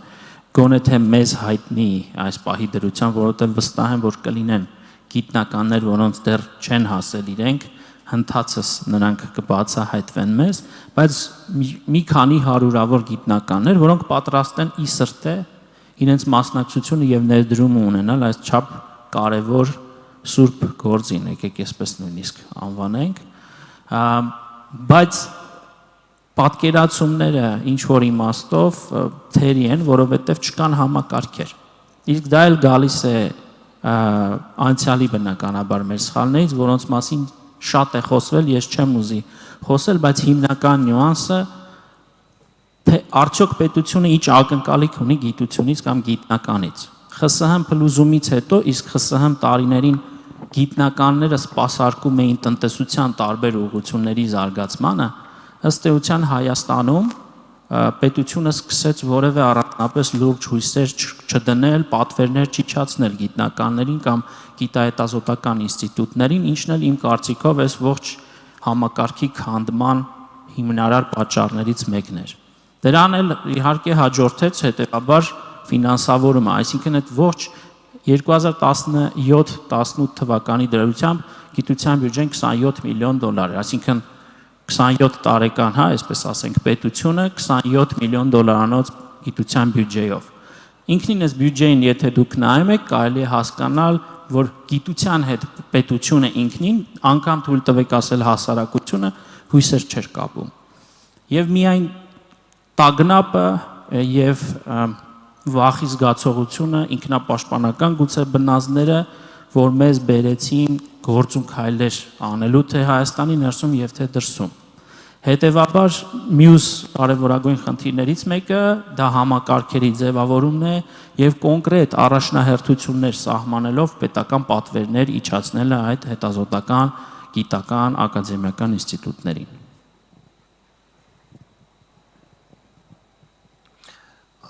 Ոնց որ ասվեց, միայն գումարը կարևոր չէ, գրթությունը նաև ուրիշ բաները շատ կարևոր են, որ գիտությունը հզորանա Հայաստանում, բայց այդ ֆինանսը շատ կարևոր է եւ ի օրինակ փախտadենք Հայաստանը ուրիշ երկիրներու հետ։ Հայաստանում գիտահետազոտական գործերու մեջ research and development R&D մոտավորապես 0.2% GDP-ին հիմա Հայաստանում ներդրումներ բյուջետ կա։ Եվ դա շատ լավ է, որովհետև կրկնակի անցյալ տարվից մինչև այս տարի կրկնակի շատացած է դա։ Բայց որ փախտadենք Եվրոպայի հետ, ասենք թե արևելյան Եվրոպայի հետ մոտավորապես 1-2% է եւ Ամերիկա, Մധ്յան Եվրոպա ավելի բարձր 4-5% է։ Դա շատ կարևոր է եւ որքան որ կրնանք պետք է ավելացնենք այդ տոկոսը։ Մյուս բանը որ արդեն որոշ չափով հիմք կա եւ պետք է այդ հիմքը ամրապնդենք։ Մխիթարը ասոֆի մասին խոսած։ Նույնպես ես գիտեմ որ համալսարանները համատեղ հետազոտություններ անում են, դասախոսներ քալիս են, exchange-ներ լինում են, sabbatical հասկացողությունը կա, որ դասախոսները, որ 5 տարի կամ 10 տարի արտասահման իրենց համալսարաններում, որ կդասավանդեն, մի տարի արձակուրդ կա, որ կարող են ուրիշ տեղ քան շատերը գիտենք, որ Հայաստան գալիս են ուրիշ երկրներից եւ հետազոտությունները շարունակում են այստեղ։ Այդտեղ կամն է։ Աշխատում է, չէ։ Եկեք ես ավելի շատ ոչ թե Հասմիկի հարցին պատասխանեմ, այլ Հասմիկի հարցին հնչած պատասխաններին փորձեմ ինչ-որ չափով անդրադառնամ, տեսնելով այս բաժակը ոչ թե կիսով չափ դատարկ, այլ կիսով չափ լիքը։ Ուրեմն պարոն Իսրայելյանը ճիշտ նկատեց, որ Հայաստանում տեղի ունեցել ինչ-որ սերնդների խախտում գիտական ոլորտում, որովհետև 90-ական տարիներին 2000-ների սկզբներին էլի երիտասարդները հակված էին զբաղվել գիտությամբ, բայց գնում էին արտասահման, հիմնականում չէին մնում այստեղ։ Վերջին տարիներին, երևի վերջին կարելի ասել մոտ 10 տարվա ընթացքում տարբեր փորձեր են իրականացվել, այդ անիվը հետ պտտել ու հիմիկվա դրությամբ որոշակի նախաձեռնություններ են իրականացում, որոնց մասին կուզեի ձեզ ասել, որովհետև այսպես նայելով տեսնում եմ երևի ձեզանից շատերը հիմա ուսանող են կամ պատրաստում են շուտով ուսանող դառնալ ու միգուցե նաև մտածում են թե Հայաստանի հետ ինչպիսի կապեր է կարելի հաստատել ուսանող լինելով գիտության, կրթության ոլորտներում։ Օրինակ մի քանի նախաձեռնություն ասեմ, գոյություն ունի Գիտակ AM կայքեջ։ Գիտակ AM կայքեջի նպատակը ինչու՞մն է կայանում, որ արտասահմանյան տարբեր հաստատությունների գիտաշխատողներ, ովքեր որ արդեն կայացած մասնագետներ են իրենց ոլորտում, ինչ որ թեմա են ձևակերպում, որի ուղղությամբ նրանք պատրաստ են ղեկավարել ուսանողի, կարող է լինել մագիստրոսական թեզ, կարող է լինել ասպիրանտական թեզ, կարող է լինել բակալավրիատի աշխատանք եւ այդպես փաստորեն ինտերնետով կապ է հաստատվում Հայաստանի ուսանողների, բայց ոչ պարտադիր Հայաստանի, կարող է կամայական այլ երկրից ուսանող նույնպես մտնել այդ կայքեջ եւ կապ հաստատել այնպիսի մասնագետի հետ, որը որ զբաղվում է իր ուզածողությամբ, բայց չի գտնվում Հայաստանում։ Երկրորդ այդպիսի նախաձեռնությունը դա FAST հիմնադրամի կողմից համատեղ ֆինանսավորվող Advanced նախաձեռնությունն է, որի շրջանակներում այսօր մոտավորապես 10-12 գիտաշխատող, ովքեր որ նույնպես կայացած մասնագետներ են իրենց ոլորտի, ղեկավարում են գիտական խմբեր Հայաստանում, այսինքն պարոն Իսրայելյանը հարց դրեց, ով պետք է ղեկավարի, ասենք, ասպիրանտական աշխատանքները, այդ մարդիկ գտնվելով արտերկում պատրաստակամություն են հայտնել տարին մոտավորապես 2 ամիս անցկացնել Հայաստանում, իսկ մնացած ժամանակը, երբ որ գտնվում են իրենց երկրում, որտեղ որ աշխատում են, նրանք շաբաթական 1 կամ 2 անգամ էլի համացանցի միջոցով կապնվում են իրենց թմի աշխատակիցների հետ եւ ղեկավարում են այդպիսի աշխատանքներ։ Ձեզ բոլորիդ քաջալերում եմ, խորհուրդ եմ տալիս, փորձեք այցելել այդ իմ ասած կայքեջերը, ծանոթանալ ծրագրերի հետ եւ եթե ձեզ հետաքրքրում է, փորձեք դուք ինքներդ ներգրավեք այդպիսի աշխատանքի մեջ եւ երրորդ նախաձեռնությունը հենց պետական ֆինանսավորմամբ գոյություն ունի արտերկրյա գիտնականների ներգրավման ծրագիր գրանտային համակարգով, էլի կարող են դիմել, պետք է ծրագրի մեջ լինի արտերկրյա գիտաշխատող եւ հայաստանյան ինչ-որ գիտական թիմ, որոնք միասին գիտական թեմա են ներկայացնում, պրոյեկտ են ներկայացնում, այդ նախագիծը պետք է մի քանի տարվա ընթացքում իրականացնել եւ նույնպես հնարավորություն է անձեռում երիտասարդներին նույնպես ներգրավել գիտական աշխատանքի մեջ։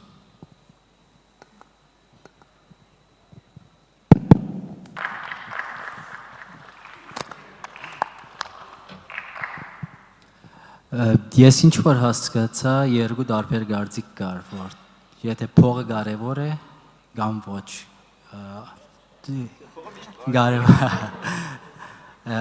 Երկուքն ալ ճիշտ են։ Ես կուզեմ Լիբանանի մասին խոսելով, օրինակ տալով Լիբանանը, պատմություններ պատմելով, որ ասեմ երկուքն ալ ճիշտ են։ Ուրեմն երբ որ ցեղասպանությունն հայ ժողովուրդը ասած է Լիբանան, առաջին գործերին եղած է եկեղեցի շինել եւ ճիշտ կովը դպրոց, եթե Լիբանան կակ, մենք ունենք 15 վարժարան, որոնց մեջ 12-ն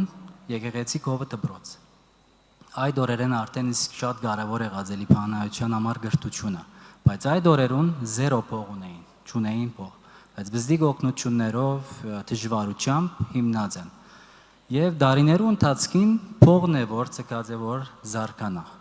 Եվ այսօր մենք ունենք շատ լավ դպրոցներ Լիբանանի մեջ եւ ունենք Հայկազյան համալսարանը։ Եվ գալով Հայկազյանին, գալով Լիբանանի տնտեսական դակնաբին, չեմ կերտել ուրունիկ, որ մենք եղավ 4 տարի է հսկա տնտեսական դակնաբի մեջ կապրինք, անորոշության մեջ քաղաքական, երկիրնից նախագահ չկա, կառավարություն չկա եւ մենք կապրինք։ Եվ տնտեսական հսկա դակնապ կա նյութական։ Բայց նորեն գսեմ, որ մենք 15 կորձոն դպրոցներ ունենք, համալսարան ունենք, որ գրցանք առանց փողի ստանդարտը բահել, բայց փողը գցկե մեզի որ ալավելի արժեվ երթան։ Հույսով ենք, որ մոդա դենեն իդ նորմալն է էկոնոմիկսը եւ էկոնոմին եգրին եւ իդ մենք սկսենք ալավելի արժեվ երթալ, թե դպրոցներով, թե համալսարանով։ Շատ լավ, շնորհակալություն բոլորիդ, ինձ թվում է խոսեցինք համ որոշակի դժվարությունների եւ հնարավորությունների մասին եւ հիմա ձեզ ուզում եմ ուղղել մի քանի հարց մեր հանդիսատեսից։ Առաջինը, ձեր կարծիքով Հայաստանում գիտության որ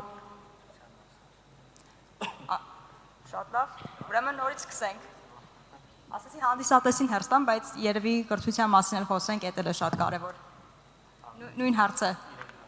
Արդեն հարցերն ուղարկել են, եկեք վերջացնենք մեր թեման, իսկ կրթությունում ինչ դժվարություններ եւ հնարավորություններ կան, որովհետեւ դա էլ է այս պանելի գիտությունից խոսեցինք, նաեւ հիմա անցնենք կրթությանը։ Եվ էլի սփյուռքը ինչպես կարող է բարելավել Հայաստանում այդ ոլորտը կրթության։ Ես կրթության մասին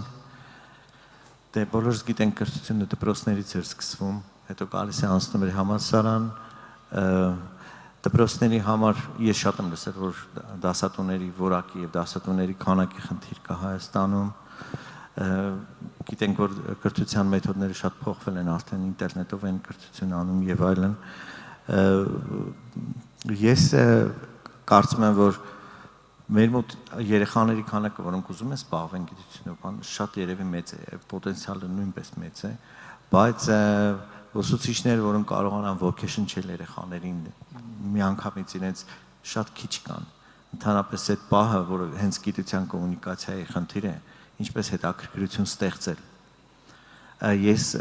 միշտ ասել եմ, որ ես դեմ եմ, ես չեմ հասկանում, ինչպես կարող է գյուղում աշխատող մարդը կամ տաքսու վարորդը հարկ վճարել, որպես ինչ որ մեկը քրոմոդինամիկայով զբաղվի ֆիզիկայի ինստիտուտում։ Չի կարել տենց բան։ Եթե դու չբացատրես մարդկանց ինչի համար ես դու սև խորոշներով զբաղվում, ոչ մեկ պարտավոր չի հարկ վճարել, որ դու գնաս քո համար, քո հաճույքով սև խորոշներով զբաղվես։ Դա քո պարտավորությունն է բոլորին բացատրել, բոլորին համոզել, թե դու ինչու ես դրանով զբաղվում, որովհետև մարդիկ հարկ են վճարում։ Եթե հարկ ավճարում ինքը կնախընտրի գնա մանկապարտեզի համար հարկ վճարի, քան որ դու գնաս սև խորոշներով զբաղվես։ Այսինքն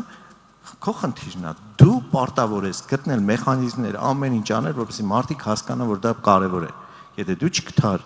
չֆինանսավորես, նույն կոնցեպտն աշխատում, ինչ Միացյալ Նահանգներում եւ սկսում է արդեն Եվրոպա թափանցել։ Մինչեւ գիտնականները չբացատրեն, թե ինչի համար են իրենք զբաղվում այդ գործերով, ոչ մեկ պարտավոր չի ֆինանսավորել։ Խոսքը գնում է տեսական աստղագիտության եւ այն հետաքրքիր գիտությունների մասին, որտեղ միջական կապ ինդուստրիայի հետ չկա։ Միանգամից չեն ֆինանսավորում ինդուստրիայի կողմից չէ։ Այհիբարույրը Հայաստանում թե գիտությունների ակադեմիայի մասին, թե բոլոր նրանց մասին, ովքեր պարզապես կարծում են, որ գիտության կոմունիկացիայի կարևորություններ։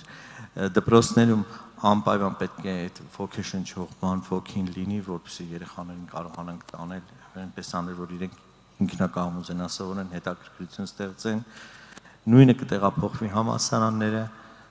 ոչ թե սովորել դրա համար, որ դիպլոմ ստանան, այլ ուղղակի հետաքրքրությունից դրդված բաների համար։ Ինձ թվում է ամենակարևորը եւ մի բան էլ ես Հայաստանում շատ կուզեի տեսնել բլոգերների on-line դասեր անել հայերեն լեզվով, այն ուսուցիչներին, որոնք 10-100 հազար հետևորդներ ունեն, մաթեմատիկայի դասեր, ֆիզիկայի դասեր են պատմում ինտերնետով, որ մենք միշտ խոսում ենք, որ հեռու գյուղերում ուսուցիչներ չկա, հեռու գյուղում եթե ինտերնետ լինի,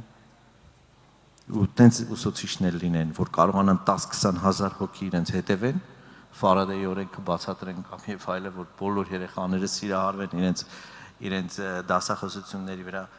այնքան խնդիրներ դրանով կլուծենք, դուք ուղղակի չեք պատկերացնի, թե ինչքան ավելի մեծ է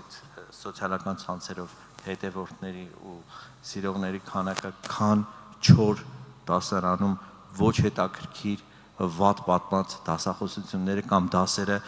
որոնք ուղղակի որոնք շատ վնաս են տալիս թե երեխաներին, թե դասախոսներին։ Ես միշտ ասել եմ, ես գիտնականներ կա, որոնց ես ընդհանրապես կարգել էի, որոնք դասախոսություն կարդան։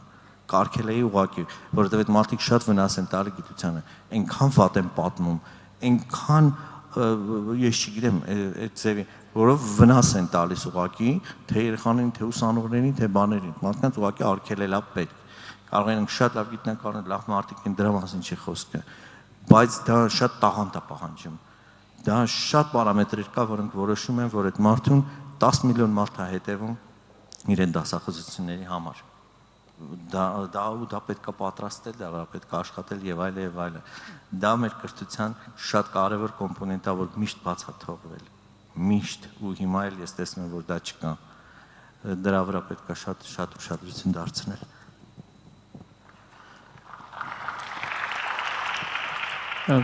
Իհարկե շատ դժվար է առհասարակ կար ժամանակում խոսել կրթության ոլորտի խնդիրների մասին, ցավոք սրտի դրանք շատ են, բայց մինչև դրան գալ ես ուզում եմ ասել, որ որպեսզի տարընթերցում չլինի, մենք գիտության ֆինանսավորման մասով չունենք տարակարծություն այստեղ վստահաբար, ուղղակի ես կարծեցի, որ դա այնքան տրիվիալ է, որ ես ուղղակի չխոսեմ այդ մասին, որովհետև վերջին կյանքի տարիները ուղղակի նվիրել եմ նաև պետության կողմից գիտության ֆինանսավորման այդ գործին, ինչ որ առումով հաջողել, ինչ որ առումով ոչ այնքան։ Էլի երևի փորձեմ կրթության մասով ինչ որ մի կոմպոնենտ առանձնացնեմ, այդ մասին խոսեմ, որպեսզի արդյունավետ լինի մեր քննարկումը։ Տեսեք, մենք մեր հիմնադրամը իրականացնում է քվանտային ֆիզիկայի ոլորտում մագիստրոսական ծրագիր։ Մենք պետությունից ստացել ենք, առաջին ֆոնդն ենք, որ լիցենզիա է ստացել, պետական դիպլոմ է տալիս ավարտող ուսանողներին, որ իրականացնում է նմանօրինակ մագիստրոսական ծրագիր, ապագայում գուցե նաև PhD,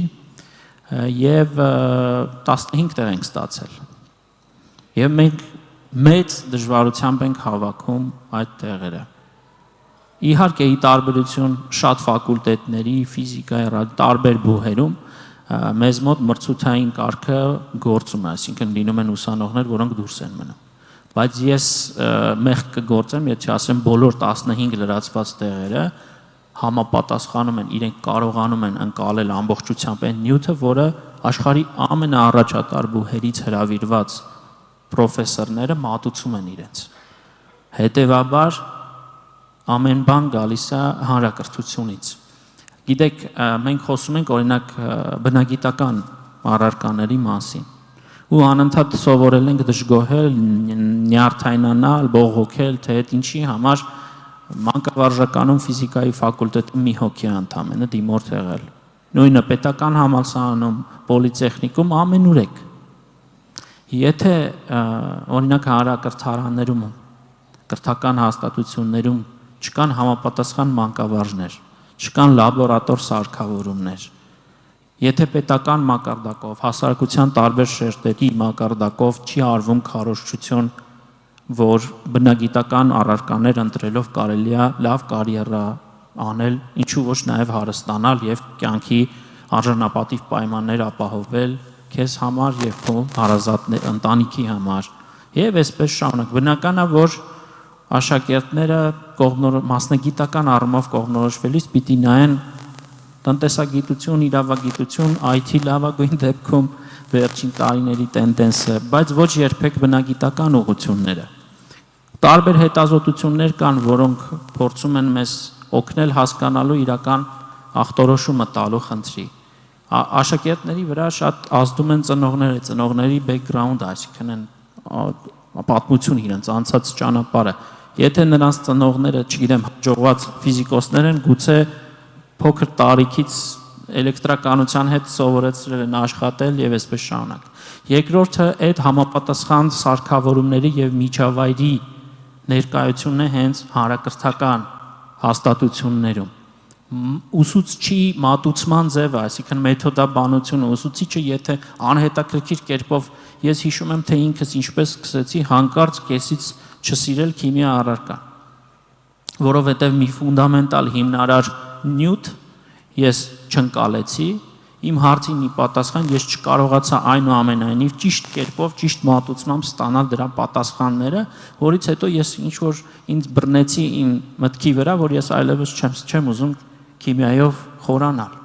Այսինքն բազմաթիվ շերտեր կան, հետևաբար այստեղ հանրակրթական ուսումնական հաստատություններում ռեֆորմների եւ համապատասխան միջավայրի արկայությունը ուժեղ մասնագետներով կլինի դա on-line հեռավար գործիքակազմով, թե որոշակի համայնքներում, հատկապես բարձր լեռնային համայնքներում խոշորացման տարբեր այսպես կրթական համալիրների ձևավորման տեսքով հեական չէ։ Այս պարագայում հիմնականում ես կուզեմ, որ սրա վրա մենք կենտրոնանանք, որ այո, ամեն բան իրականում թաքնված է հենց դպրոցում։ Երբ մենք խոսում ենք գիտության մասին, որտեվ այո, փողը կարևոր է, բայց մենք $300,000 ամեն տարի մագիստրոսական կրթական ծրագրի վրա առանց որևէ վարքյան անգամ կասկածելու, որ շատ կարևոր է, գիտակցելով, որ քվանտային ֆիզիկայի ոլորտում այնպես չէ, որ հենց վաղ այդ քվանտային համակարգիչները Հայաստան են գալու եւ հենց վաղ այդ մասնագետները պիտի անմիջապես անցնեն այդ աշխարհ։ Հասկանում ենք, որ կան ուղղություններ, որտեղ ֆոնդերը օրինակ մենք շատ ավելի ճկուն ենք։ Պիտի ապագայի վրա մենք ներդրումներ ապագայի մեջ այդ ներդրումները կատարենք, հույսով, որ օրերից մի օր այդ հեղափոխությունը քվանտային կգա մեր երկիր եւ մենք կունենանք համապատասխան մասնագետներ, բայց կներեք, եթե հենց վաղը ես իմ հոգաբարձուների խորհրդին համոզեմ բյուջեն դարձնել 2 միլիոն, ես կյանքի գնով էլ $2 միլիոն կհավաքեմ։ Ու նորից այդ գումարը չի ծախսվելու, հավատացնում եմ ձեզ։ Կոնկրետ այդ ծրագրի վրա այդ գումարը չի ծախսվելու, մաքսիմում մի 2-300 հազար ավելացնենք գնան դրսում լաբորատոր աշխատանքներ, չգիտեմ,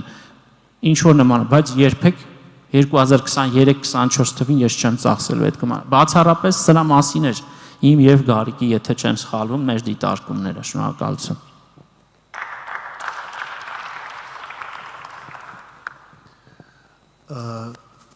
Որ կրթությունը մտածենք սպյուրքը ոնց կարող է օգնել Հայաստանին, անշուշտ ամենալավ օրինակներու մեկը Հայաստանի ամերիկյան համալսարանն է եւ մտածենք ոնց ստեղծվեց համալսարանը 32 տարի առաջ արդեն Հայաստանը նոր անկախացավ եւ խումբ սպյուրքից տասախոսներ եւ գիտնականներ հավաքվեցան եւ որոշվեց որ փորձենք ստեղծենք արեմմտյան տիպի համալսարան Հայաստանում դրամերը հավաքեցին Կալիֆոռնիայի համալսարանի հետ համագործակցեցին եւ մի փոքր համալսարան ստեղծեցին սկիզբը միայն 200 ուսանող կար եւ միայն մագիստրոսական ծրագիրներ կային եւ այդ ժամանակ տասախոսները բոլորը արտասահմանցիներ էին որովհետեւ շատ քիչերը Հայաստանում տասախոսները արեմմտյան կրթություն ունեին եւ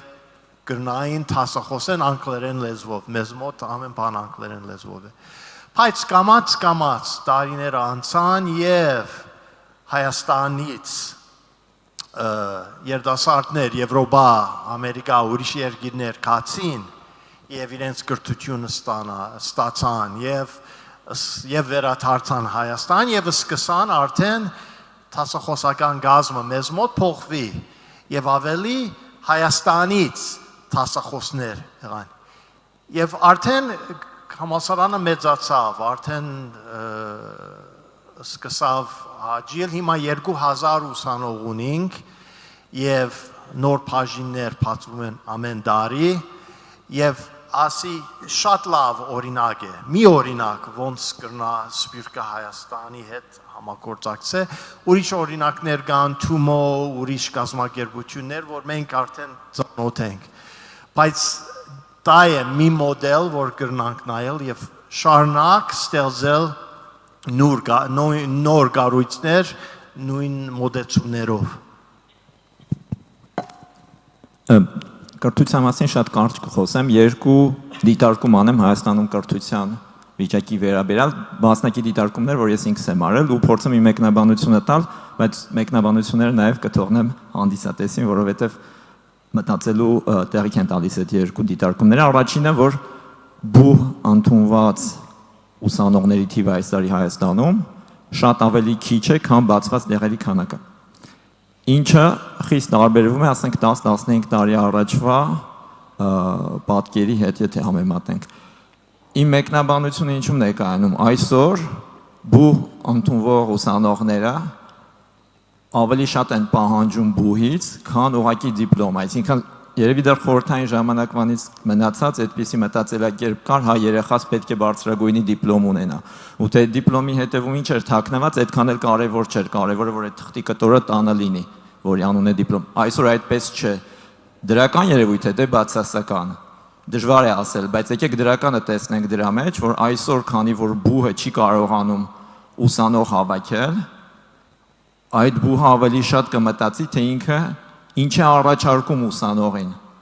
Եվ ես հույս ունեմ, որ բուհերը կաշխատեն այդ ուղղությամբ, որովհետև բուհերում կան ծրագրեր, որոնք որ ուսանողի խնդիր չունեն։ Եթե նայեք արհեստական բանականության ոլորտը, եթե նայեք կիրառական մաթեմատիկայի ոլորտը, ֆիզիկայի ֆակուլտետում էլ բաժին է բացվել, որը նույնպես բավականաչափ ուսանողներ է հավաքում, նրանք ուսանողի խնդիր չունեն, այսինքն շատ կարևոր է նաև կենտրոնանալ կրթության բովանդակության վրա, այդ աշխատանքը պետք է կատարվի։ Երկրորդ դիտարկումը, որ ուզում էի անել, ես 2017 թվականին եկա եւ մի կիսամյակ դասավանդեցի Հայաստանում, ամերիկյան համալսարանում, բայց կարող էր ուրիշ համալսարան լինել, դա այդքան էլ էական չի։ Դասավանդում էի բակալավրիատի 3-4 կուրսի ուսանողներին եւ նրանց հիմնականում ուզում էի բացատրել, որ շատ կարեւոր է ուսանողի կողմից ինքնագնահատականը, որ ինքնագնահատականը լինի ճիշտ, ոչ շատ բարձր, ոչ շատ ցածր։ Եվ կարևոր է նաև, որ գիտելիքը պետք է լինի մրցունակ միջազգային առումով։ Եվ պետք է նշեմ, որ 30 ուսանողներից, ովքեր որ սովորում էին այդ կուրսում, առնվազն 7-ը, որոնց մասին ես գիտեմ, հետո մագիստրական իրենց կրթությունը շարունակեցին արտերկրի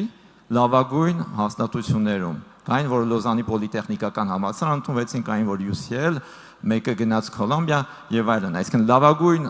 ստանալով Հայաստանում բակալավրի կրթություն, նրանք կարողացան շարունակել իրենց կրթությունը մագիստրոսի աստիճանի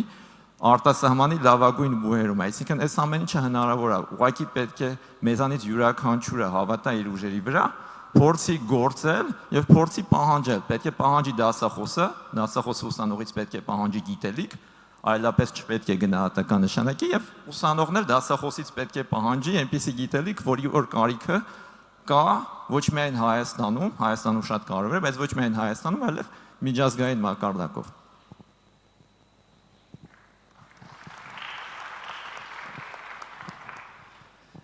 Ես կուզեմ 3 կետեր ասել,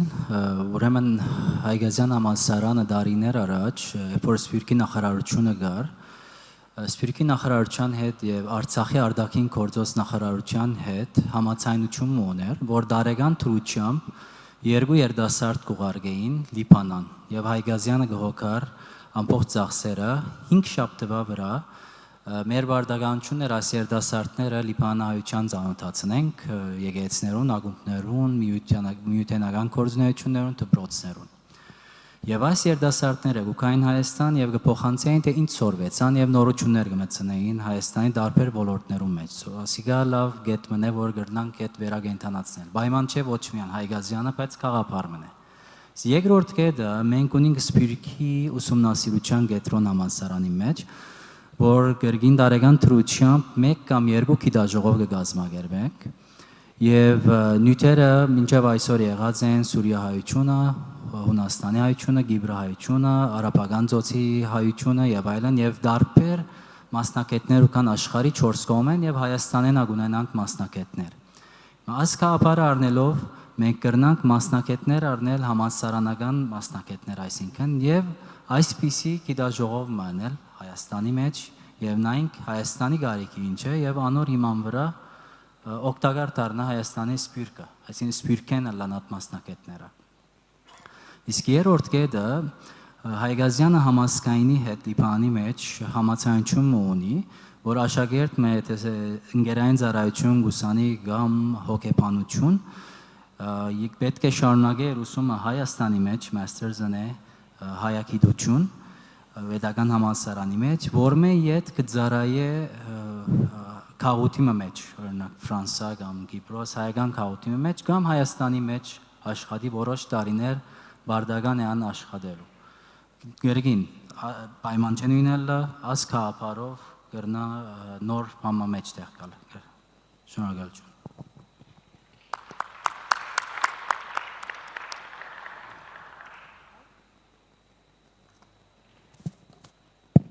Հիմա անցնենք հանդիսատեսի հարցերին, շնորհակալություն իմ հարցերին պատասխանելու համար։ Ուրեմն ձեր կարծիքով Հայաստանում գիտության որ ուղղությունների վրա պետք է կենտրոնանալ, գիտության որ ուղղություններով մենք կարող ենք ավելի մրցունակ լինել աշխարհում։ Չգիտեմ։ Այդ հարցը ինքան շատ են տվել, իսկ 20 տարի է այդ հարցը միշտ լսում եմ, որ ուղղություններով խորանանք եւ այլն։ Դա շատ դժվար է այդ հարցին պատասխանել, ինձ թվում է ոչ մեկ այդ հարցին չի կարող պատասխանել։ Դա ինքը ինչ որ process ասես քաոսային գնում է երևի ինչ որ պետությունը, չգիտեմ, ովքեր պետք է իրենց վրա պատասխանատվություն վերցնեն, որ ասեն գիտությանը այս ճյուղը զարգացրեք, այս ճյուղը ոչ։ Պատկերացնում եք դրա պատասխանատվությունը։ Ինչ որ 100 Նոբելյան մրցանակակիրներից կազմված մի հատ կոմիտե է, որ պետք է գա ասի Հայաստանը մեծ ճյուղը զարգացրեք, մյուս ճյուղը ոչ։ Կառավարությունը հաստատ դա չի կարող անել։ Նախ կոմպետենտ չեն, որ անեն, աշխարհում տենց կոմպետենտ կառավարություն չկա, տենց բան կարող անեն։ Գիտնականները հաստատ դա չեն անի, ոչ ակադեմիայի մակարդակով, ոչ մի բանի մակարդակով։ Որ այդ ձեր հարցի պատասխանը բարձիկ տվել, որ չգիտեմ դուք չեք տվել, ուրիշներն են տվել այդ հարցին։ Ես պատասխան չունեմ, փոխանցում։ Ինձ թվում է ես ունեի, բայց եթե գարիկը չունի, ես էլ չունեմ։ Ես կարծում եմ, որ մենք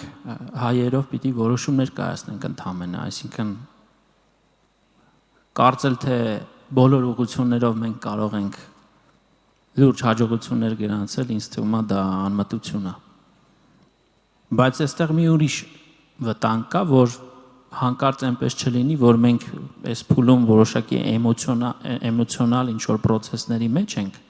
հասկանալի պատճառով ազգովի եւ որպես պետություն, պետականություն եւ մենք մեր բոլոր որոշումները բխեցնենք այդտեղից։ Ես ինքս ինձ վրա զգում եմ, թե ինչքան է ազդում Հայաստանի Հանրապետության շուրջ ստեղծված այս իրավիճակը, այդ տագնապային իրավիճակը իմ որոշումների վրա։ Իմ հույզերը բնական է արտացոլված են նաեւ իմ որոշումների մեջ։ Բայց մյուս կողմից իհարկե ես հասկանում եմ, որ դրանք անխուսափելի են։ Պատահական չի, որ մեր հիմնադրամը հենց քվանտային համակարգերի ստեղծման կամ դրանց համար մասնակիցների պատրաստման, հիմա նաև մտածում ենք բիոինֆորմատիկայի ոլորտում կրթական տարատեսակ ծրագրեր իրականացնելու, չգիտեմ կստացվի թե չէ, էլի կախված է փողից։ Բայց բնական է, որ այն process-ները, որոնցում մեր հիմնադրամը, իմ քայլը հիմնադրամը գործընկերների հետ ներգրաված է դրանք, մասնավորապես այս փուլում մենք քննարկում ենք Երևանի պետական համալսարանում համակարգչային գիտությունների կենտրոնի ստեղծման հնարավորությունը, խոսում է ավտոնոմ սարքավորումների ոլորտում մեծ կարողանակություններ հավաքելու, արհեստական բանականության։ Ես կարծում եմ, որ այս ամենը անխուսափելի է։ Ես չգիտեմ սա արդյոք ամենաճիշտ ճանապարհն է թե ոչ, բայց ես ասում եմ, որ այսօրյական հայաստանյան պայմանների համար, քանի որ մեր սրտում, մտքում, մեր հոգիներում բոլորիս կա գրեթե նույն երազանքը, այդ մեզ համախմբում է, դա Հայաստանի շուրջ այդ անվտանգության ապահովումն է եւ այդ ստրեսի ու տագնապի կառավարումը, որպեսզի մենք մտնենք ստեղծագործ մի նոր փուլ, հասկանալի է դա արտացոլված է լինելու։ Բայց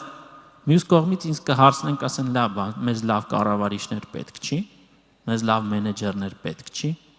լավ փիլիսոփաներ պետք չի, իսկ ով է ասել, որ ժամանակին եթե մենք հենց սոցիոլոգիայի մեջ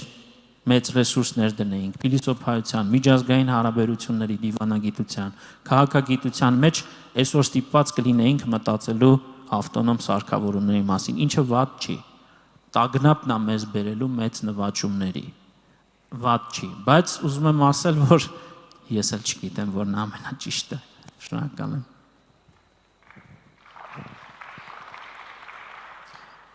Ես ամիսերու հետ համաձայն եմ, որ չես կրնար որոշել այդ որողությունները հետևես կամ հետապնդես։ Մի բան գիտենք, որ բոլորը չեն կարող, պետք է ընտրենք։ Եվ կարելի է մի մոտեցումը տա է, որ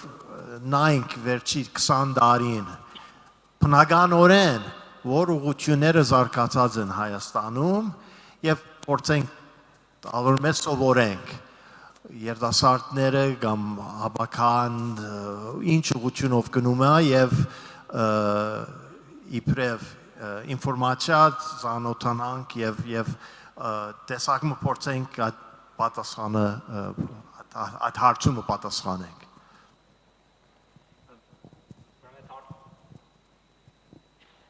Լսում եք։ Հարցի վերաբերյալ նախ եւ առաջ մի քիչ հստակեցում մտցնեմ իմ պատասխանի առումով։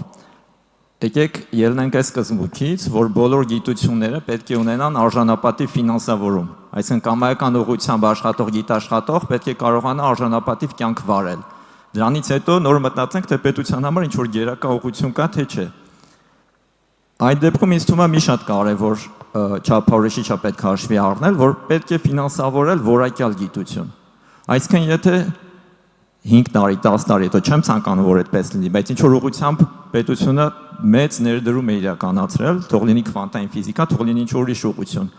Բայց տեսնում ենք, որ դա արդյունքի չի բերել, որակյալ գիտություն չի ստեղծվել դրա արդյունքում, ուրեմն դրանից պետք է դասեր քաղել։ Մյուս կողմից, եթե միաժամանակ տեսնում ենք, որ աստղագիտության ոլորտում ունենք առաջատար գիտնականներ, ովքեր որ միջազգային որակի գիտություն են ստեղծում, բնականաբար պետք է պետությունը ամբողջ ուժով, ամբողջ ֆինանսներով նեցուկ կանգնի այդ գիտնականներին, որ իրենք շարունակեն այդ որակյալ գիտությունը ստեղծել։ Ու ընդ որում, եթե մի ուղղությամբ ճեղքում տեղի ունեցավ, դա կարող է լինել վարակիչ մյուս ուղղությունների համար։ Այսինքն իմ կարծիքով գիտության ֆինանսավորման, գիտության աջակցության հարցում պետությունը պետք է առաջին շեշտադրումը դնի գիտության որակի վրա։ Հետո մնացածը կարող է դրա հետևանքներ որպես հանդես գալ։ Ու երկրորդ բանն եմ ուզում շեշտել այդ կոնտեքստում, այդ համատեքստում, որ ես ինքս լինելով ճշգրիտ գիտությունների մասնագետ, երևի ամենամեծ պաշտպանն եմ հումանիտար գիտությունների ֆինանսավորման, որովհետև շատ կան իմ շրջապատում մարդիկ, ովքեր որ ֆիզիկոս են, մաթեմատիկոս են, ու ասում են, դե Հայաստանում բարձր տեխնոլոգիաները դա է, որ գումարաբերում Հայաստանին, պետք է միայն այդ ուղղությունները ֆինանսավորենք, բայց սպասեք մեկ րոպե, կա հայագիտություն, կա ազգագրագիտություն, կա հանագիտություն, այլ չեմ կարող թվարկել բոլոր այն հումանիտար ուղղությունները, որոնք որ մեր ազգի համար ունեն մարտավարական նշանակություն, այսինքն այդ բոլոր ոլորտներին պետք է լինի նույնքան, առնվազն նույնքան ուշադրության պետության կողմից եւ մասնավոր սեկտորի կողմից, ինչքան STEM ուղղություններին։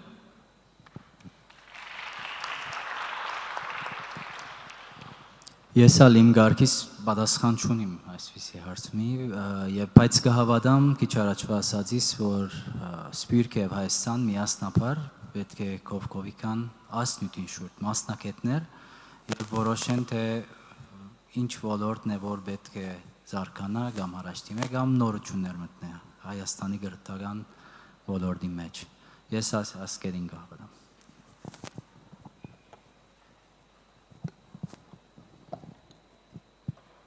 Շնորհակալություն, մի հարց էլ հանդիսատեսից, ինչպես կարող ենք միավորել Սփյուռքի երիտասարդ գիտնականների ներուժը, որպեսզի կարողանանք միասնական գիտական աշխատանքներ կատարել եւ որը կնպաստի Հայաստանին, Սփյուռքին եւ նաեւ ինչ Արցախին։ Մեր գիտնականների ներուժը ինչպես միավորել։ Երիտասարդ գիտնականների թե ընդհանրապես Սփյուռքի ինչպես ներգրավել այդ ներուժը, որպեսզի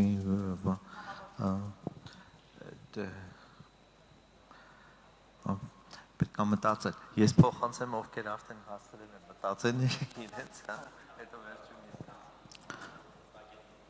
բայց Գարիկը բան դիրքում է, էլի հենց առաջին իրեն միշտ հարցնում, չի հասցնում։ Մեր բախտը բերել է։ Եկեք, ես էլ կմտածեմ։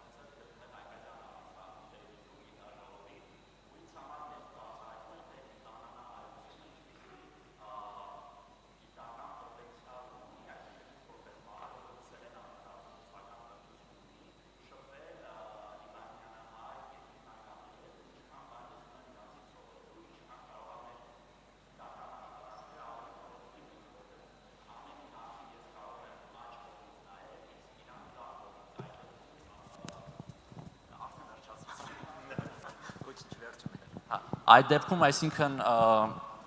ես եթե հարցին մի կողմից եմ նայում, իսկ իրանք այլ կողմից, այս դեպքում մենք օբյեկտը բոլոր կողմերից կարող ենք ուսումնասիրել եւ մեր գիտական աշխատությունները ավելի նպաստավոր կլինեն Հայաստանի համար։ Խոսքը գնում է հենց երիտասարդների, այսինքն ուսանողների եւ երիտասարդների ներգրավման, որովհետեւ շատ մարդիկ, ովքեր Ռուսաստանյան Սփյուռքում են ապրում, նրանք պատկերացում չունեն Միջին Արևելքում ապրող հայերի գիտական պոտենցիալի մասին, գիտական փորձի մասին, ավելի sense այս կողմով է հարցը։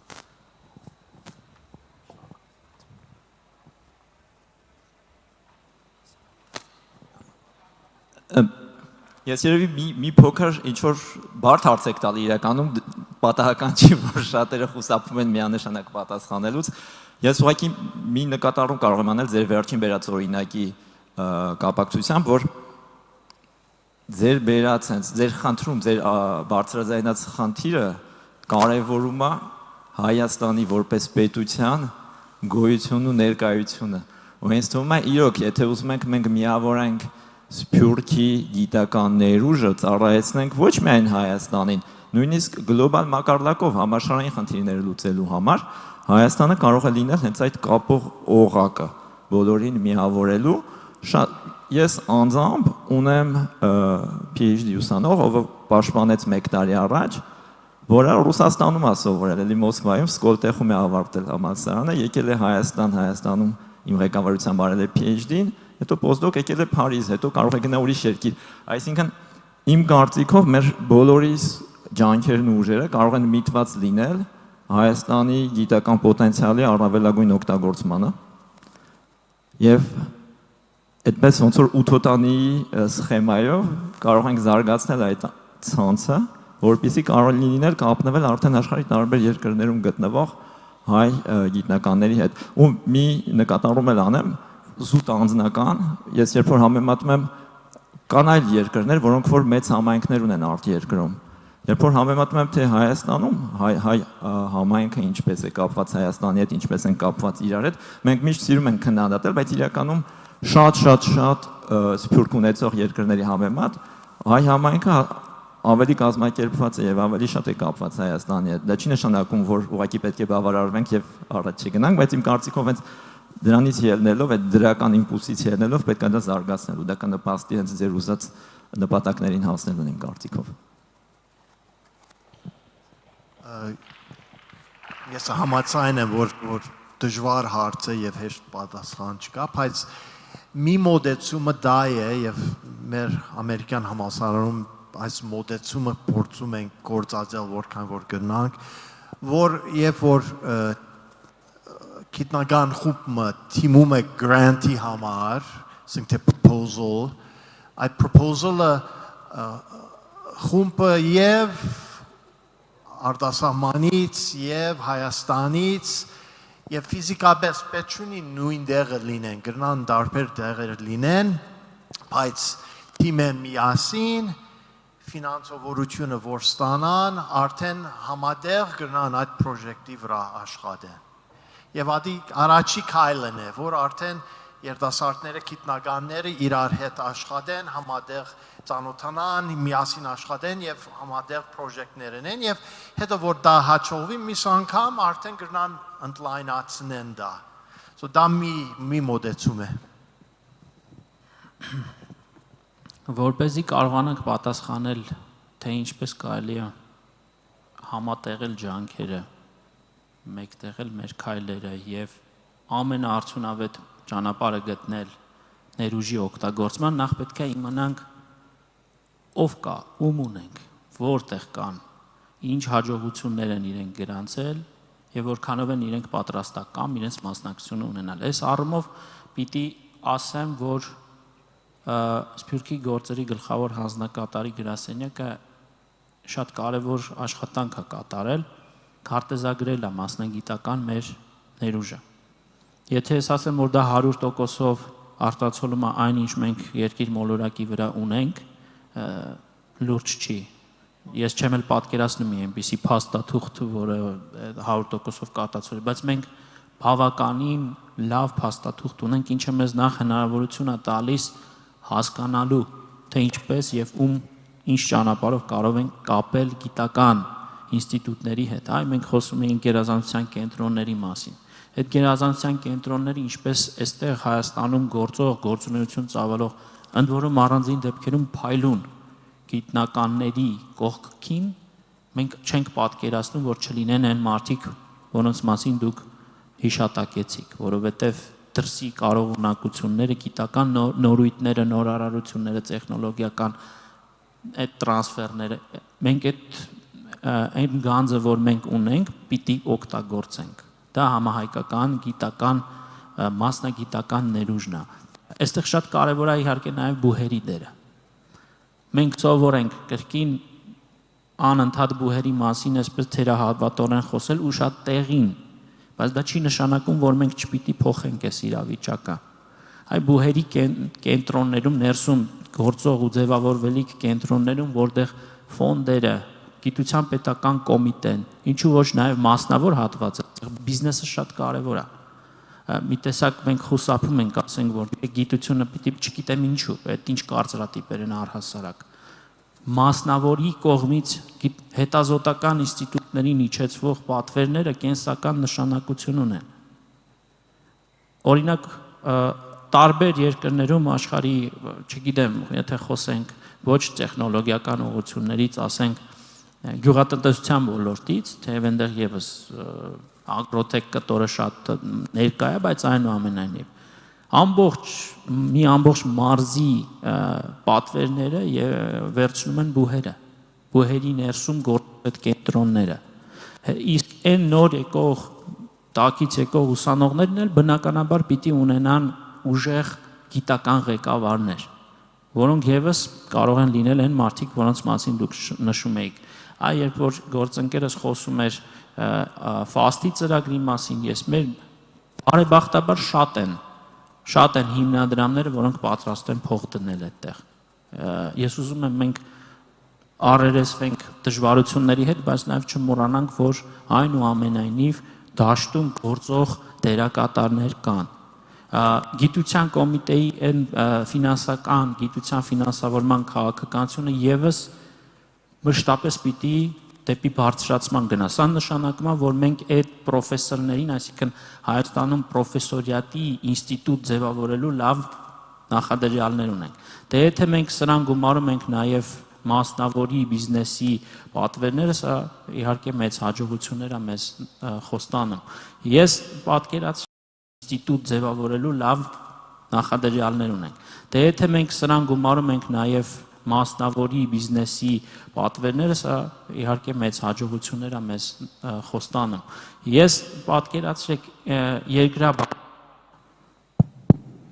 երկրագիտության ֆակուլտետում տասնամյակներ շարունակ օրինակ Զանգեզուրի պղնձամոլիբդենային կոմբինատը մի հատ պատվեր չի իջացրել։ Հիմա ասենք մենք էլ ինչի մասին ենք առհասարակ խոսում։ Մի ուսանող ես չեմ ճանաչում, որ որևէ խոշոր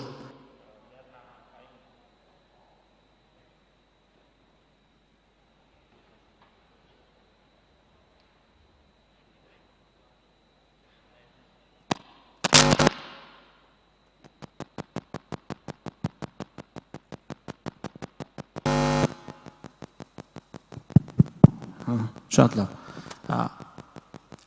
Հետևաբար բարձրագույն կրթությունը տարիների ընթացքում կտրվել է նաև մասնավոր հատվածից։ Մենք օրինակ ես ինքս պատկերացնում եմ այս պահին նաև հենց այդ նույն process-ի մեջ ենք ֆակուլտետներում մենք պետքա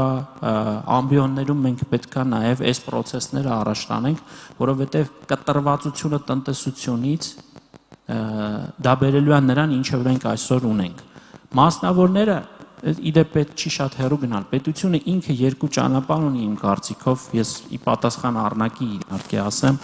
համերգը բանավիճենք մի քիչ ավելի հետաքրքիր կանցնի։ Երկու ճանապարհ ունի։ Կամ ինքը հստակ պատկերացնում է, գիտակցում է, թե ինչպիսի պետություն է իրեն պետք եւ դրա տակ համապատասխան վերևից ներքև ուղղահայաց պատվերներ է տալիս հետազոտական ինստիտուտներին։ Կամ երկրորդ ճանապարհը կա, օրինակ բիզնեսները այդպես եւս վարվում են։ Ասում են մի հատ ուսումնասիրեք աշխարհում ինչ կա, որ ուղղություններն են, որ կարող են մեզ բերել մեծ նվաճումների։ Սա եւս աշխարհի տարբերակ է։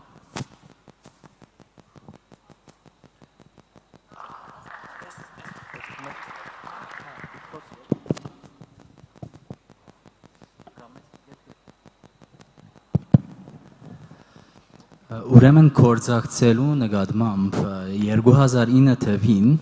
Student Life-ի մասին խոսիմ, ոչ ամբողջ Հայկազյանի։ Student Life-ով մենք որոշեցինք, որ սպորի խումբերով բասկետ, ֆուտսալ, պինգ-պոնգ պիտի այցելենք հայկական տարբեր քաղաքներ եւ այս մեկը գրցանք կատարել մինչեւ տնտեսական դակնապ, Կիպրահայության ծանոթացանք, Եգիպտահայության եւ մինչեւ Հայաստան եկանք։ 2019-ին Արցախ ալկացինք խումբ երիտասարդներով եւ 1000 քիթ նվիրեցինք Արցախի pedagogan համալսարանին եւ ծանոթացանք համալսարանի երիտասարդներուն։ Ուրեմն այս տարի մենք ունեցանք գսեմ ասում կորձակցության նյութի շուրջ ինչպես կրնանք կորձակցել Սփյուռք, Հայաստան կամ Սփյուռքը իրար հետ։ Մենք ունեցանք MUN Club for Model United Nations եւ ունեցանք մեր առաջին կոնֆերանսը 350 երիտասարդ եկավ դպրոցական աշակերտներ եւ համալսարանական աշակերտներ Լիբանանի բոլոր տարածքները։ Եվ մենք ուզեցինք եւ որոշած ենք, որ այս մեկը վիդանենք հայկական քաղաքներու հետ։ Եվ ուտիրախ ունենք 5-6 քաղուտ, որոնց մերուք են վստահենք Կիբրահայությունը եւ սեպտեմբերին Բարսելոնա պիտի երթանք կոնֆերանսիմը եւ հոն Բարսելոնայի հայության պիտի զանոթանանք եւ իրենց ալ պիտի հրավիրենք մեր կոնֆերանսին։ Ասա այս տարի չէ, հաջորդ տարին։ Հիմա MUN ինչպես կզարգացնե երիտասարդին, ունի շատ լուրջ research պետք է անցնի, որ պիտի մասնակցի MUN կոնֆերանսի, debate-ի իր ցիրքերը գլաբացնե եւ public speaking-ի եւ շատ հստակ բարելավում ունենաս, որովհետեւ լուրջ պետք է աշխատի սիբր անց։ So այս ծավալ ալ գզարկացնե անցին, ад որ կմասնակցի բարձ սպորի չի նման իր, այսինքն։ Ես ուզեցի ասելու գեդերը ասել, որ իբր student life մենք ինչպես սկսած ենք կորձակցել եւ գուզենք շարունակել կորձակցելը Սփյուռքի եւ Հայաստանի հետ։ Շատ լավ, ես էլ վերջում մտածեցի ես բոլորի ասելուց հետո թե ինչ ասեմ։ Շատ լավ է, որ կան Սփյուռքում շատ կազմակերպություններ, ֆոնդեր եւ այլը, բայց եթե տեսնենք, էլի բարձան մի քիչ վերևից նայեմ, էլի այս ամեն ինչին, այդ բոլորին կապող ու ձեր հարցի հենց հիմքը բան ընկած էր նա, որ դուք հայ եք։ Այսինքն այս բոլոր ֆոնդերը, այս ամեն ինչերը կապող մի պարամետր կա, դա հայ լինելն է։ Իսկ եթե դու հայ չես, շուտ դու access չունես այս ամեն ինչին։ Օրինակ ֆրանսիացին չի կարող այս ամեն ինչից օգտվել, չէ՞։ Բան չեմ ասելու։ Դա ճիշտ է, որովհետև աշխարհը բաժանված է, բոլոր ազգերը ասենց վիճում են, բարեն անում, գիտենք։ Բայց ես իմ խորհուրդը հայ երիտասարդներին կլիներ, որ երբեք չկապեք ձեր ապական, ձեր հույսը այն փաստի հետ, որ դուք հայ ազգի եք։ Դա սխալ է, չի կարելի։ Իմ ամբողջ այսօրվա խոսալու իմաստը հենց դա էր, որ ձեզ տեսեք որպես աշխարհի քաղաքացի։ Աշխարհում շատ ֆոնդեր կան, որտեղ էլի դուք կարող եք դիմեք։ Դուք կարող եք ինտերնետով ամեն ինչ սովորեք։ Ձեր հույսը ապագան մի փակվեք։ Ես չգիտեմ, երևի իմ կյանքի փորձից է գալի, ես կյանքումս իմ ազգային պատկանելիությունը երբեք ոչ մի պարամետրերով չի օգտագործվել իմ կարիերայում, իմ բանում, իմ ծանոթների բարեկամների մեծամասնությունը հայ ազգի չեն։ Եվ ես դրա մեջ ոչ մի խնդիր չեմ տեսել, որովհետև իրենք շատ բարձր մարդիկ են։ Ես իրենք շատ եմ սիրում, իրենք ինձ են սիրում ոչ թե նրա համար, որ ես հայազգի եմ, ու ես էլ իրենց չեմ սիրում, որ իրենք հայազգի չեն, դա կապ չունի, դա ուրիշ պարամետրային դաշտի մեջ եք գտնվում։ Ես մեր երիտասարդներին խորհուրդ եմ տալի, շատ սովորեն, ամեն ինչ անեն, օգտվեք, պետությունն էլ ձեզ կօգնի, բոլորն էլ ձեզ կօգնեն, շատ լավ որ դուք հայազգի եք, ես շատ ուրախ եմ, ես եմ հայազգի եւ այլ։ Բայց ձեր ապագայի պլանները կազմելիս երբեք չլնեք այն դիրքերից, այն հիմնակետը չդնեք նրա վրա, որ դուք հայ ազգ եք, ուրեմն իմ համար սա պետքա հեշտ լինի, ուրեմն իմ համար այս դուռը պետքա բացվի, ուրեմն ես ավելի շատ կամ ավելի քիչ հնարավորություն պետքա ունենամ։ Դուք եթե տենց լինի, ես էլ եմ կրկնում, մեր կլիմայի փոփոխությամբ եւ բանով թող ուրիշ ազգերը զբաղվեն, մենք չանենք։ Թող մենք գլոբալ փոփոխություններին, գլոբալ խնդիրներին չխառնվենք, տենց ոնց կլինի։ Տենց չի լինի։ Ուրեմն մենք առանձնանանք, չէ, միշտ բաց եղեք, միշտ մտածեք, որ դուք աշխարհը ձեր առաջ բացված է։ Շատ լավ է, որ դուք հետազոտում եք, գնացել եք, տեսեք Լիբանանում հայկական համալսարաններ, շատ ուրախ եմ, թող շատ լինեն, թող միլիոններով լինեն, թող աշխարհի ամենահարուստը լինեն, ես կողմ եմ այդ ամեն ինչին, բայց ես չեմ ուզում, որ ձեր առաջ շարժվելու, առաջ կյանքում պլաններ կազմելու, ստրատեգիական բաների պարամետրը լինի ձեր ազգային պատկանելիությունը, դա շատ սխալ բան է։ Ես դրան դեմ եմ, կարող է դա պոպուլյար չի, ես լավ հասկանում եմ, բայց փառքած ես քաղաքական գործիչ չեմ, ոչ մի պարտիայում չեմ մտնում, ես հաստակ եմ, էլի եմ կրկնում, ես վերևից եմ միշտ նայում ամեն ինչին, ես դրա իրավունք ունեմ, այնպես որ օգնել Հայաստանին ամեն ինչով շատ ուրախ ենք, բայց բայց միշտ հիշեք, որ Հայաստանը աշխարհում է գտնվում։ Եթե աշխարհը չկա, Հայաստանն էլ չի լինի։ Եթե դուք գլոբալ խնդիրները չլուծեք, եթե դուք գլոբալ չմտածեք, եթե դուք գլոբալ ամեն ինչի չնայեք, այս աշխարհը վերջում կործանվելու է հաստատ։ Ու եթե կործանվի, կործանվան պատճառը դա է լինել, որ բոլորը այն բանի պատմությունն է, չէ՞, որ ամեն մեկը մի կողմ է քաշում, չէ՞, ու ոչ միտեղ չի գնում։ Վերջը դա է լինելու։ Ես մի քիչ պեսիմիստ եմ աշխարհի նկատմամբ, էլի, այտենց օպտիմիստական շատ բան չունեմ, եթե մի բան բրկի այդ տեխնոլոգիաները բիզնես աշխարհը երևի կարողանա հանի այս վիճակից մեզ, որտեղ բիզնեսը մի քիչ ավելի լայն է նայում աշխարհին, քան այս մյուս բաները, էլի։ Բայց իմ խորհուրդը դա կլինի, մի քիչ ավելի գլոբալ փորձեք նայեք ամեն ինչին։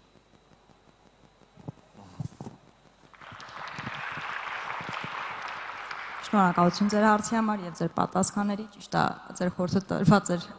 գլոբալ մտածելու համար, բայց մեր վերջին հարցը հենց լոկալի մասին է եւ կարեւոր հարց է եւ դրա համար ուզում եմ կարդալ, ինչպես կարող է Հայաստանը եւ Սփյուռքը ամրապնդել համագործակցությունը Արցախի կրթական համակարգի հետ, արդյոք այնինչ որ հիմա գոյություն ունի բավարար է, թե պետք է ընդլայնվի։ Բարդ հարց է, թողեմ Հայաստանը եւ Սփյուռքը ինչպես պետք է ամրապնդի համագործակցությունը Արցախի կրթական համակարգի հետ։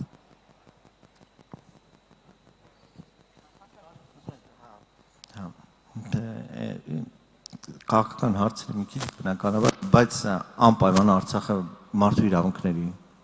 խնդրի հետ է կապված, ազգային փոքրամասնությունների խնդրի հետ է կապված, անպայման ամեն ինչով ինձ թվում է թե Հայաստանը, թե Սփյուռքը մենք պետք է ամեն ինչ անենք, որ Արցախի ինքնությունը, իրեն դեմքը,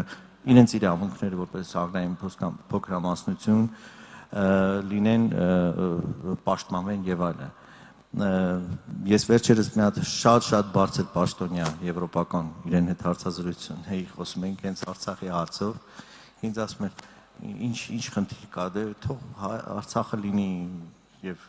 բանուի մաս, այդ Ադրբեջանի մաս կա։ Ես ասի գիտեք, եթե մեր հարևանը լիներ Նորվեգիան, ես ոչ մի խնդիր դրա հետ չէի ունենա։ Առաջի հերթին խնդրեմ, ես նույնիսկ կուզեի Հայաստանը մտնել Նորվեգիայի մեջ։ Եթե տենց խնդիր բացվեր էլի, բայց եկեք իրականության հետ շփվենք, իրականությունը նայենք, էլի, իրական աշխարհը ուրիշ աշխարհ է, մենք ուրիշ աշխարհում ենք ապրում եւ պատճառը, որ մենք փորձում ենք օգնել Արցախին եւ այլն, հենց դա է, առաջի հերթին գալիս է փոքրամասնության իրավունքներից, ազգային իրավունքներից։ Եթե այդ խնդիրները չլիներ, ընդհանրապես ոչ մի խնդիրներ չէին լինելու։ Այստեղ հարցը դրոշը չի։ Այստեղ հարցը բան չի, այստեղ ավելի խորն է հարցերը, դրա համար մենք բոլորս մտահոգված ենք։ Փոքր Արցախի բնակչությունը ինձ թվում է անպայման պետք է կրթական ծրագրերով ամեն ինչով։ Ես ինքս վերջերս դասախոսություն եմ կարդացել on-line արցախցի երեխաների համար եւ միշտ ասել եմ պատրաստ եմ ամեն անգամ ինձ դիմեք, ինչ եք ուզում պատմենք, պոպուլար աստղագիտություն համաձայնեմ, եթե պետք է ես երևի քիչ մարդիկ են, որ Արցախում այդքան շատ են եղել, ինչքան ես, երևի 1000 անգամ եղել եմ եւ նույնիսկ խորհրդային ժամանակներում եմ Արցախում եղել, որ ոչ մեկ չէր գնում, ես այնտեղ արշավներ էի գնում արդեն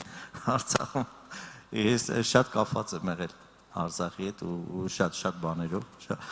եւ ինձ թվում է որ անպայման ֆունդամենտալ բան է որ մենք օգնենք Արցախում կրթության բանի հարցերին։ Ես առաջի կոչս Արցախի երեխաներին այ որ բոլորը անգլերեն սովորեն, հայերենից լավ անգլերեն իմանան, որովհետեւ իրենք պետք է շատ կոմունիկացիայի մեջ մտնեն ամբողջ աշխարհի հետ։ Ինտել բոլոր երեխաները Արցախի պետք է սոցիալական հարցերով կապվեն աշխարհի բոլոր երեխաների հետ։ Իմ առաջի կոչը եղել է օր ու գիշեր սովորեք անգլերեն, որովհետեւ դա ձեր բանն է,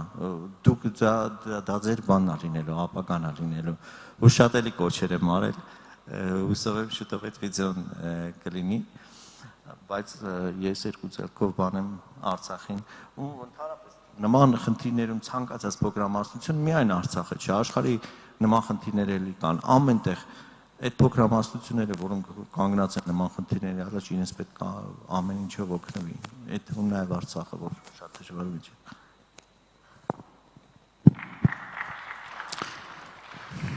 Ես փորձեմ այնպես ձևակերպել մտքերս, որ հնարավորինս քիչ քաղաքական կոնտեքստում լինեն, ի վերջո մենք խոսում ենք կրթության եւ գիտության մասին, բայց անկեղծ ասած վերջին տարիներին չեմ սիրում պոպուլիստական հայտարարություններ անել։ Դեմ չեմ, որ դրանք լինեն, բայց ես միշտ փորձում եմ դրանցից ինձ զերծ պահել։ Երևի վերջին անգամ պոպուլիզմով հանդես եմ եկել 2018 թվին։ Հատկապես պատերազմից հետո ինչ չեմ հիշում, բայց մեծագույն հարգանքով որևէ պարագայում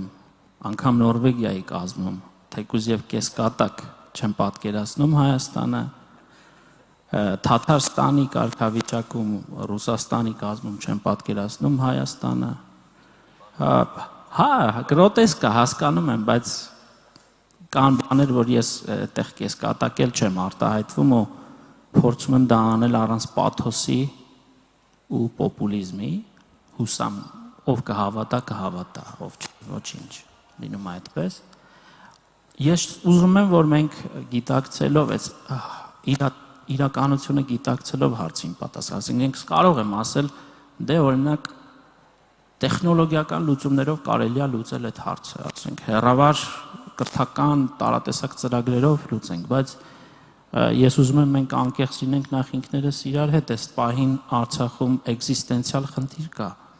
Ես ուզում եմ, եթե պիտի խոսենք Արցախից, մի հատ հասկանանք հայերով ու մեր կենտրոնական պետությունով ոնց լուծենք այդ հարցը, որովհետև մենք ուզենք թե չուզենք, մենք այդ իրականության մեջ ենք ապրում։ Հետո ես հավատացնում եմ ձեզ, եւ իմ քայլը հիմնադրամը, եւ Առնակը, եւ մեր մյուս գործընկերները խելքի կտանք, կհասկանանք կրթական ինչ, մի հատ այստեղ դորդուբեշ անենք կրթական բարեփոխումների, հետո կհասկանանք։ Ես կուզեմ, որ մի բան ասեմ այս հարցի շրջանակներում։ Ես բոլոր խնդիրների ու աշխարհում բոլոր հայերի խնդիրների լուծման բանալին տեսնում եմ ուժեղ հայկական պետականության մեջ։ Ուժեղ հայկական պետականությունն է, որ հարկ եղած դեպքում կպաշտպանի իր քաղաքացիների անվտանգությունը, շահերը, իրավունքները։ Ես այսօր չունեմ այդ պետականությունը, երևի թե ինչ որ իմաստով նաև իմ կամ իմ ընկերների սխալների հետևանքով, բոլորիս սխալների հետևանքով։ Ես այսօր արտանում եմ ու քնում եմ այն մտքով, թե ինչպես վաղը մի քիչ ավելի ուժեղ Հայաստանում արթնանամ եւ այդտեղ գծել եմ իմ պատասխանատվության փոքր, շատ փոքր, բայց սահմանները։ Ես այդ պատասխանատվության զգացումով ու գիտակցումով եմ ամեն օր գնում գործի, որ ես ունեմ անելիք, որովհետեւ իմ հերահար մտքում բնական է եւ Արցախի հայերի եւ առհասարակ մեր մոլորակի, այդ թվում եւ բոլոր մեր այն հայրենակիցները, ովքեր հայ են, բայց գլոբալ քաղաքացիներ են, ովքեր հայերեն չեն խոսում, բոլորը իմ մտքում կան։ Կասենք 10 միլիոն, չգիտեմ, թվեր կան 8 միլիոն, 12 միլիոն, բոլորը իմ սրտում կան։ Ես հավատացած եմ ու վստահաբար ասում եմ, Հայաստանի Հանրապետությունն է բոլոր խնդիրների լուծման բանալին, ուժեղ պետությունը, որը կկարողանա նաև հոգ տանել իր հայրենակիցների, անկախ նրանից նրանք ապրում են Հայաստանի Հանրապետության տարածքում, թե դրանից դուրս։ Յուրաքանչյուր հայ մարդու մասին հոգ կտանի բացառապես մի պետություն։ Եկեք սա ֆիքսենք։ Աշխարհի ամենաբարեկամ թվացող մեր պետությունները մեզ մենակ են թողել։ Եկեք արարեսվենք սրա հետ։ Ես մի սուբյեկտի հետ եմ մենակ հույսերս կապում։ Այնպես որ այդ խնդիրները եկեք լուծենք կամ քննարկենք ինչպես լուծենք, հետո հավատացնում եմ ձեզ լուծումները կգան։ Մենք լուծումներ մատակարարող ժողովուրդ ենք։ Տեսեք ինչ ժողովուրդ են նստած իմ կողքը։ Վստահեցնում եմ ձեզ, շնորհակալ եմ։ Շատ բարձ ամեն բան պետք է անենք, ամեն բան պետք է անենք, որ Արցախին փրկենք։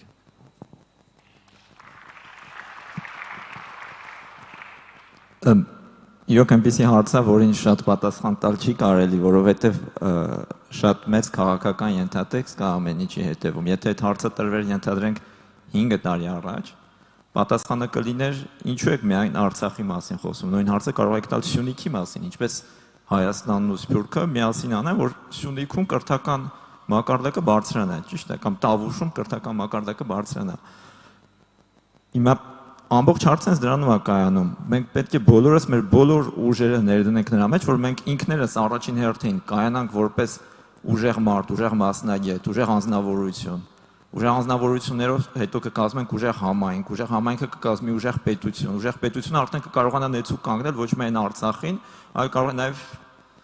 ուրիշ հայակենտրոն, ուրիշ հայկական կենտրոններին։ Հենց որ իմ կարծիքով որպես անձ մենք այսօր միայն այդ ուղղությամբ կարող ենք աշխատել։ Ես այլ կերպ չեմ տեսնում իմ ներդրումը այդ տրված հարցի առաջ խաղացման գործում։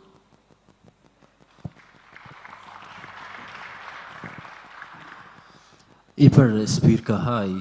մենք ամեն օրվա թրությամբ մեր որոշումները գարնենք ի նպաստ Հայության, Հայաստանի, Արցախի եւ իսկապես այդպես է։ Շատ հանգիստ կսեմ, ես սպիրկահայ էի, բայց իբր լիբանանահայ շատ հանգիստ կրնամ այս սարդայություն ունենալ։ Այդ պատճառով մխիթարին սազին պես existential հարցի մեջ է Արցախը, մենք կփապակենք, որ Արցախը մնա մերը հույսով ենք այդ մեկը, բայց ինչ ալլաբարական պետք է մենք միշտ Արցախի գողքին լանք, եթե ալ 50,000 հայ մնա, եթե ալ 60, եթե ալ 20,000, so մենք միշտ պիտի փորձենք օգնել իրենց, ես իբր Հայկական համալսարան գսեմ, որ ինչ ալլաբարական մենք միշտ իրենց գողքին ենք, եւ քիչ առաջ որ հիշեցի 1000 գիրք նվիրեցինք Պետական համալսարանին, մեր վերնակիրը այդ project-ին Building Bridges with Artsakh էր, առաջին քայլը 1000 գիրք նվիրելն էր, հաջորդ քայլը մեր աշակերտները պիտի երթային եւ 2-3 ամիս դպրոցները պիտի դասավանդեին եւ ուրիշ քայլեր ունենք, բայց բادرազմը եկավ եւ ամեն ինչ փոխվեցավ։ So ինչ ալաբարական ամեն բան պետք է անենք Արցախի համար։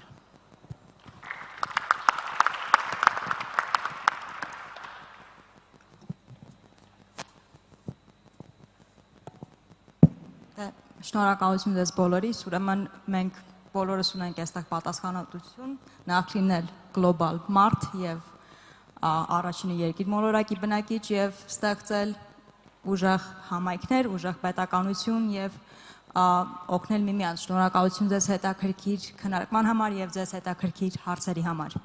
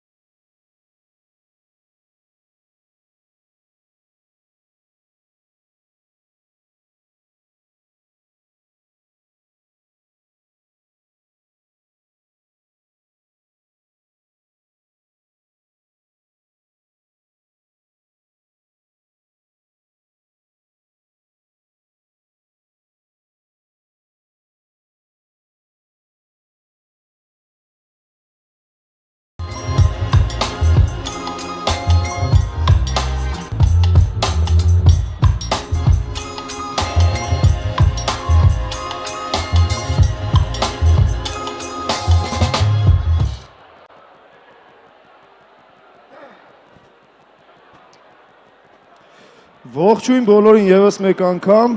Ոնց եք, ինչպես է ձեր թանկագին տրամադրությունը։ Այս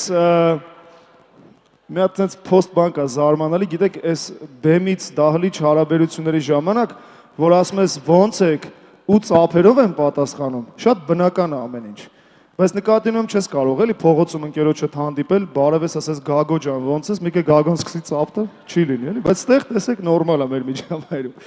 Ոնց եք, ինչպես են ձեր տպավորությունները այս առավոտվա բանախոսների խոսքից, մի հատ գժական էր, չէ, ինչքան հետաքրքիր էր, ինչքան հագեցած, բայց ինչպես ասում են, սա դեռ սկիզբն էր, այս ամենը դեռ շատ բուրըն շարունակություն է ունենալու եւ հուսամ իսկապես այս բոլոր թեմաները, որոնք իսկապես շատ արդիական են եւ բարձրացվում են, կգտնեն իրենց լուծումները համագործակցության շրջանակներում։ Շարունակելով սիրելի ընկերներ, մասնակիցներ, ես ուզում եմ ձեզ ներկայացնել հաջորդ քննարկման թեման, որը հետեւյալն է. ներդաշնակելով ավանդույթը եւ փոփոխությունը, ընդունենք մեր զարգացող ինքնությունը, հարգելով ժառանգությունը։ Ահա սա է խորագիրը հաջորդ քննարկման եւ թույլ տվեք ձեր ծափարությունների ներքո նախ եւ առաջ հրավիրել մոդերատորին այս քննարկման մամ կրթական շարժման համահիմնադիր եւ գործադիր տնօրեն Մարինե Ղազարյան։ Խնդրում եմ համեցեք, շատ ուրախ ենք որ այսօր այստեղ եք մեզ հետ։ Խնդրեմ համեցեք, զբաղեցրեք ձեր նստատեղը եւ շարունակելով խնդրեմ մենք ենք շնորհակալ։ Շարունակելով թույլ տվեք հրավիրել նաեւ իհարկե բանախոսներին։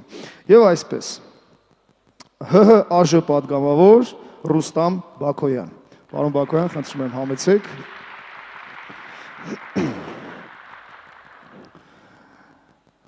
Ահա։ Ոնց եք։ Ինչ կա չկա ԱԺ-ում։ Ողջույն։ Համեցեք, խնդրում եմ ձեր նստատեղը զբաղեցրեք։ ԱՄՆ ելի համալսարանի բանասիրական գիտությունների թեկնածու Գոհար Ավագյան։ Գոհար ջան, համեցեք, խնդրում եմ։ Շատ ուրախ ենք, որ այսօր այստեղ եք մեզ հետ։ Խնդրեմ զբաղեցրեք ձեր նստատեղը։ ԱՄՆ Հարավային Կալիֆոռնիայի համալսարանի Հայկական ուսումնասիրությունների ինստիտուտի հետազոտող Գեգամ Մուղնեցյան։ Պարոն Մուղնեցյան, խնդրեմ համեցեք։ Ոնց եք։ Շատ ուրախ ենք, որ այստեղ եք այսօր, խնդրեմ զբաղեցրեք ձեր նստատեղը։ Շարունակելով, Հրանտ Դինք հիմնադրամի ծրագրերի ղեկավար Աթոմ Շաշկալը եւ հայրենադարձ կինոռեժիսոր Սաշկա Ավանյանը։ Խնդրում եմ նրանց էլ բարձր ծափահարություններով դիմավորենք։ Միշտ դուք զբաղեցնեք ձեր նստատեղերը, ես եւս մեկ անգամ թույլ տվեք հնչեցնեմ քննարկման խորագիրը եւ խոսքը մեծ սիրով փոխանցեմ ձեզ։ Եվ այսպես, ներդաշնակելով ավանդույթը եւ փոփոխությունը, ընդունենք մեր զարգացող ինքնությունը, հարգելով ժառանգությունը։ Ձեր մոտ կա բարձրախոս, դե ծափահարություններով սկսենք։ Խնդրեմ, բարի ընթացք ձեզ։ Ողջունում եմ բոլորիդ, ինչ լավ է, որ տեխնիկան հիմա աշխատում է եւ ամեն ինչ կարգին է։ Գիտեմ այսօր թեժ օր եք ունեցել, շատ շոկ է եղել, լիքը քննարկումներ եք ունեցել, իսկ հիմա սուրճից հետո պատրաստ եք վերջին նիստին մասնակցել։ Շնորհակալություն եմ հայտնում Սփյուռքի գլխավոր հանձնակատարի գրասենյակին այս հրաշալի միջոցառման համար, հրաշալի կազմակերպված է եւ մենք այստեղ տեսնում ենք երիտասարդների մի հրաշալի մեծ թիմ, պայծառ, ովքեր որ համախմբվել են այստեղ Հայաստանում մեծ գաղափարներ քննարկելու։ Այսօր մենք քննարկելու ենք շատ հետաքրքիր մի թեմա, մեր ազգային ինքնության եւ ավանդույթների պահպանման եւ զարգացման թեման։ Այս թեման շատ մոտ է ինձ, որպես մարդով մեծացել է Հայաստանից դուրս եւ երկար տարիներ ապրել է Հայաստանից հեռու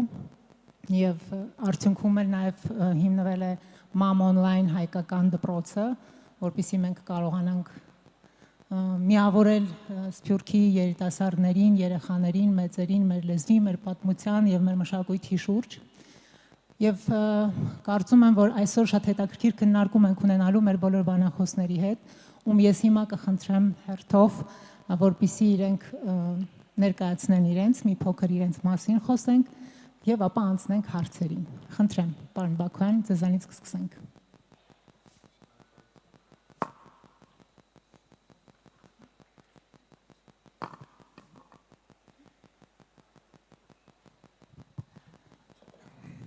Շնորհակալություն Ռուստամ Բաքոյան,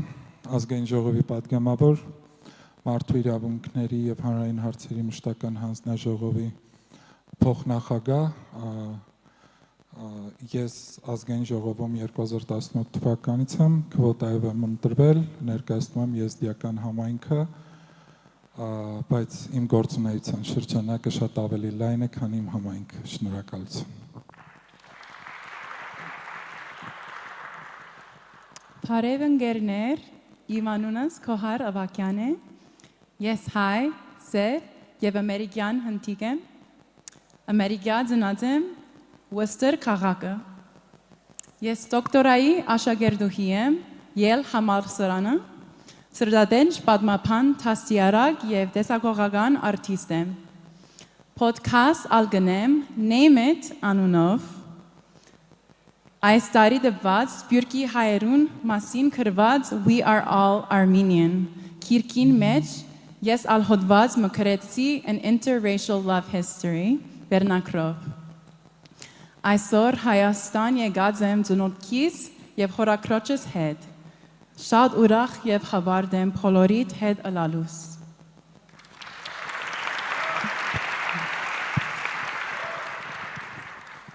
Բարև, ես Գեղամ Ուղնեցյանն եմ, ես ծնվել եմ Գյումրիում, բայց կյանքից կեսից ավելին արդեն ապրում եմ Ամերիկայում, վերջին 7 տարիներին հանդիսանում եմ Հարավային Կալիֆոռնիայի համալսարանի Հայագիտության ինստիտուտի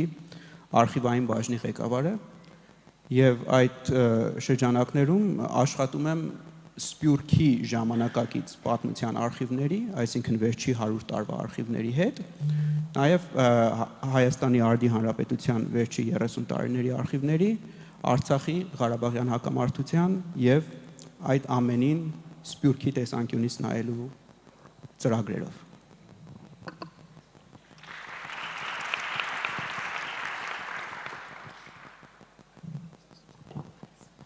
Բարև ձեզ,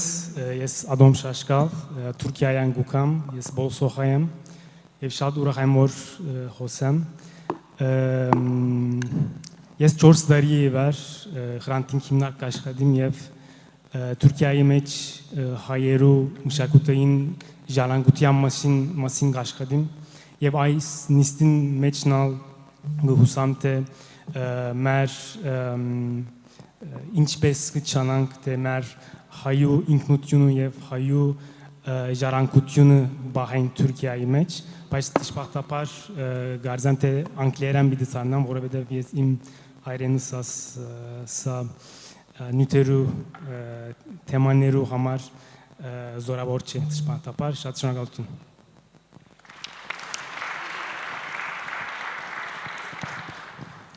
Բարև ձեզ ժողովուրդ ջան, իմ անունը Սաշկա Ավանյան, ես սփյուռքահայ եմ, ով արդեն 6 տարի ապրում այստեղ Հայաստանում, հենց Վանաձորում, այդ իմ ամենասիրելի տեղը էլի Հայաստանում, ապրեք շատ, ինչ լավ է, որ դուք էլ Վանաձոր եք սիրում։ Ուրեմն ես ծնվել եմ Հյուսթոնում, Տեխասում, մեծացել եմ Մոսկվայում ու 8 տարի ապրում եի Կանադայում, մինչև եկել էի Հայաստան, ու ես եկել եմ դեպի Հայկի ծերագիրով, երևի ծանոթ եք, էլի սփյուռքահայների համար, որ գալիս են Հայաստան։ Նախորդ 3 տարի ես ամենամեծ զբաղված եմ էլի սոցիալական բիզնեսով ու նկարիչ եմ էլի։ Վանաձորում մենք աշխատում ենք այդ թեմայով, որ Arts for Social Change Connection, ու ինձ ամենահետաքրքիրը պրոգրեսը, որ ստացվում է մարզերում, քինների համար ու իհարկե շատ հետաքրքիր է թեմա ինձ համար, այդ Հայաստանում decentralization, decentralization, որովհետև Երևանում իհարկե շատ մեծ պրոգրես ունենք, Գյումրիում, Դիլիջանում մեծ ինվեստիցիաներ կան, բայց ես շատ passion ունեմ, էլի, որ Հայաստանում սաղ մարզերը բարձրանում են միասին ու շատ հաճելի է այստեղ լինել, տենց լավ մարդի հետ բան ստեյջի վրա ու ապրեք, որ դուք էլ այստեղ եք։ Շնորհակալություն։ Վստահ եմ այստեղ մեծամասնությամբ այն մարդիկ են, ովքեր որ ինչ որ առումով դրսի հետ կապ ունեն, դրսից են եկել, այնտեղ են ապրում, այնտեղ են գործունեություն ծավալում։ Ես ինքս էլ ձեզանից մեկն եմ, ով վերջին 15 տարին է ապրում Հայաստանում եւ իմ կյանքի այո մեծ մասն անցել է Հայաստանից դուրս եւ այս առումով ինքնության պահպանումը ինձ հետ ուղիղ կապ ունի որպես մարդու ով դրսում է մեծացել եւ ինչպես է մեր ընտանիքում 4 երեխա լինելով բոլորս խոսել բացառապես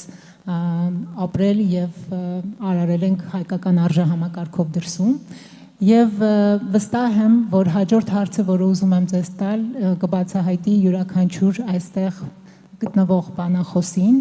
քանզի ամեն մեկն ունի իր պատմությունը այս թեմայի հետ կապված եւ եկեք միասին հասկանանք թե ինչպես են մշակութային ժառանգությունն ու ավանդույթները նպաստում արագ փոփոխվող աշխարհում պատկանելիության ու ինքնության զգացողության ձևավորման վրա եւ կխնդրեմ յուրաքանչյուր մասնակցին իր կյանքի օրինակով եւ փորձով կիսվի մեզ հետ։ Հերթով, պարոն Բաքոյան, գուցե ձեզանից սկսենք։ Շնորհակալություն։ Ես երևի մի քիչ շատ հետ ներողություն, մեկ այսպես նկատառում եմ ասեմ, մեր մասնակիցներից ով կցանկանա անգլերենով հետագա իր խոսքը կառուցել, խնդրում եմ հանգիստ կարող եք խոսել անգլերեն։ Շնորհակալ եմ։ Տեսեք, եթե այստեղ մեր գործընկերները, ովքեր դա լիճում են, իրենք ամեն մի երկրում են ազգային փոքրամասնություն, ես Հայաստանի Հանրապետությունում եմ ազգային փոքրամասնություն եւ ուզում եմ ասել շուրջ 200 տարի, երբ իմ ազգակիցները ռուս-թուրքական պատերազմից հետո արդեն այլևս արևելյան Հայաստանում էին մի մասը սկսել ապրել կամ գաղթել այստեղ ապրելու, շուրջ 200 տարի մարտահրավերները շատ ավելի ուրիշ էին եւ այդ պայմաններում ազգային ինքնությունը դիմագիծը պահել ավելի հեշտ էր եւ 21-րդ դարում մարտահրավերները լրիվ փոխվում են եւ լրիվ այլ ժամանակներում 21-րդ դարի մարտահրավերների պայմաններում ես կարծում եմ դժվարությունները ել ավելի են մեծանում ինքնության պահպանման համար Ես իմ պատկերացմամբ ինչքան ես վերլուծել եմ եւ երկար ժամանակ նաեւ այս դաշտում եմ աշխատել գործունեություն ծավալել նույնիսկ եվրոպական ամենազարգացած երկրներում էլ ինքնության պահպանման խնդիրը միշտ ակտուալ է որովհետեւ ազգային փոքրամասնությունները ցանկացած երկրում իրենց խնդիրները շատ ավելի սպეციფიկ են եւ շատ ավելի զգայուն են եւ հետեւաբար կառավարություններից պահանջվում է որ իրենք ավելի մեծ ուշադրություն եւ զգուշավորություն ցուցաբերեն իմ պարագայում ես կարծում եմ իմ համայնքի կարծում եմ իմ օրինակով նաեւ դրսևորվում է իմ համայնքի օրինակը Հայաստանում ի տարբերություն շատ այլ երկրների օրինակ ինչպես մեր շատ այստեղի հայեր, որ ապրել են ենթադրենք Ֆրանսիայում կամ չգիտեմ Մեծ Բրիտանիայում կամ որևէ այլ երկրում իրենց համար ավելի դժվար է պահել իրենց ազգային ինքնությունը, քան ինձ համար Հայաստանում պահելը, որովհետև ես իմ կարծիքով եւ հայերը եւ եզդիները շատ նման են իրար եւ իրենց ինքնության պահպանման առումով իրենք ունեն նույն խնդիրները եւ հայերը շատ լավ պատկերացնում են իրենց մեջ ապրող ազգային փոքրամասնություններին ինչպես իրենց մասին հոգ տանել եւ ինչպես իրենց վերաբերվել որպեսզի իրենք Հայաստանում կարողանան այս խնդիրներին առավելագույնս քիչ բախվեն Եվ ես կարծում եմ Հայաստանում ես դրանց ավելի քիչ եմ բախվել, բայց իհարկե հարցերը մարտահրավերները միշտ գոյություն ունեն։ Շնորհակալություն։ Կարծում եմ պատասխանեցի։ Այո, շնորհակալ եմ։ Go ahead, John, please. Question. Okay. How do traditions and values contribute to a sense of belongings and identity in a rapidly changing world? Please provide your personal examples and experiences in your life, please.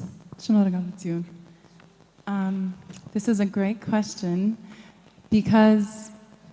my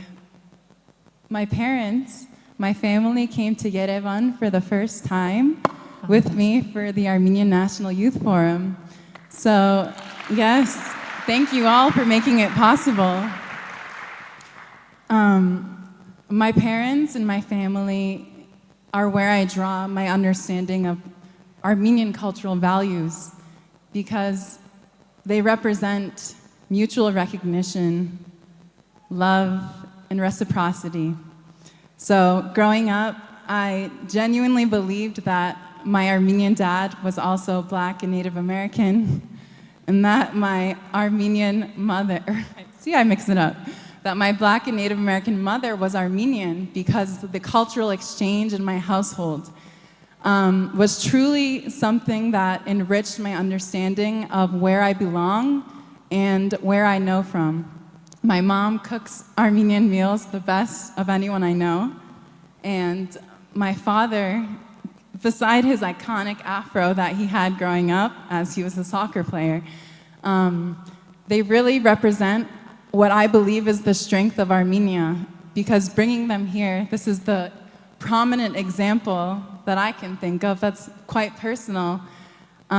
There was fear because we know racism is real worldwide. But at the same time, what we've been met with is such a deep kindness, love,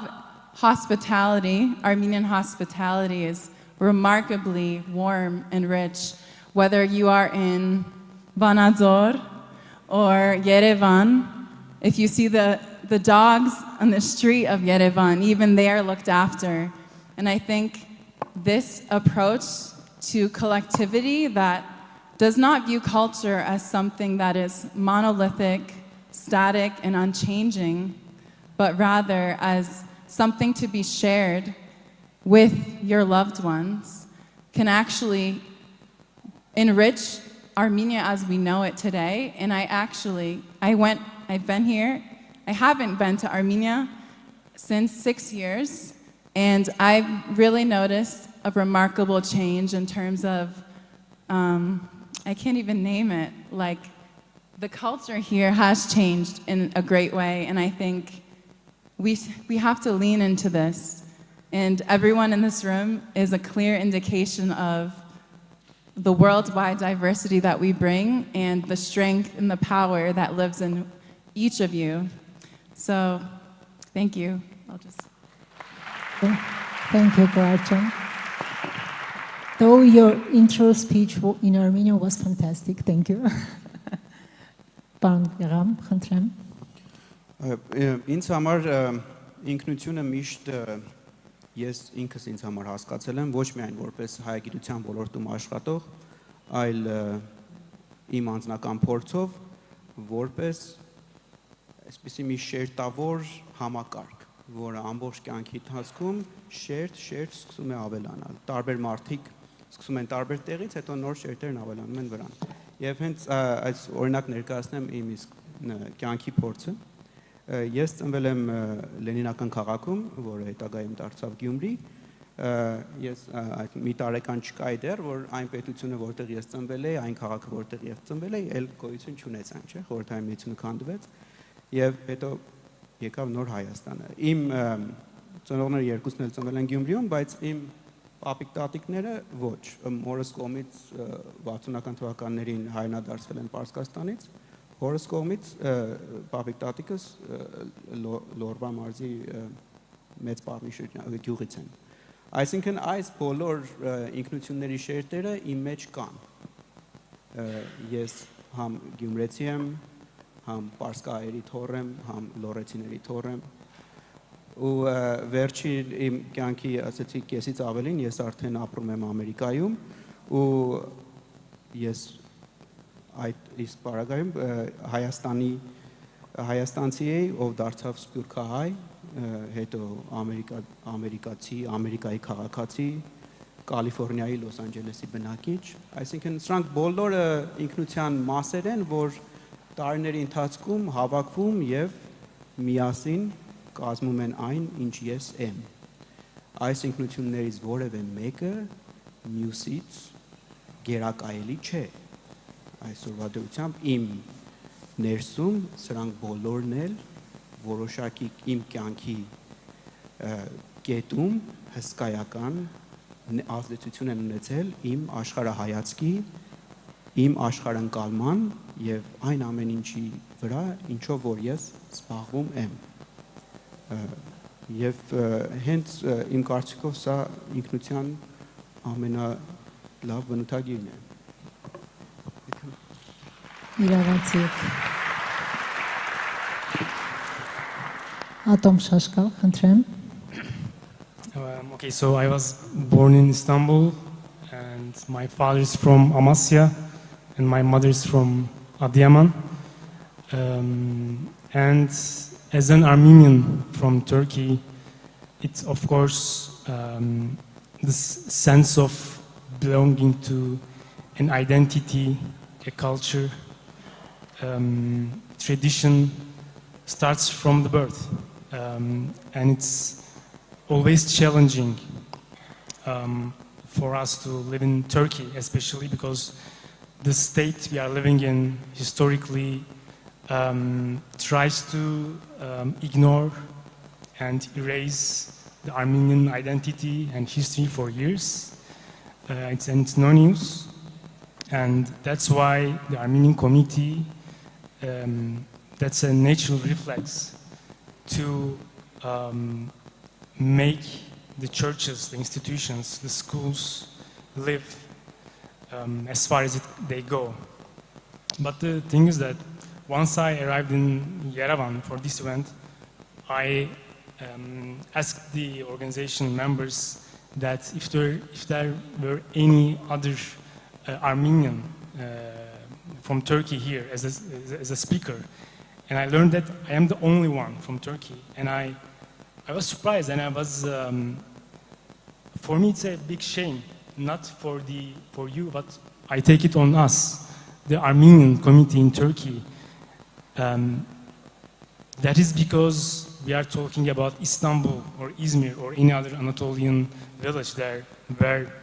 there used to be thousands of Armenians living there, and still in Istanbul there are a couple of thousands of people, like around 40, 50. And the city we are talking about, the community we are talking about, once produced massive amount of intellectual production. We have schools, we have hospitals, we have churches, many of them, and we are still, most of them are still active. We have 16 schools in Turkey, Armenian schools, in Istanbul actually, not in Turkey of course, because the whole population is now squeezed into Istanbul, unfortunately. And that's why for me it was a bit pity. I knew in Istanbul from the community there are amazing people, Armenian people, that are really talented in their fields. We have people interested in literature, interested in business, interested in culture, and they would be really glad to be here. And I hope that in the next sessions they will be here as well. So a little bit about myself and how do I see the culture. Actually, the thing is, what do we understand from the cultural heritage in context to our Armenian identity? And when we speak of cultural heritage, I think the most of the things that come into mind is the physical structures. Like I said, our schools, our churches, institutions, but also I think we have other stories to tell. And the story term, I think this is a great and powerful word. And also before lunch, I think there was Mr. Kerkonyan. He also mentioned about the power of telling the stories. Because today in Turkey, most of the people wouldn't know much about Armenians, unfortunately. There's this huge memory gap, of course, thanks to genocide, thanks to official narration, thanks to the history books that taught in Turkish schools. There's this 100 years of memory gap, and people don't know that there were Armenians living in those neighborhoods. And that's a big shame, because we need to tell our stories. And it shows that we were not capable enough to tell our stories, but they are telling their stories, their versions. So that's why I believe it is extremely important to not only concentrate on the structures, like of course we get sad, there's the news from some town in Anatolia that there has been an Armenian church and it's now getting torn apart, or we learned that there had been an Armenian schools in such settlements and they are now gone. Of course they are important, but also we have amazing stories of our people, our poets, our writers, our musicians, our doctors, our teachers, the stories of struggles, the stories of challenges, stories of success, failures, and this all adds up as being our cultural heritage. And I believe we must find ways to tell these stories and tell to the people that we were here, we belong here. And in my workplace in Hrant Foundation, that for 4 years I've been working there, I'm working in Cultural Heritage Department. But to keep it short, I think I'm going to answer in the next questions how we deal with telling our stories. Thank you.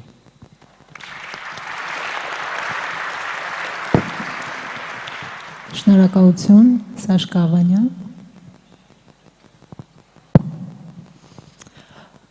Okay, մի քիչ դժվար հարց է ճիշտ ասած, որովհետև ես մինչև իմ ժամանակը Հայաստանում, ես ճիշտ ասած ոչ մի բան չգիտեի Հայաստանի մասին, դաժե կարանք ասել, որ 7-9 տարի առաջ չէի կարող ասել որտեղ է вообще Հայաստանը կարտեզի վրա։ Ուրեմն երբ ես եկել եմ դեպի Հայք ծրագիրով, ամեն տեղը որ գնացել էի, ինձ ասում էի, որ դու հայ ես, որովհետև ես հայացքանուն ունեմ, ու ես այդ առաջին տարի կարանք ասել, որ միշտ մարդի ասում էի,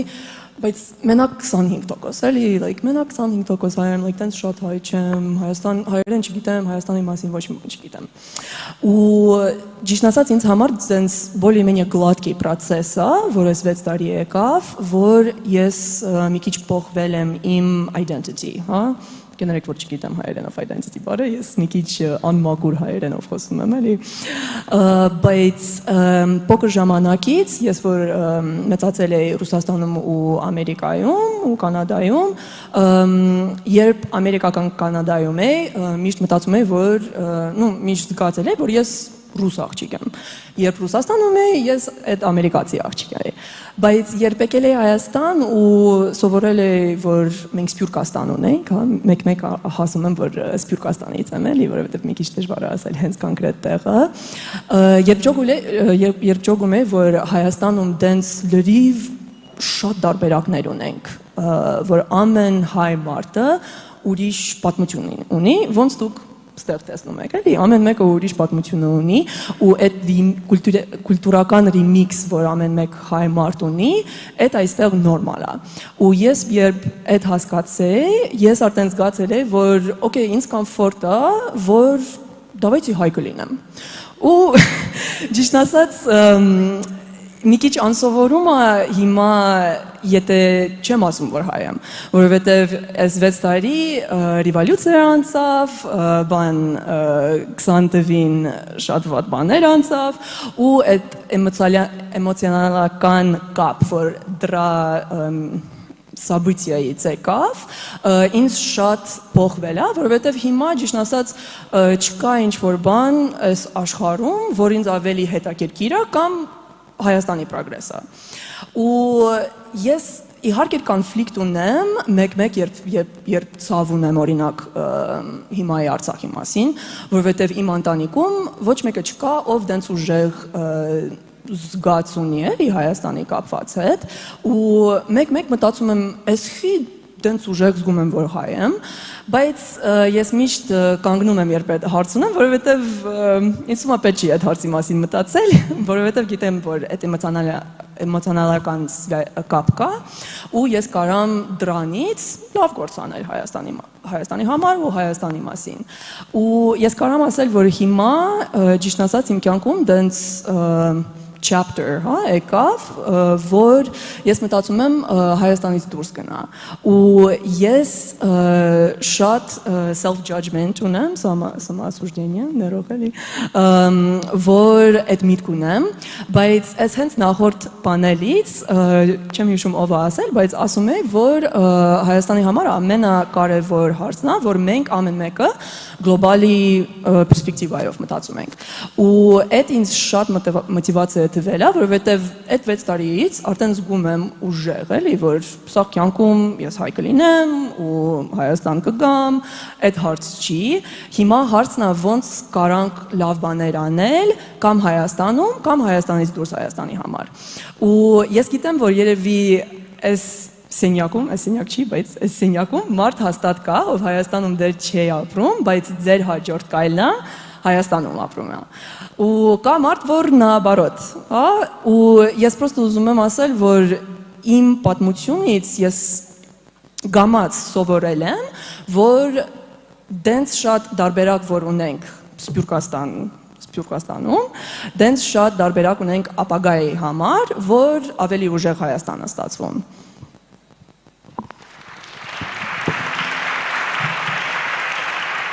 Շնորհակալություն, նոր բառեր ենք սովորում, Սփյուռքաստանը շատ լավ արտահայտություն է, շնորհակալություն։ Մենք շատ կտխրենք, իրականում Հայաստանը կտխրի, եթե դուք գնաք, բայց նաև ձեռք կբերի մարդու, ով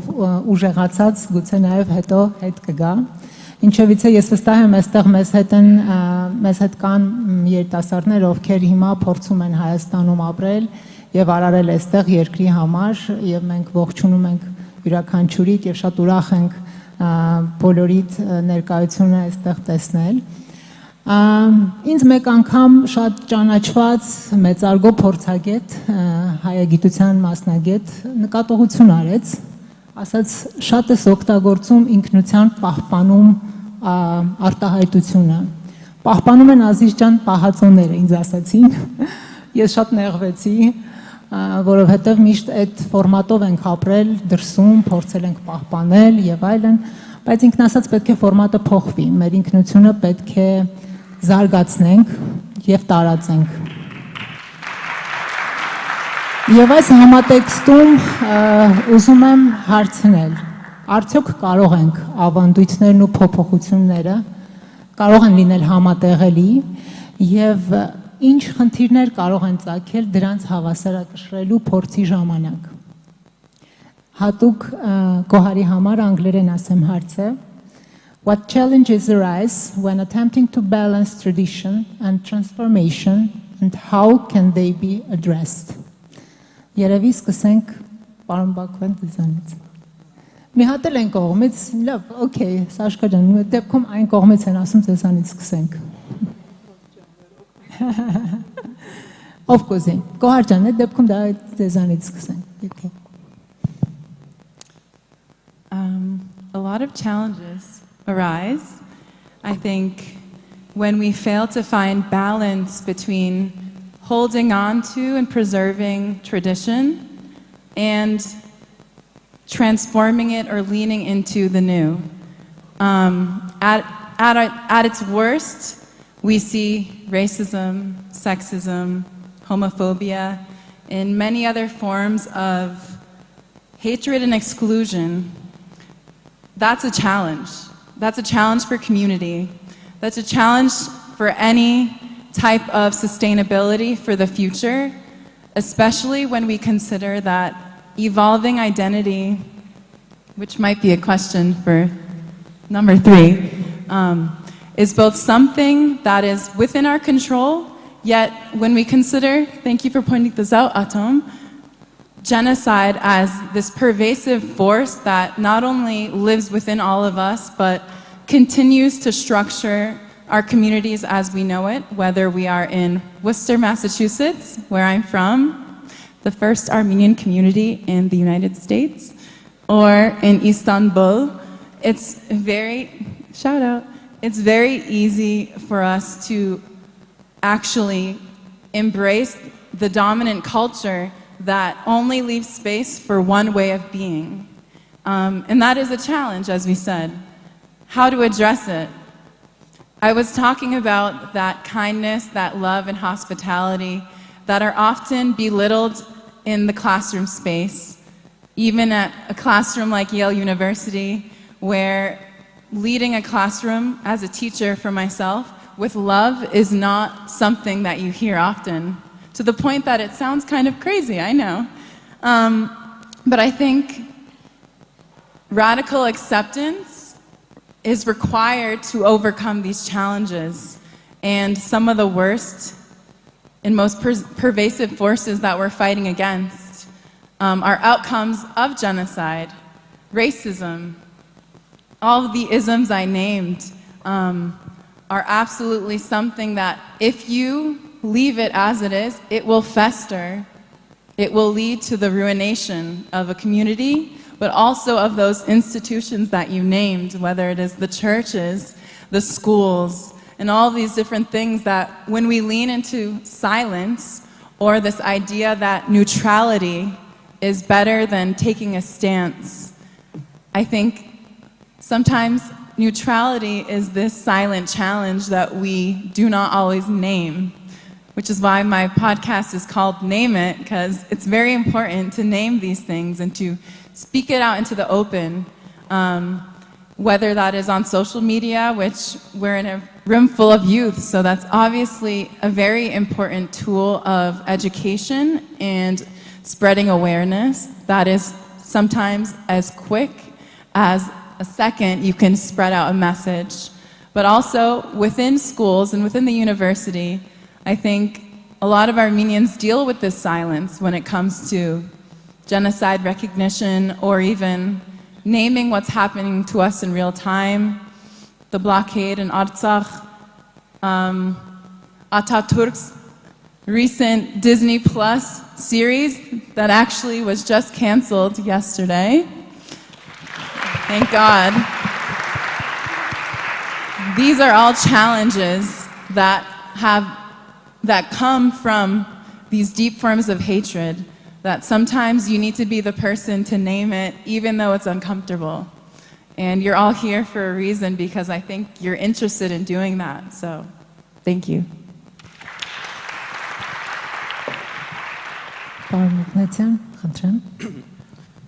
Ես հարցին կարող եմ մոտենալ հենց արխիվային տեսանկյունից,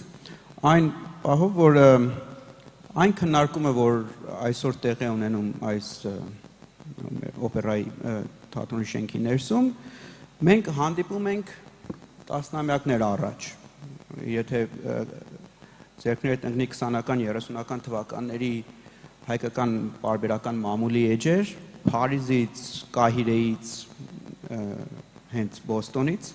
կտեսնեք, որ այս նույն քննարկումները տեղի են ունենում նաև այն ժամանակ։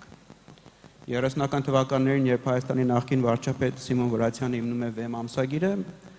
նախաբանում ասում է, մեզ մնաց հիմա նորից վերստեղծել եւ պահել հայկական մշակույթ, հայկական ինքնությունը, որովհետեւ իրենց կարծիքով անվերադարձ կորցրել էին պետություն, մշակույթ, ապրելու ձև, ապրելու կենսակերպ։ Եվ դրանց վերադառնալով այսօրվա մեր խնդիրներին կարող եմ ասել, որ այս ինքնության հետ կապված շատ խնդիրներ գալիս են ներքին վախերից։ Նախ եւ առաջ վախը կորուստի, վախը կորցնելու։ Եվ դա երբ ասած այդ սկսում ես ինքնությունը դիտարկել որպես թանգարանային նմուշ, որպես պահածո, որը պետք է փայլեցնել ու դնել պատվանդանին ու նայել։ Այդ նրա մեջ մտնում է նաև լեզուն, լեզվական խնդիրները, որի մասին միշտ քննարկումները եղել են համ Հայաստանից ներս եւ ավելի երկար ժամանակ երևի Հայաստանից դուրս։ Եվ այդ երբ որ սկսում ենք հարցը դիտարկել ոչ թե որպես պահպանության, այլ այդ զարգացման կետով, որ ինքնությունը ոչ թե միայն այս մի մոնոլիտ մոնումենտալ գոյությունն է, այլ անընդհատ փոխվող, անընդհատ զարգացող մի բան, այդ ժամանակ արդեն այդ վախերը սկսում են թուլանալ եւ զգում ենք, որ ինքնությունը չեն կորցնում։ եթե մարդիկ Հայաստանից դուրս են ապրում եւ Ամերիկայում կամ հենց Եվրոպայում կամ հենց Ռուսաստանում սկսում են կամաց ընտելանալ եւ վերցնել այդ մշակույթներից կամ այդ ինքնություններից մաս, դա չի նշանակում, որ պետք է հայկականից ինչ-որ մի բան թողնեն, այն մյուսը վերցնեն դրա փոխարեն։ Շատ հանգիստ ձևով կարելի է համատեղել այդ բոլորը միասին։ Եվ երբ այդ գիտակցությունը մտնում է մարդկանց մեջ, մարդիկ ավելի սկսում են հանգիստ վերաբերվել ինքնության զարգացմանը եւ չեն սկսում վանել այն ամենը, ինչ տեսնում են որպես զավթիչ, գիշատիչ մի բան, որը սկսում է ճանկել եւ փոկել այդ ինքնությունից մասեր։ Պարզ է, որ Սփյուռքում հայ ինքնությունը ավելի մեծ կտոր է կազմում մարդկանց առօրյա կյանքում, որովհետեւ չկա հայկական պետություն, որտեղ քո ինքնությունը այսպես ասած ամուր հիմքերի վրա է։ Այնտեղ ամեն օր պայքար է։ Սփյուռքում, Սփյուռքի շրջաններում ավելի լուրջ, այլ շրջաններում ավելի քիչ, բայց հայ լինելը, հայ մնալը Սփյուռքում ամեն օրյա աշխատանք ու պայքար է, որը շատ ժամանակ Հայաստանում չի ընկալվում եւ չեն հասկանում թե ինչու, բայց այդ է իրականությունը։ Ու հիմնականում այսօր դա էլ է փոխվել, որովհետև հայկական Սփյուռքը գնալով դառնում է հայաստանյան Սփյուռք, որովհետև Սփյուռքում գնալով օր-օրի ավելանում են հայաստանցիների, Հայաստանի քաղաքացիների թիվը։ Օր-օրի, այո, եւ ավելանում են եւ շատ համայնքներում արդեն նրանք ավելի մեծամասնություն են կազմում, քան թե այն դասական, պատմական սփյուռքային համայնքների ներկայացուցիչները, ում մենք շատ ժամանակ ասոցացնում ենք տվյալ համայնքների հետ։ Եվ պարզ է, որ նոր մարդիկ գալիս են լրիվ ուրիշ պատկերացմամբ ինքնության մասին։ Մարդկանց համար ինքնությունը ոչ թե այս դեպքում հայկական մշակույթ է կամ հայկական լեզու է, ոչ, այս մարդկանց համար իրենց ինքնությունը, իրենց հայաստանյան քաղաքացիությունն է առաջի հերթին։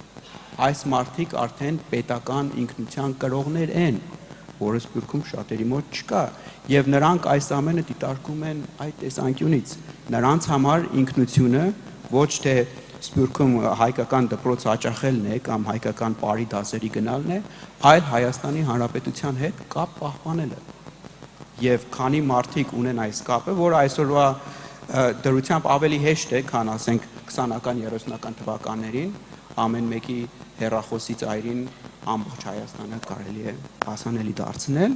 եւ մարդկանց կարծիքով քանի դա կա, ուրեմն ուժեղ է նրանց ինքնությունը։ Այսինքն այս ամեն փոփոխությունները տեղ են ունենում ամեն օր եւ այս գիտակցությունն է, որ կլուծի այս ինքնության վախերի հարցը։ Իրավացի է, այո, այս փոփոխությունները տեղ են ունենում ամեն օր եւ այս փոփոխությունների արդյունքում է, որ ինքնության պահպանումն ու փոփոխությունները պետք է կարողանալ բալանսավորել եւ մեկը մյուսի հաշվին չանել, որովհետեւ հակառակ դեպքում ինչ որ մի բան տուժում է ինչ որ միտեղ եւ դրսում ապրելով, այո, պետք է փորձել եւ ինքնությունը չկորցնել ու նաեւ լիովին չձուլվել։ Այդ երկու բանի պահելը շատ, այսպես ասեմ, բարդ բան է եւ շատ ժամանակ մեկը մյուսին երբ որ վերցնում է վերх, այսպես ասած, հա, ինքը ինչ որ մեկը տուժում է։ Պարոն Շաշկալ, ընտրեմ։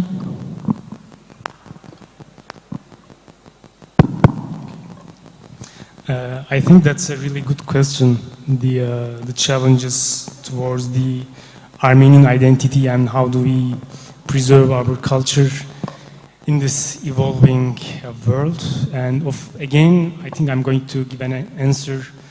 again in context to the Armenian community in Turkey, because I think that's an interesting subject in terms of the other communities around the world. So the Armenian community basically in Istanbul, I would say it will be maybe a harsh word, but it's in danger. It's a community that slowly but slowly dies out. The people that talk in Armenian, Western Armenian, they die, they get old.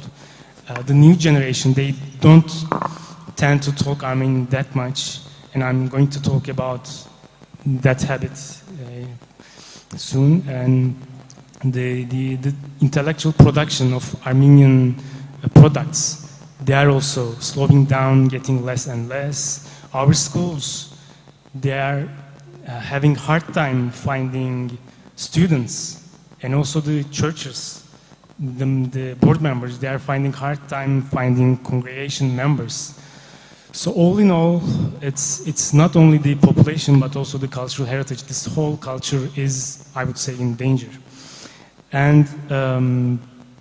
the funny thing is, maybe not funny, but the truth is, in Turkey, actually, there are more Turkish historians,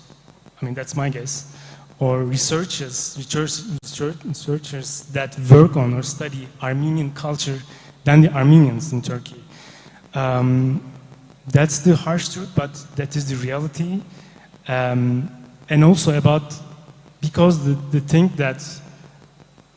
glues to you, I mean, that holds you to the community is, it could be the language, it could be the religion. I mean, you go to church on Sundays, you meet people, you talk Armenian, you meet friends, or it could be the neighborhoods you live with, your social networks, your clubs, your sport club, it could be. And one of them, the language, is one of the most important elements of this culture, is in danger. Because the students, or the, let's say, younger generations in Turkey, they don't feel the need to talk Armenian. Because I believe they don't find an environment enough to think that, yes, Armenian is something that I should learn and need. Of course, the cultural, this reflex of being Armenian and the notion of, yes, I'm Armenian and I should know Armenians always is on the table. But I believe this is because of this this not being excited to live the Armenian culture is, I believe, because of the lack of communication between the communities. And in this context, I think the hatred or ignorance, or I think these concepts get in the way. I know most of you, if you are living in Armenia, I presumably you wouldn't want to go to maybe Turkey because of the historical background, the wars, the genocide, etc. And similarly, the people in Turkey, they don't find maybe probably Armenia as exciting enough. I don't know. And I think the people should meet more. The occasions should be more often. And I highly, highly recommend, as an Armenian in Turkey, I believe we need these connections. Please come to Turkey, please come to Istanbul and visit our schools, our churches. That's our common heritage. And similarly, I always in Turkey advise my friends, my Armenian friends or families, to go see Armenia as well. I mean, yes, we don't have direct natural connections to Armenia, but still, that's a land that's called Armenia, and we should be responsible somehow to preserve our connections, stories to be told, and to be more powerful. We need to be, I believe. And that's way, I believe it could be more, or let me say, less challenging for us to preserve our culture and this sense of being a proud Armenian in this evolving nature of the world. Yes, thank you. Շնորհակալություն. Սաշկա. So I remember correctly, the question is between evolving identity and preserving identity, huh? Okay. I will answer in English this time, if that's okay. It's a little bit easier. So I would like to articulate an experience that I had throughout the work that we were doing within the context of Creopia, the social entrepreneurship connecting arts with social change, we were obviously doing a lot of work with women, educating women, giving women more of a voice, and also an atmosphere in which they could learn more freely. And as we started doing this work, and I started also connecting with more feminists that were local here in Armenia, the nuances of traditional Armenian family structure became of great interest to me. Because when I came to Armenia and I was living with a host family, I really was healed in a lot of ways of some pains that I had prior to arriving in Armenia, which was mostly insomnia that I was suffering from before coming here. And it is in no small part a significant reason as to why I've stayed here for so long, because here in Vanadzor is where after 2 years I had a solid 8 hours of sleep, and that activated my brain and my creativity in fantastic ways. And I can attribute that, of course, greatly in part to the adrenaline rush and the intense experience of coming to Armenia for the first time. If any of you are going through that, I am slightly envious. I really wish I could come to Armenia for the first time again. But I understood that the family support that I got from my host family was no small reason as to why I became so emotionally attached. And as we continued doing work with women, becoming more independent, I started having this question of, am I doing work that is actually changing what affection I developed for Vanadzor, which could be quote unquote the conservative family structure. And there's this conflict that I have within me when I think about Armenian women in the context of becoming more and more independent, more and more involved in leadership roles, that as that happens, the Armenian family structure that we currently have, especially in the regions, will weaken more and more and more. As we know, divorce rates are going up in Armenia exponentially, and this conflict, to me, is a direct parallel of an articulation that I have within my own family, which is where in my family, among Armenians, we talk about how our Armenian soul skipped a generation. So my one Armenian grandfather, who is from Artsakh, of course, very connected because he grew up there. My father and uncle's generation were born and raised in Turkmenistan, culturally very Soviet, entirely Russian speaking. And so it's this skip of a generation that now, serendipitously, I have connected with the Armenian identity. I hope the parallel is clear between these two examples that I am drawing, because for me, I had a huge advantage coming to Armenia, not having any Armenian context. I came here thinking I was just going to explore a new, fun, exotic country for a summer, go back to life in Canada, and keep moving on in kind of a Western context. But because I connected here in such a strong way, I realized that, my apologies, I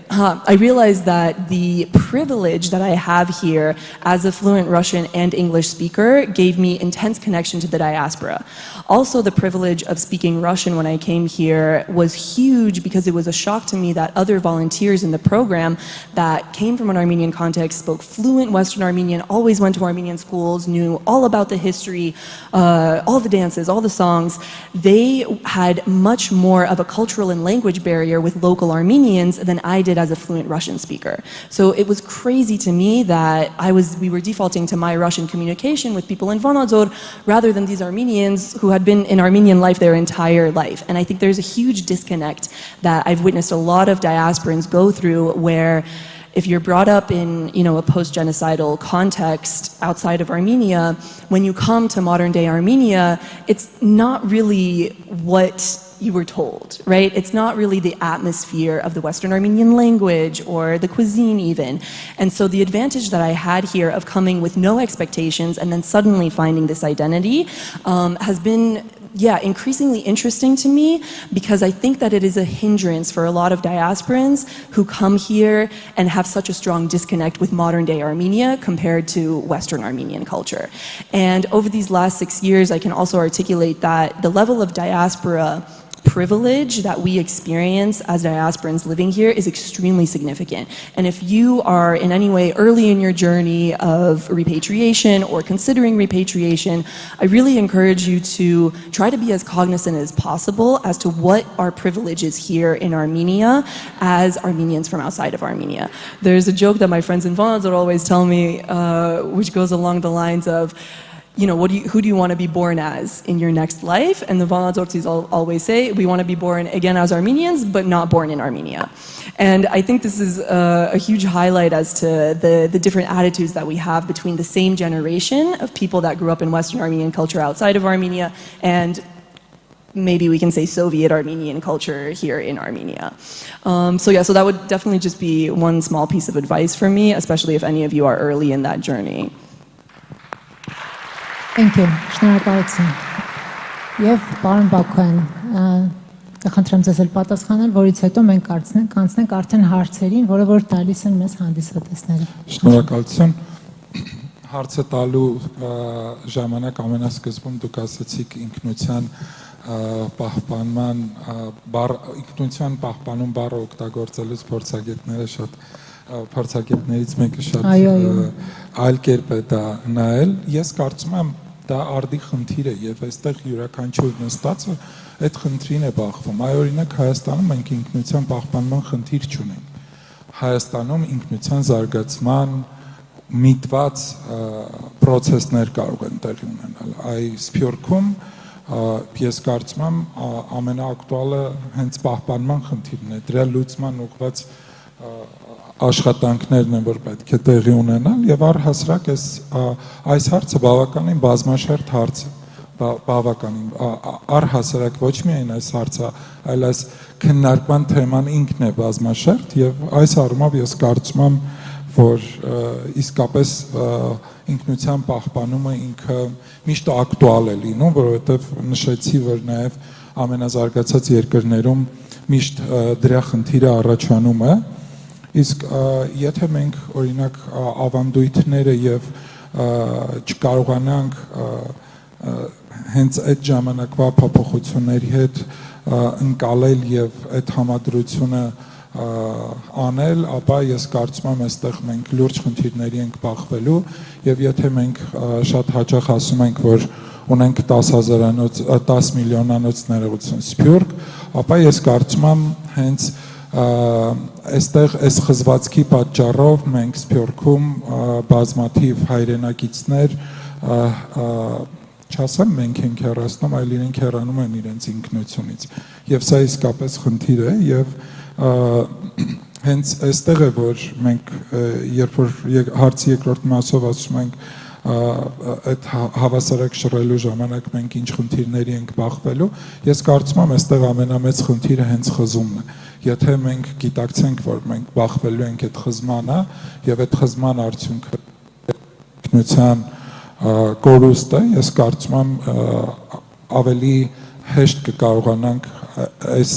դժվարությունը հաղթարել։ Շնորհակալություն։ Անցնենք հարցերին, որը որ գալիս է հանդիսատեսից, այստեղ հարց է հնչում, ինչպես պահպանել հայկական ինքնությունը Սփյուռքում, հաշվի առնելով խառնամուսնությունների փաստը։ Question: How to preserve the Armenian identity in diaspora in a mixed marriage? Ես այսպես մեկ ակնարկան եմ, հա, մեր մամ on-line հայկական դպրոցում շատ են հիմա սովորում խառնամուսնությունների ընտանիքներից անդամներ եւ հիմնականում ամուսինը կամ կինը ով օտարազգի է եւ այդ առումով ես իմ պատասխանն ունեմ սովորել եւ պահպանել լեզուն ընտանիքում գուցե դա էլ որպես բաղադրիչ եւ խառնամուսնությունների արդյունքում նաեւ երեխաներն ունեն հնարավորություն երկու տարբեր ինքնության կրողը լինել եւ դա էլ հրաշալի մենք ունենք շատ այդպիսի Ամեր դպրոցում երեխաներ Հնդկաստանից, Իտալիայից, Ամերիկայի Միացյալ Նահանգներից շատ տեղերից եւ դա իրականում հրաշալի է եւ կուզեմ այս հարցին պատասխանի Գոհար, please. It's on. Great question. I forgot to mention my mother does speak Armenian and I think if we think of identity, as I was speaking about earlier, as something that does not change, that means that it is never shared. On the opposite end, if we think about identity as constantly evolving, as constantly changing, as a result of forces both within and beyond our control, such as genocide, displacement, forced migration, and many other senses, we can begin to hold space for the complexity that comes with something like a mixed marriage. One of the biggest, I think, challenges to speak to that question is the word odar, or amot,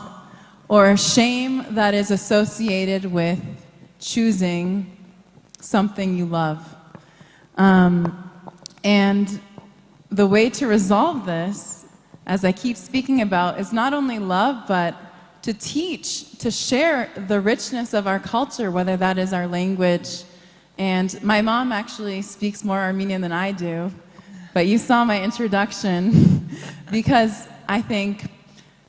if we think of Amot culture and this idea of us, you often say, oh, I don't speak Armenian because we don't speak perfectly, for example. Yet, what if we were able to change it, change that orientation, even if you know 5 words, you can speak Armenian. Yes, it's true. Isn't that, think about it. Why do we phrase it as that? And I think my mom, being a bearer of Armenian culture, a memory keeper, who's now in Hayastan currently, and is truly Armenia walking. She represents what it means to be Armenian in every sense. You will start to see that much strength within a mixed marriage. And I know from people who believe in cultural purity, who believe that we will die out if we, abandon our culture.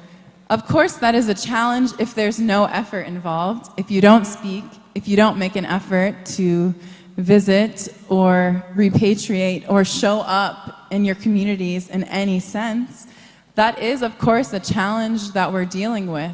But sometimes I believe we point the blame at the wrong person or entity. Besides understanding that it is an outcome of our history and of our current situation, that we need to start to transform the way we see these marriages as actually something that is full of love and an opportunity to make another Armenian. And that's how we grow bigger, really. Thank you. Պարոն Մոխնեցյան, ես կխնդրեմ հարցերին, որ լսարանից է գալիս, կարճ փորձենք պատասխանել, որ գոնե 1-2 հարցին կարողանանք պատասխանել։ Եթե ինչ-որ մեկը կուզենա, պարոն Մոխնեցյան, շաշկա, կուզեք։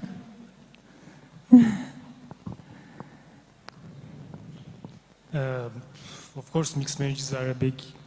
issue in the, especially minorities in the diaspora, and of course for the Armenian community in everywhere. I also totally agree with what Kohar said, actually. As the world changes, people change, and why not the culture and our state of mind on the marriages? Because it's natural that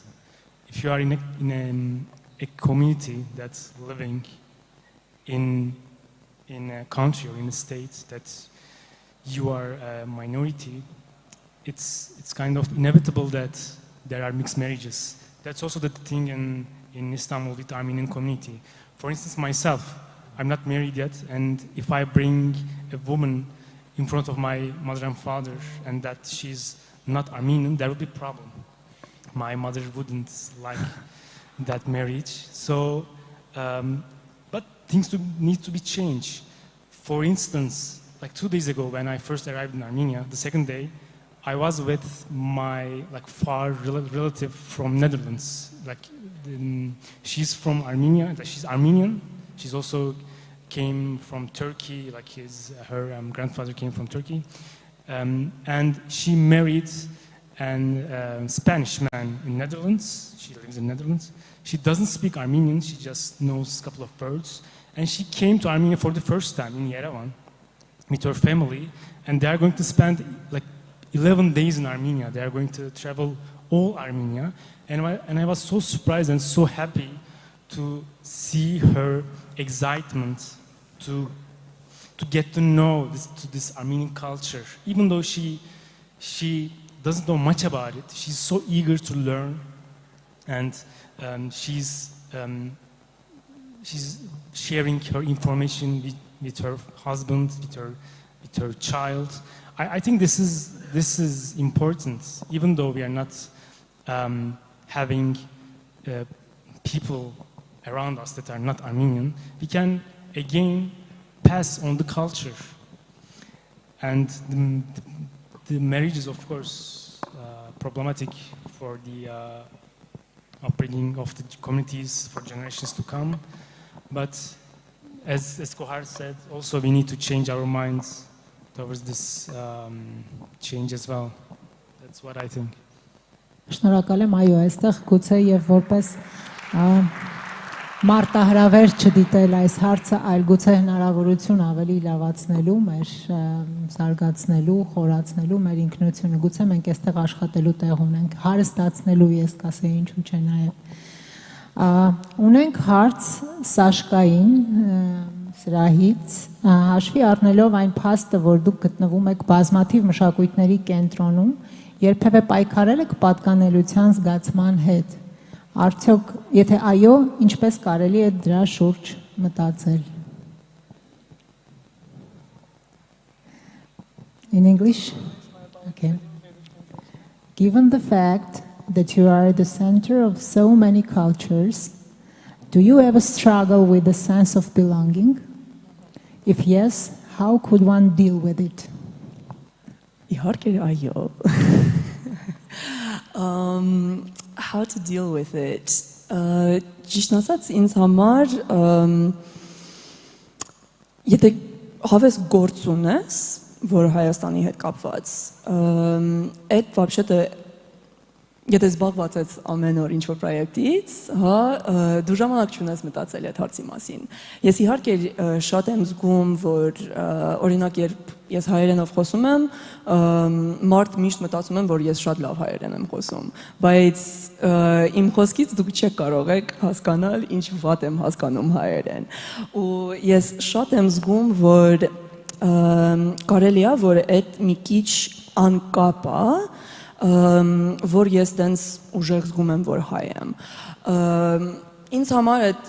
մեծ մասը ընտանիքի հարցն է, հա, որ իմ ընտանիքում բարեկամներ տենց շատ չկա, ով Արցախի հարցի մասին ցավում են օրինակ։ Ինձ մեծ ցավում էր, երբ իմ պապիկի գյուղն է, նախորդ war ոնց է հայերենով գրիվ, հա, պատվերազմից, որ նախորդ պատերազմից իմ պապիկի գյուղը գնացել է, էլի, դե в общем, потеряли, հա, որովհետև հադրուտի մոտ էր։ Ու ես գիտեմ, որ ես вообще շատ հաջող մարդ եմ։ Ես շատ հաջող մարդ եմ, որովհետև ես եկել էի Հայաստան հենց 17 տվին ու ռևոլյուցիա տեսել։ Ես շատ հաջող մարդ եմ, որովհետև ես 3 ամիս ապրում էի Արցախում ու այդ ժամանակով ես շատ տեղեր տեսել Արցախում ու այդ ժամանակով իհարկե ես չէի ջոգել, այդ ինչ ունիկալ ու կարևոր experience-ն էր։ Հիմա այդ ջոգում եմ, որ տենց հաջող մարդ եմ, էլի։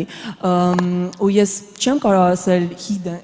ինչու вообще իմ կյանքը դեց է ստացվում, բայց իհարկե զգում եմ, որ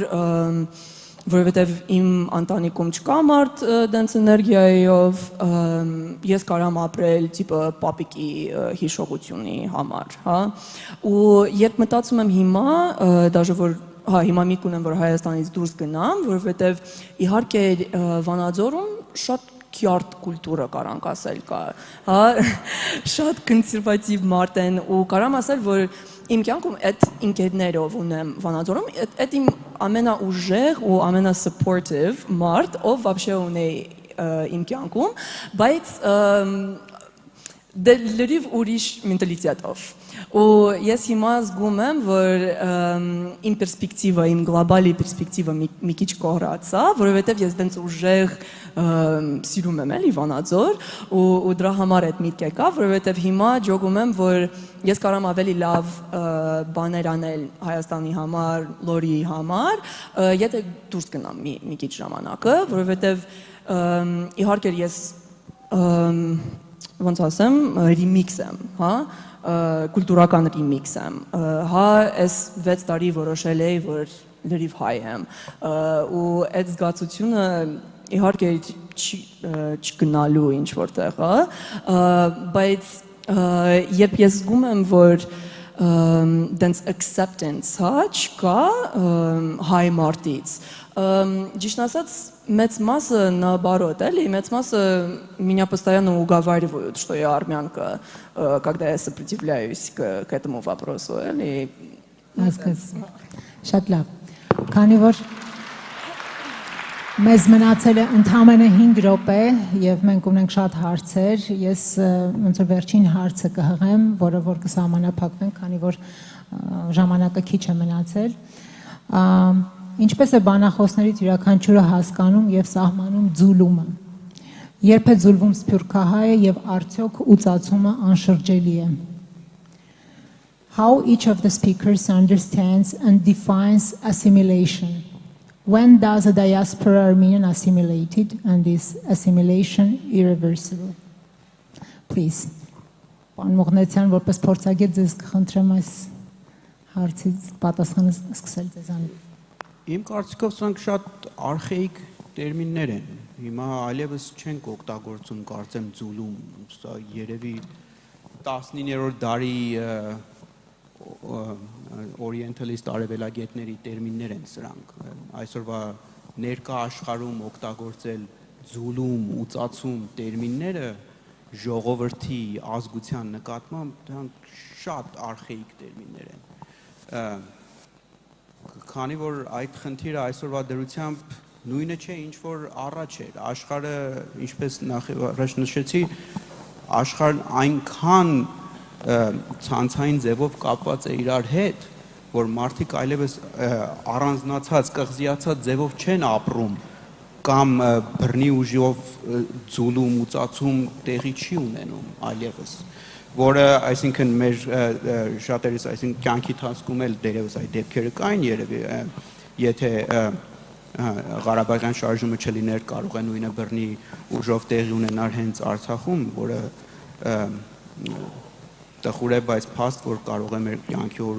կյանքի ընթացքում դա դերևս տեսնենք, որը շատ ցավալի է, բայց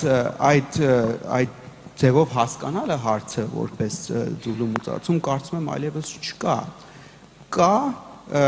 ճիշտ է, սփյուռքի համայնքներ կարող են շատ հանգիստ ձևով տարալուծվել եւ այլևս գոյություն չունենալ։ Դա կա մեր սփյուռքի պատմության մեջ։ Մենք ունենք 100-ամյա համայնքներ, որոնք այլևս գոյություն չունեն, որովհետեւ 100-ամյա պատմության ընթացքում դրանք տարալուծվել եւ մնացել են միայն պատմության էջերում։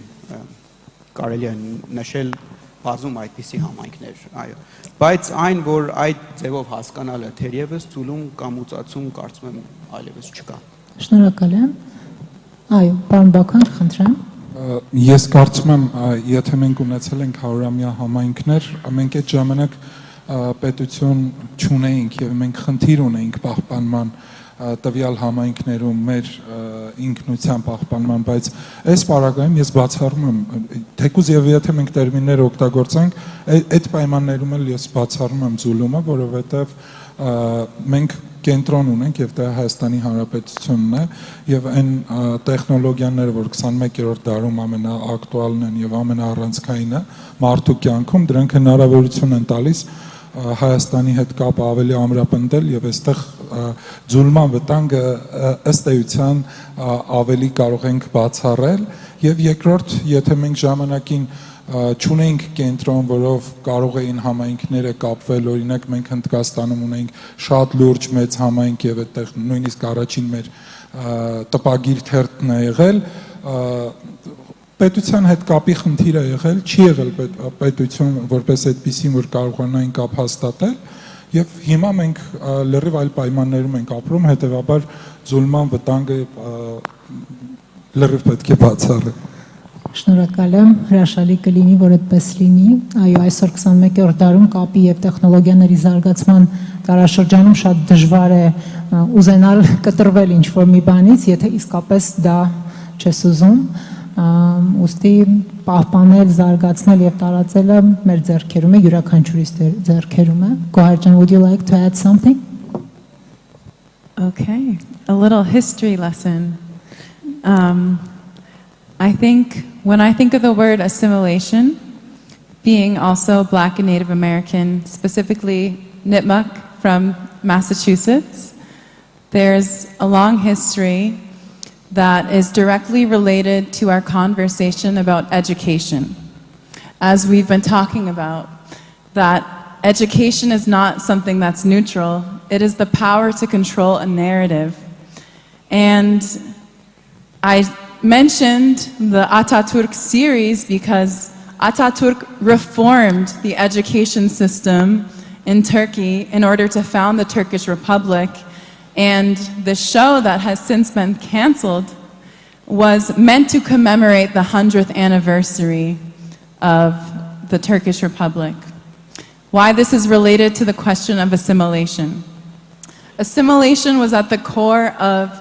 his educational reform to create a pan-Turkic republic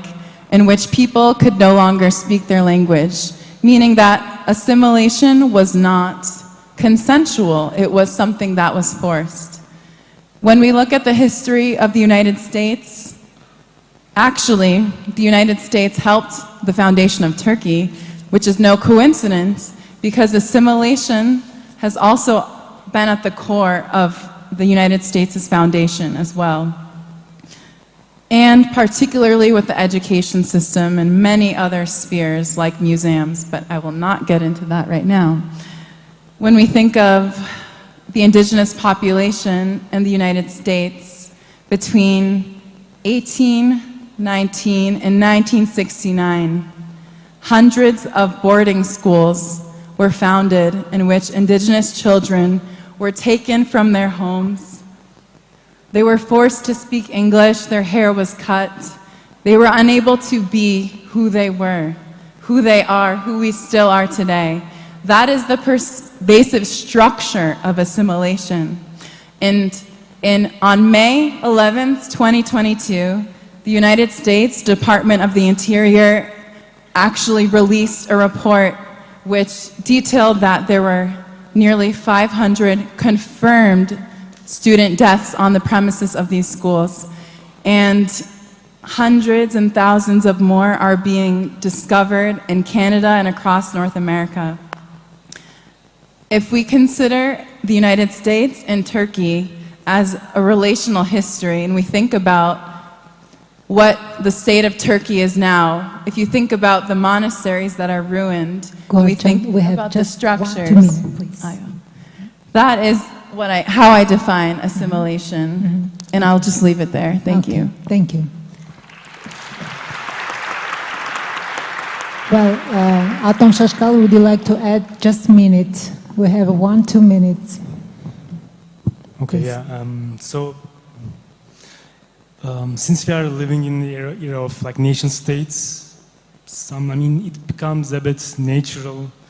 that the governments apply these kind of methods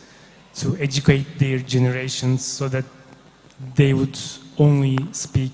that language, like that particular language, that particular history, and this adds up being many other minorities, communities to be unheard, unseen. And I'm not saying this as a justification, but this is what it is. It's not only for Turkey and states. And what can we do is, as I said before, bringing more people together. And in this context of Turkey, I think more people from Armenia should go visit Turkey, and this applies also to the Armenian community in Turkey as well, for them to come and see their homeland, also you should go to see homeland as well. That's the shared our heritage. So Thank you. Շնորհակալ եմ։ Սիրելի ընկերներ, այս հարցի շուրջ մենք կարող ենք անվերջ խոսել, ցավոք սրտի ժամանակը մեզ թույլ չի տալիս ավել հարցերի պատասխանել, բայց միանշանակ կարող եմ ասել, որ զարգացումը շատ կարևոր է բոլոր ուղղություններով, ուստի մեր ինքնության զարգացումը եւ տարածումը եւ մեր հայկական արժեքների պահպանումն ու զարգացումն ու տարածումը այսօր մեր երկրի համար կարևորագույն արժեքներ են, աշխատենք այդ ուղղությամբ բոլորս, շնորհակալ եմ։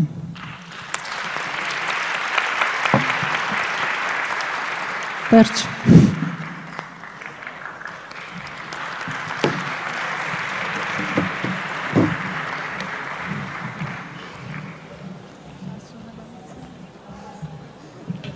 Ահա,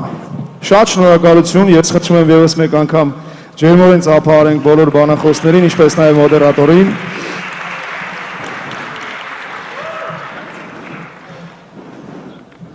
Շնորհակալություն, լավ եղեք,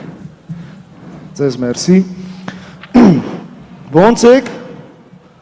լավ է։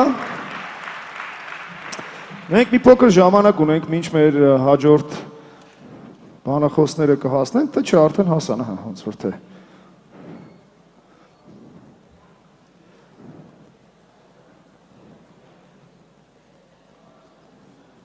Համեցեք։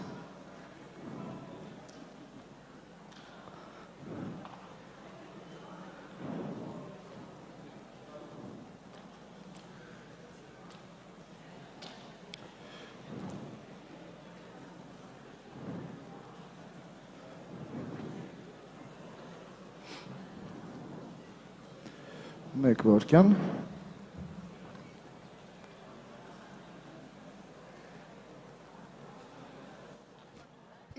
Սիրելի հյուրեր, ես պիտի խնդրեմ ձեր նստատեղերը զբաղեցնեք, որպեսզի կարողանանք շարունակել, համեցեք խնդրում եմ տեղավորվեք։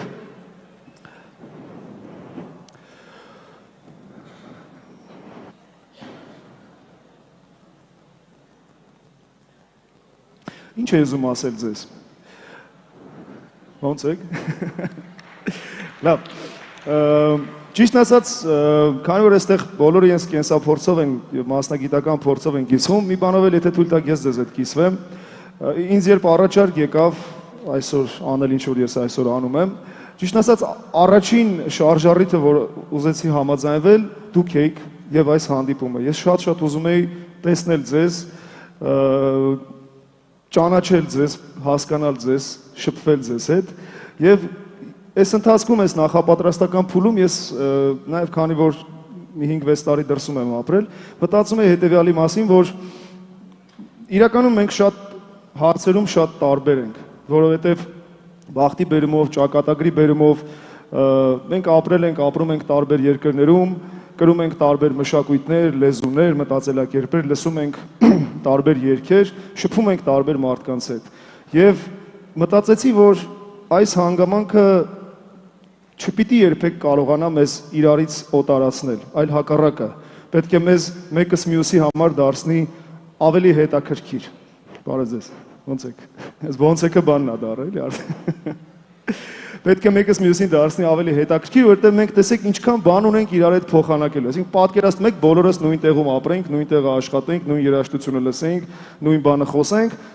սենց մենք մեկս մյուսին ավելի հետաքրքիր ենք։ Եվ բայց սրա հետ մեկտեղ մենք ունենք շատ հանգամանքներ, որոնք մեզ նույնիսկ այսպես ենթագիտակցական մակարդակում միավորում են։ Դա մեր հայրենիքն է, մեր մշակույթը, մեր լեզուն, մեր պատմությունը, մեր ցավերն ու ուրախությունները եւ վերջապես Քիմ Քարդաշյանը ինչու՞ կատակը մի կողմ։ Եվ իսկապես շատ ուրախ եմ այսօր ձեզ տեսնել եւ լիահույս, որ այս ամենը կարող է հասնել ինչ-որ գեղեցիկ նպատակի։ Եվ մի փոքրիկ բան էլ կուզեի ձեզ հետ կիսել, այսօր շատ է խոսվում պատասխանատվություն ստանձնելու մասին։ Դժվար պայմաններում հարկավոր է ստանձնել պատասխանատվություն, բայց ես ինքս իմ կյանքի փորձից եղել է, որ ուզում ես ստանձնել պատասխանատվություն, բայց մի քիչ ասում ես, բայց այդ ուժը ինձ որտեղից, Որտեղից այդ ուժը, որ ես ստանձնեմ այդ պատասխանատվությունը։ Եվ ճիշտ ասած, այս հարցի լուծումը ինձ տվել է իմ աղջիկը, որ այդ ժամանակ 1 տարեկան էր, ուրեմն մի անգամ քնացնում եմ աղջկաս, մի տարեկան պապա եմ, ես էլ նոր sense գրկել եմ, դե քնի, ցավը տան,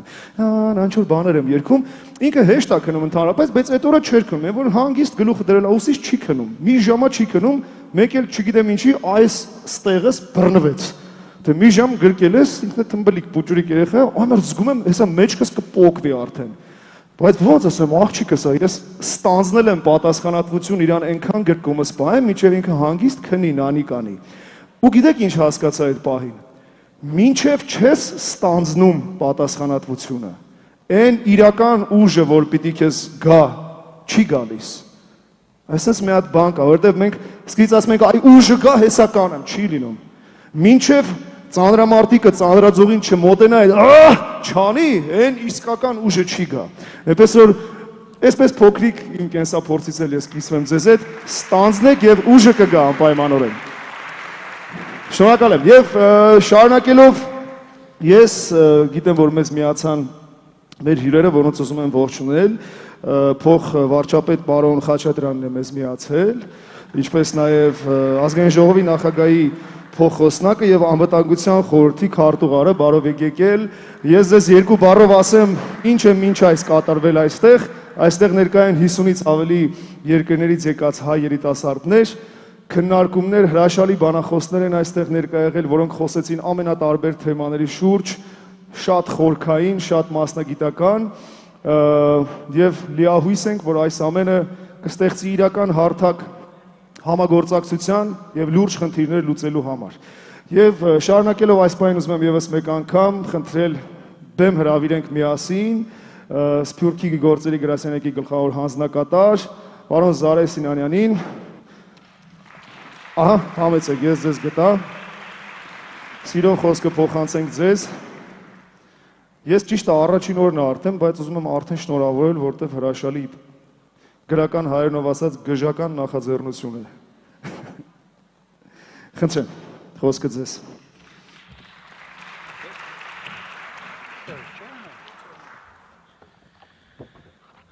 Շնորհակալություն, մեծարգո պարոն փոխվարչապետ, հարգելի ազգային ժողովի փոխնախագահ պարոն Արշակյան, Սփյուռքի եւ Հայաստանի սիրելի քույրեր եւ եղբայրներ։ Այսօր մեկնարկեց 2023 թվականի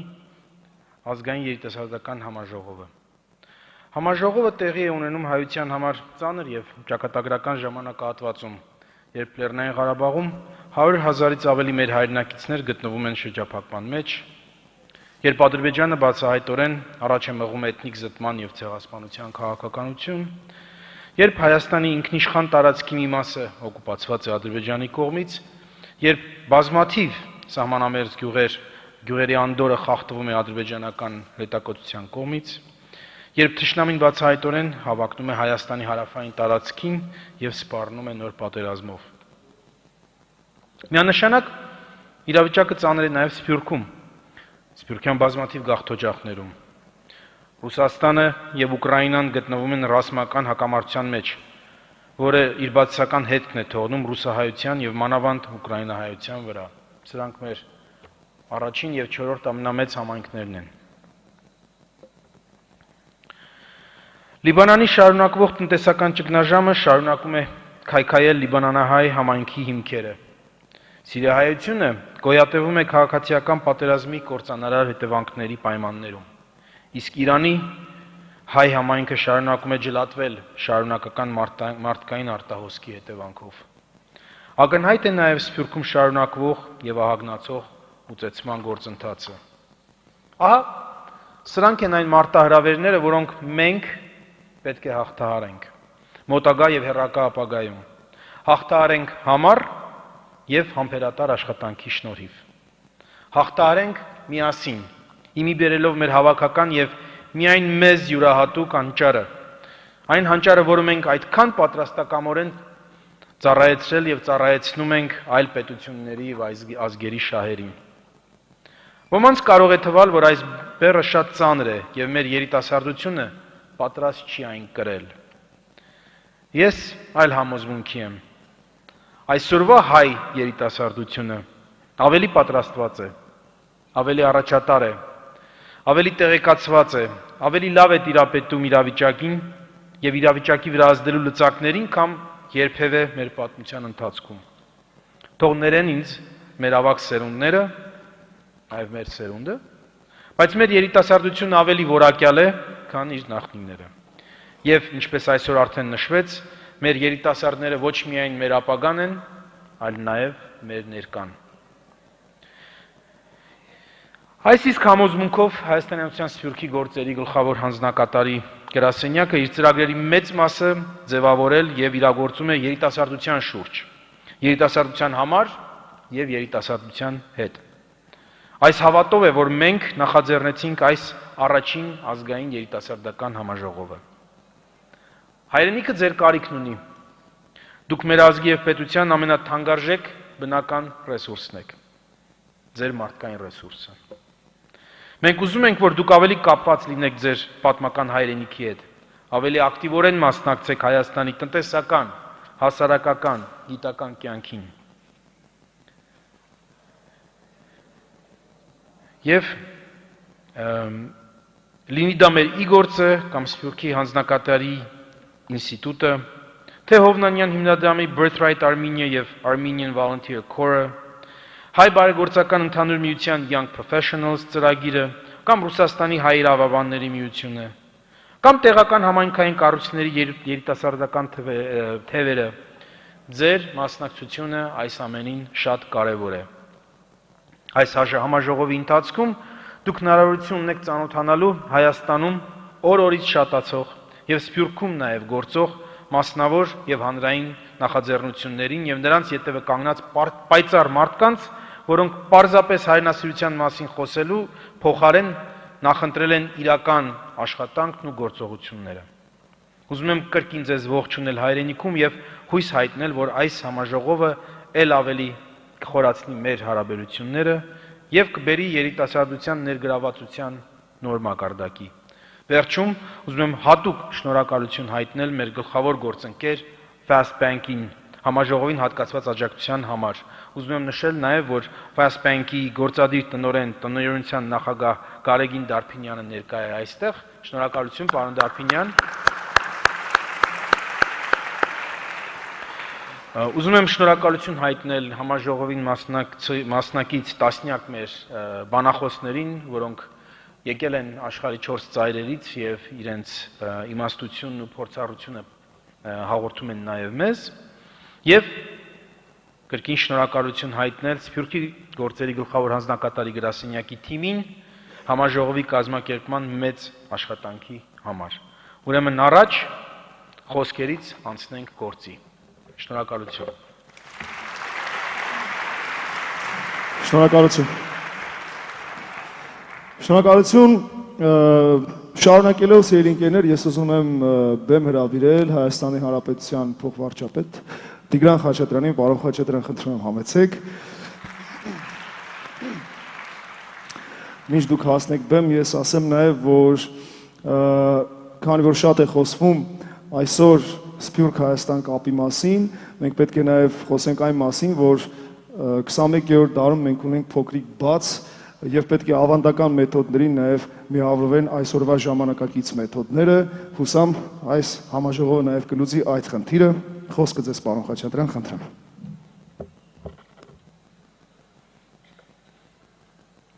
Շնորհակալություն։ Ազգային ժողովի հարգարժան փոխնախագահ, Սփյուռքի գործերի հանձնակատար, հարգելի ներկաներ, սիրելի քույրեր եւ եղբայրներ։ Ուրախ եմ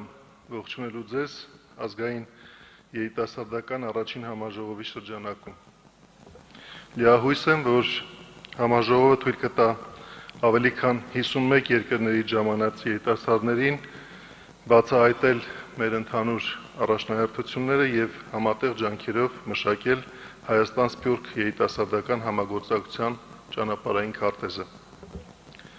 Համաժողովի երրորդյա օրակարգն անդրադառնում է Հայաստանին եւ Սփյուռքին առնչվող արդիական թեմաների։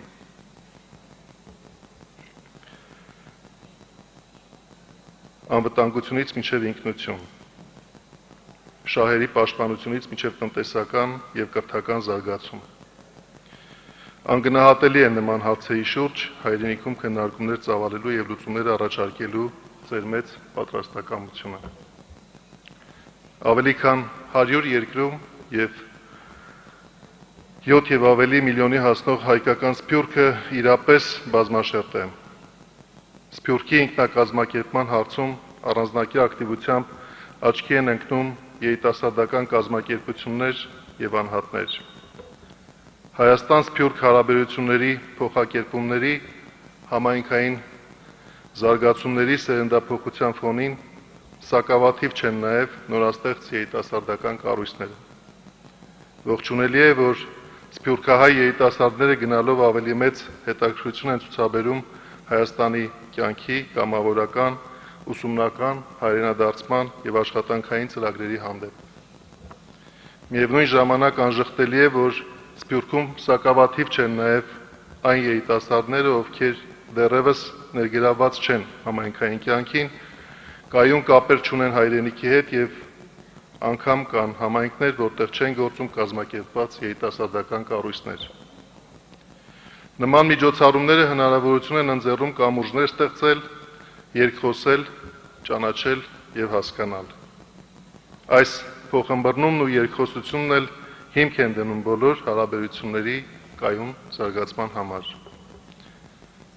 Այս համատեքստում ցանկանում եմ նաև կարևորել երիտասարդության զգալի դերը ներկայի բարելավման և ապագայի ստեղծման գործում։ Դուք նորարար եք, ստեղծագործ, համառ, նպատակասլաց, գնահատում եք անձնական փորձառությունը և ճկուն եք փոփոխությունների հանդեպ։ Թե Հայաստանում, թե Սփյուռքի մեր համայնքներում մենք կարիք ունենք նոր գաղափարների, թարմ ուժերի և գիտակ երիտասարդների, ովքեր գիտակցում են իրենց ինքնությունը և նվիրված են այդ ինքնությունից բխող արժեքներին։ Ուրախ եմ,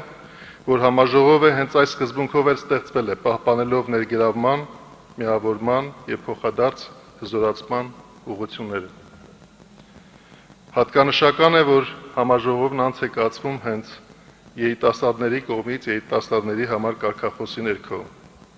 Եվ ուրախ եմ, որ Սփյուռքի գործերի գլխավոր հանձնակատարի գրասենյակը համաժողովի կազմակերպման բոլոր փուլերում ներգրավել է Սփյուռքի և Հայաստանի երիտասարդներին։ Ամփոփելով ցանկանում եմ վերահաստատել, որ ձեզանից յուրաքանչյուրի ներդրումը կարևոր է Հայաստանում առաջընթաց ապահովող առանցքային ոլորտներում։ Հայաստանում ձեզ միշտ սպասում եմ։ Մաղթում եմ արդյունավետ քննարկումներ և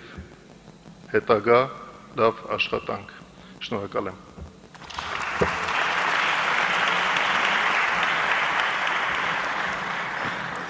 Շնորհակալություն, պարոն Խաչատրյան։ Մենք լիահույս ենք իսկապես, որ հրավիրված 15 երկրներից ժամանած 100 բանախոսների խոսքը, փորձի փոխանակումը կծառայի այս բոլոր նպատակների իրականացմանը եւ շարունակելով ուզում եմ այս պահին բեմ հրավիրել ազգային ժողովի նախագահի տեղակալ պարոն Հակոբ Արշակյանին։ Պարոն Արշակյան, խնդրում եմ համեցեք խոսքը ձեզ։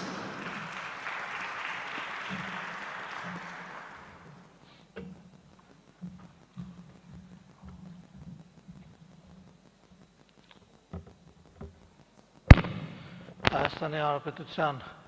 հարգելի փոխվարչապետ, Սփյուռքի գործերով գլխավոր անձնակատար, պարոն Սինանյան, սիրելի հայրենակիցներ, քույրեր եւ եղբայրներ, ողջունում եմ ձեզ բոլորիդ այսօր Հայաստանի Հանրապետությունում, մայրաքաղաք Երևանում։ Հույս ունեմ եւ համոզված եմ, որ երեկվա եւ այսօրվա եւ վաղվա միջոցառումները հնարավորինս արդյունավետ կլինեն եւ ես ցանկանում եմ խոսել մեզ միավորող հանգամանքների մասին։ Ինչն է ըստ այդմ մեզ միավորում եւ հավաքում այս գեղեցիկ եղանակին, այս հրաշալի եղանակին մայրաքաղաք Երևանում։ Ըստ էության բոլորը կպատասխանեն, որ դա մեր հայրենիքն է, Հայաստանի Հանրապետությունը, մեր հայոց լեզուն, մեր պետականությունը, կրոնը, բայց առանցքում իհարկե Հայաստանի Հանրապետությունն է։ Պարոն Սինանյանը նշեց այն մարտահրավերների մասին, որոնց առջև մենք կանգնած ենք, ես ցանկանում եմ ասել, որ մարտահրավերներ ըստ էության միշտ եղել են եւ միշտ կլինեն, այնպես չի, որ մենք այս մի մարտահրավերը կհաղթահարենք եւ այլևս չեն լինի նման մարտահրավերներ։ Միշտ եղել են, կլինեն, Փառք Աստծո, մենք շատ լավ գիտենք պատմությունը, հազարամյակների մեր անցած ճանապարհը, բայց ավելի կարևոր է այն, թե մենք ինչպես ենք արձագանքում այդ մարտահրավերներին։ Թե Հայաստանում, թե Հայաստանի շուրջ, թե Հայաստանից դուրս, թե այնտեղ, որտեղ այն 51 երկրներում եւ ավելի երկրներում, որտեղ ապրում է մեր սփյուռք հայությունը։ Ես ցանկանում եմ, որ մենք իսկապես մեծ պատասխանատվությամբ եւ հոգատարությամբ վերաբերվենք այդ մարտահրավերները հաղթահարելուն։ Ձեզանից շատերը շատ ավելի զարգացած ենթակառուցվածքներով, զարգացած տնտեսություններով երկրներում են եւ դուք համոզված եմ, որ կունենաք հնարավորություններ եւ արդեն երևի թե ունեցել եք հնարավորություններ այցելել մարզեր, ծանոթանալ մեր երկրի խնդիրներին, առավելություններին, հաջողություններին, հնարավորություններին։ Անհրաժեշտ է մեկընդմիշտ եւ միանշանակ նշել, որ միայն հոգատարությամբ, ջանասիրությամբ, անհատական ջանքով է հնարավոր այդ բոլոր խնդիրները, այդ բոլոր հնարավորությունները օգտագործելով խնդիրները հասցնել իրենց հանգուցալուծմանը։ Եվ ես ցանկանում եմ նաև կոչ անել մեր հարյուրավոր երիտասարդներին, ովքեր այցելել են այսօր Հայաստան, գտնել այն հնարավորությունը, գտնել այն տեղը, որտեղ կարելի է ներդնել ձեր անհատական ջանքը եւ պլանավորել դրա իրականացումը, որովհետեւ ես ուզում եմ մի քիչ անկեղծ լինել նաեւ, գիտեք մենք շատ հաճախ սովոր ենք քննադատաբար խոսել իրար հետ, մանավանդ այն մեր հայրենակիցները, ովքեր ճանապարհորդել են եւ շատ բաներ են տեսել աշխարհում եւ շատ խնդիրների լուծումներ իրենց գլխում պատկերացնում են, որովհետեւ արդեն նշվեց, որ մենք ստեղծագործ եւ հնարամիտ եւ խելացի ժողովուրդ ենք եւ շատ ժամանակ այդ քննադատությունները հասցեագրվում են երկրի քաղաքական իշխանությանը, որը եւ ճիշտ է, բայց ես նաեւ ուզում եմ մենք խոսենք այդ խնդիրների հասցեագրման մասին, որովհետեւ քննադատությունը պիտի լինի պտղաբեր եւ այդ քննադատությունը անպտուղ քննադատությունից դեպի պտղաբերություն տանելու միակ ճանապարհը ջանքն է, աշխատանքն է, նվիրվածությունն է, անկախ նրանից մենք իրար ինչպես կվերաբերվենք անհատապես եւ անձնապես։ Եվ ես ցանկանում եմ եւս մեկ անգամ ձեզ ողջունել Հայաստանում, եւս մեկ անգամ ուժ, եռանդ, կամք մաղթել բոլորիս, որ մենք մեր այս մեզ բաժին հասած այս սիրելի երկիրը կարողանանք մեր ջանքերով հասցնենք այնտեղ, որտեղ յուրաքանչյուրս երազում ենք։ Շնորհակալություն եւ հաջողություններ եմ մաղթում բոլորիդ։ Շնորհակալություն։ Սիրելի ընկերներ, ինչպես այսօր առավոտյան ես նշեցի, այս ամենը կազմակերպելու համար գրասենյակի փորձագետների թիմն է աշխատել, ինչպես նաև տարբեր երկրներից ներգրաված հայ երիտասարդներ եւ որպեսզի այս աշխատանքը հսկայական, տիտանական, այսպես ասենք, չգնահատված չմնա, անշնորհակալ գործ չլինի անպայման, տես պետք է լինի։ Ես ուզում եմ այս պահին եւս մեկ անգամ Պարոն Սինյանյան, ձեզ հրավիրել բեմ, որպեսզի մենք միասին շնորհակալագրեր փոխանցենք այն անձանց, ովքեր հսկայական աշխատանք են կատարել այս նախաձեռնության կայացման համար։ Այս բան ես կընթերցեմ խորհրդատվական խմբի ներկայացուցիչների անունները բեմ բարձրանալու համար եւ այսպես. Ալեքսիսի Մուրադյան, Արգենտինա։ Ալեքսիս, ներողություն։ Ալեքսիս Մուրադյան, Արգենտինա, համեցեք, խնդրում եմ, շնորհակալություն ենք հայտնում ձեզ։ Ինեսա Ռուբինյան, Շվեդիա։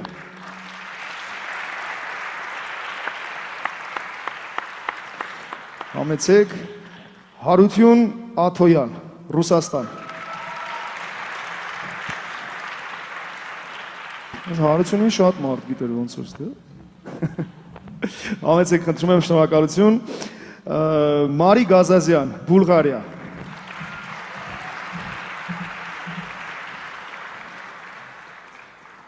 Հայկ Հովակիմյան, Հայաստան։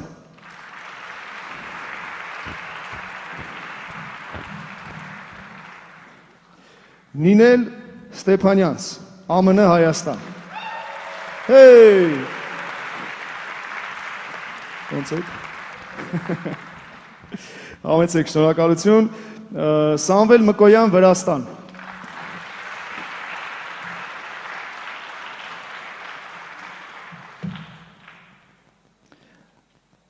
Անիկ Անանյան, Գերմանիա։ Անի ջան, համեցեք, խնդրում եմ։ Ես այստեղ կանգնում չխանգարեմ։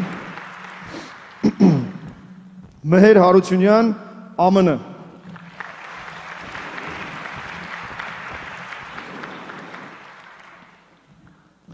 Գրիգոր Երիցյան, Հայաստան։ Ահա, Գրիգոր ջան, համեցեք, խնդրեմ։ Կատյա Հովնանյան, ԱՄՆ։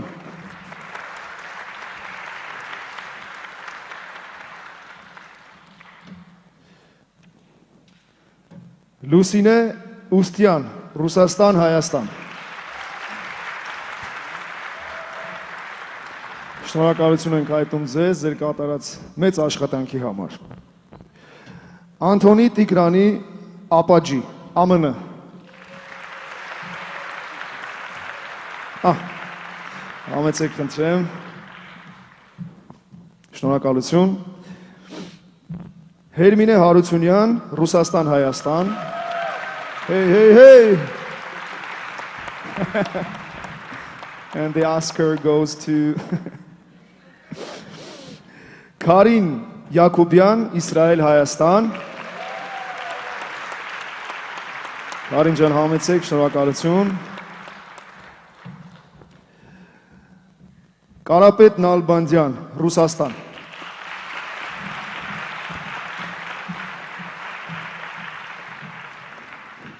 Հեսա պես էլ բեմը վերջանում է։ Անդրե Վարդան Պողոսյան, Ավստրալիա, Հայաստան։ Հեյ, հեյ, հեյ։ Այստեղ պետք է բան նեղանենք, տեղանենք, ինչպես ասվում էր։ Համեցեք, շնորհակալություն։ Եվ Արշակ Հովանեսյան, Ռուսաստան։ Արշակ ջան, համեցեք, խնդրում եմ։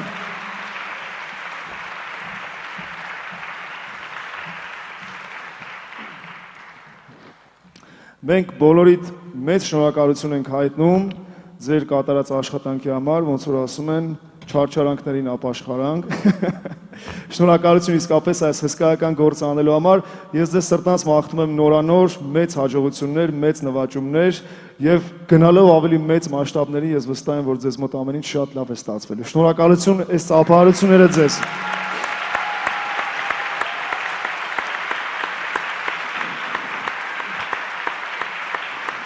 Սիրելի ընկերներ,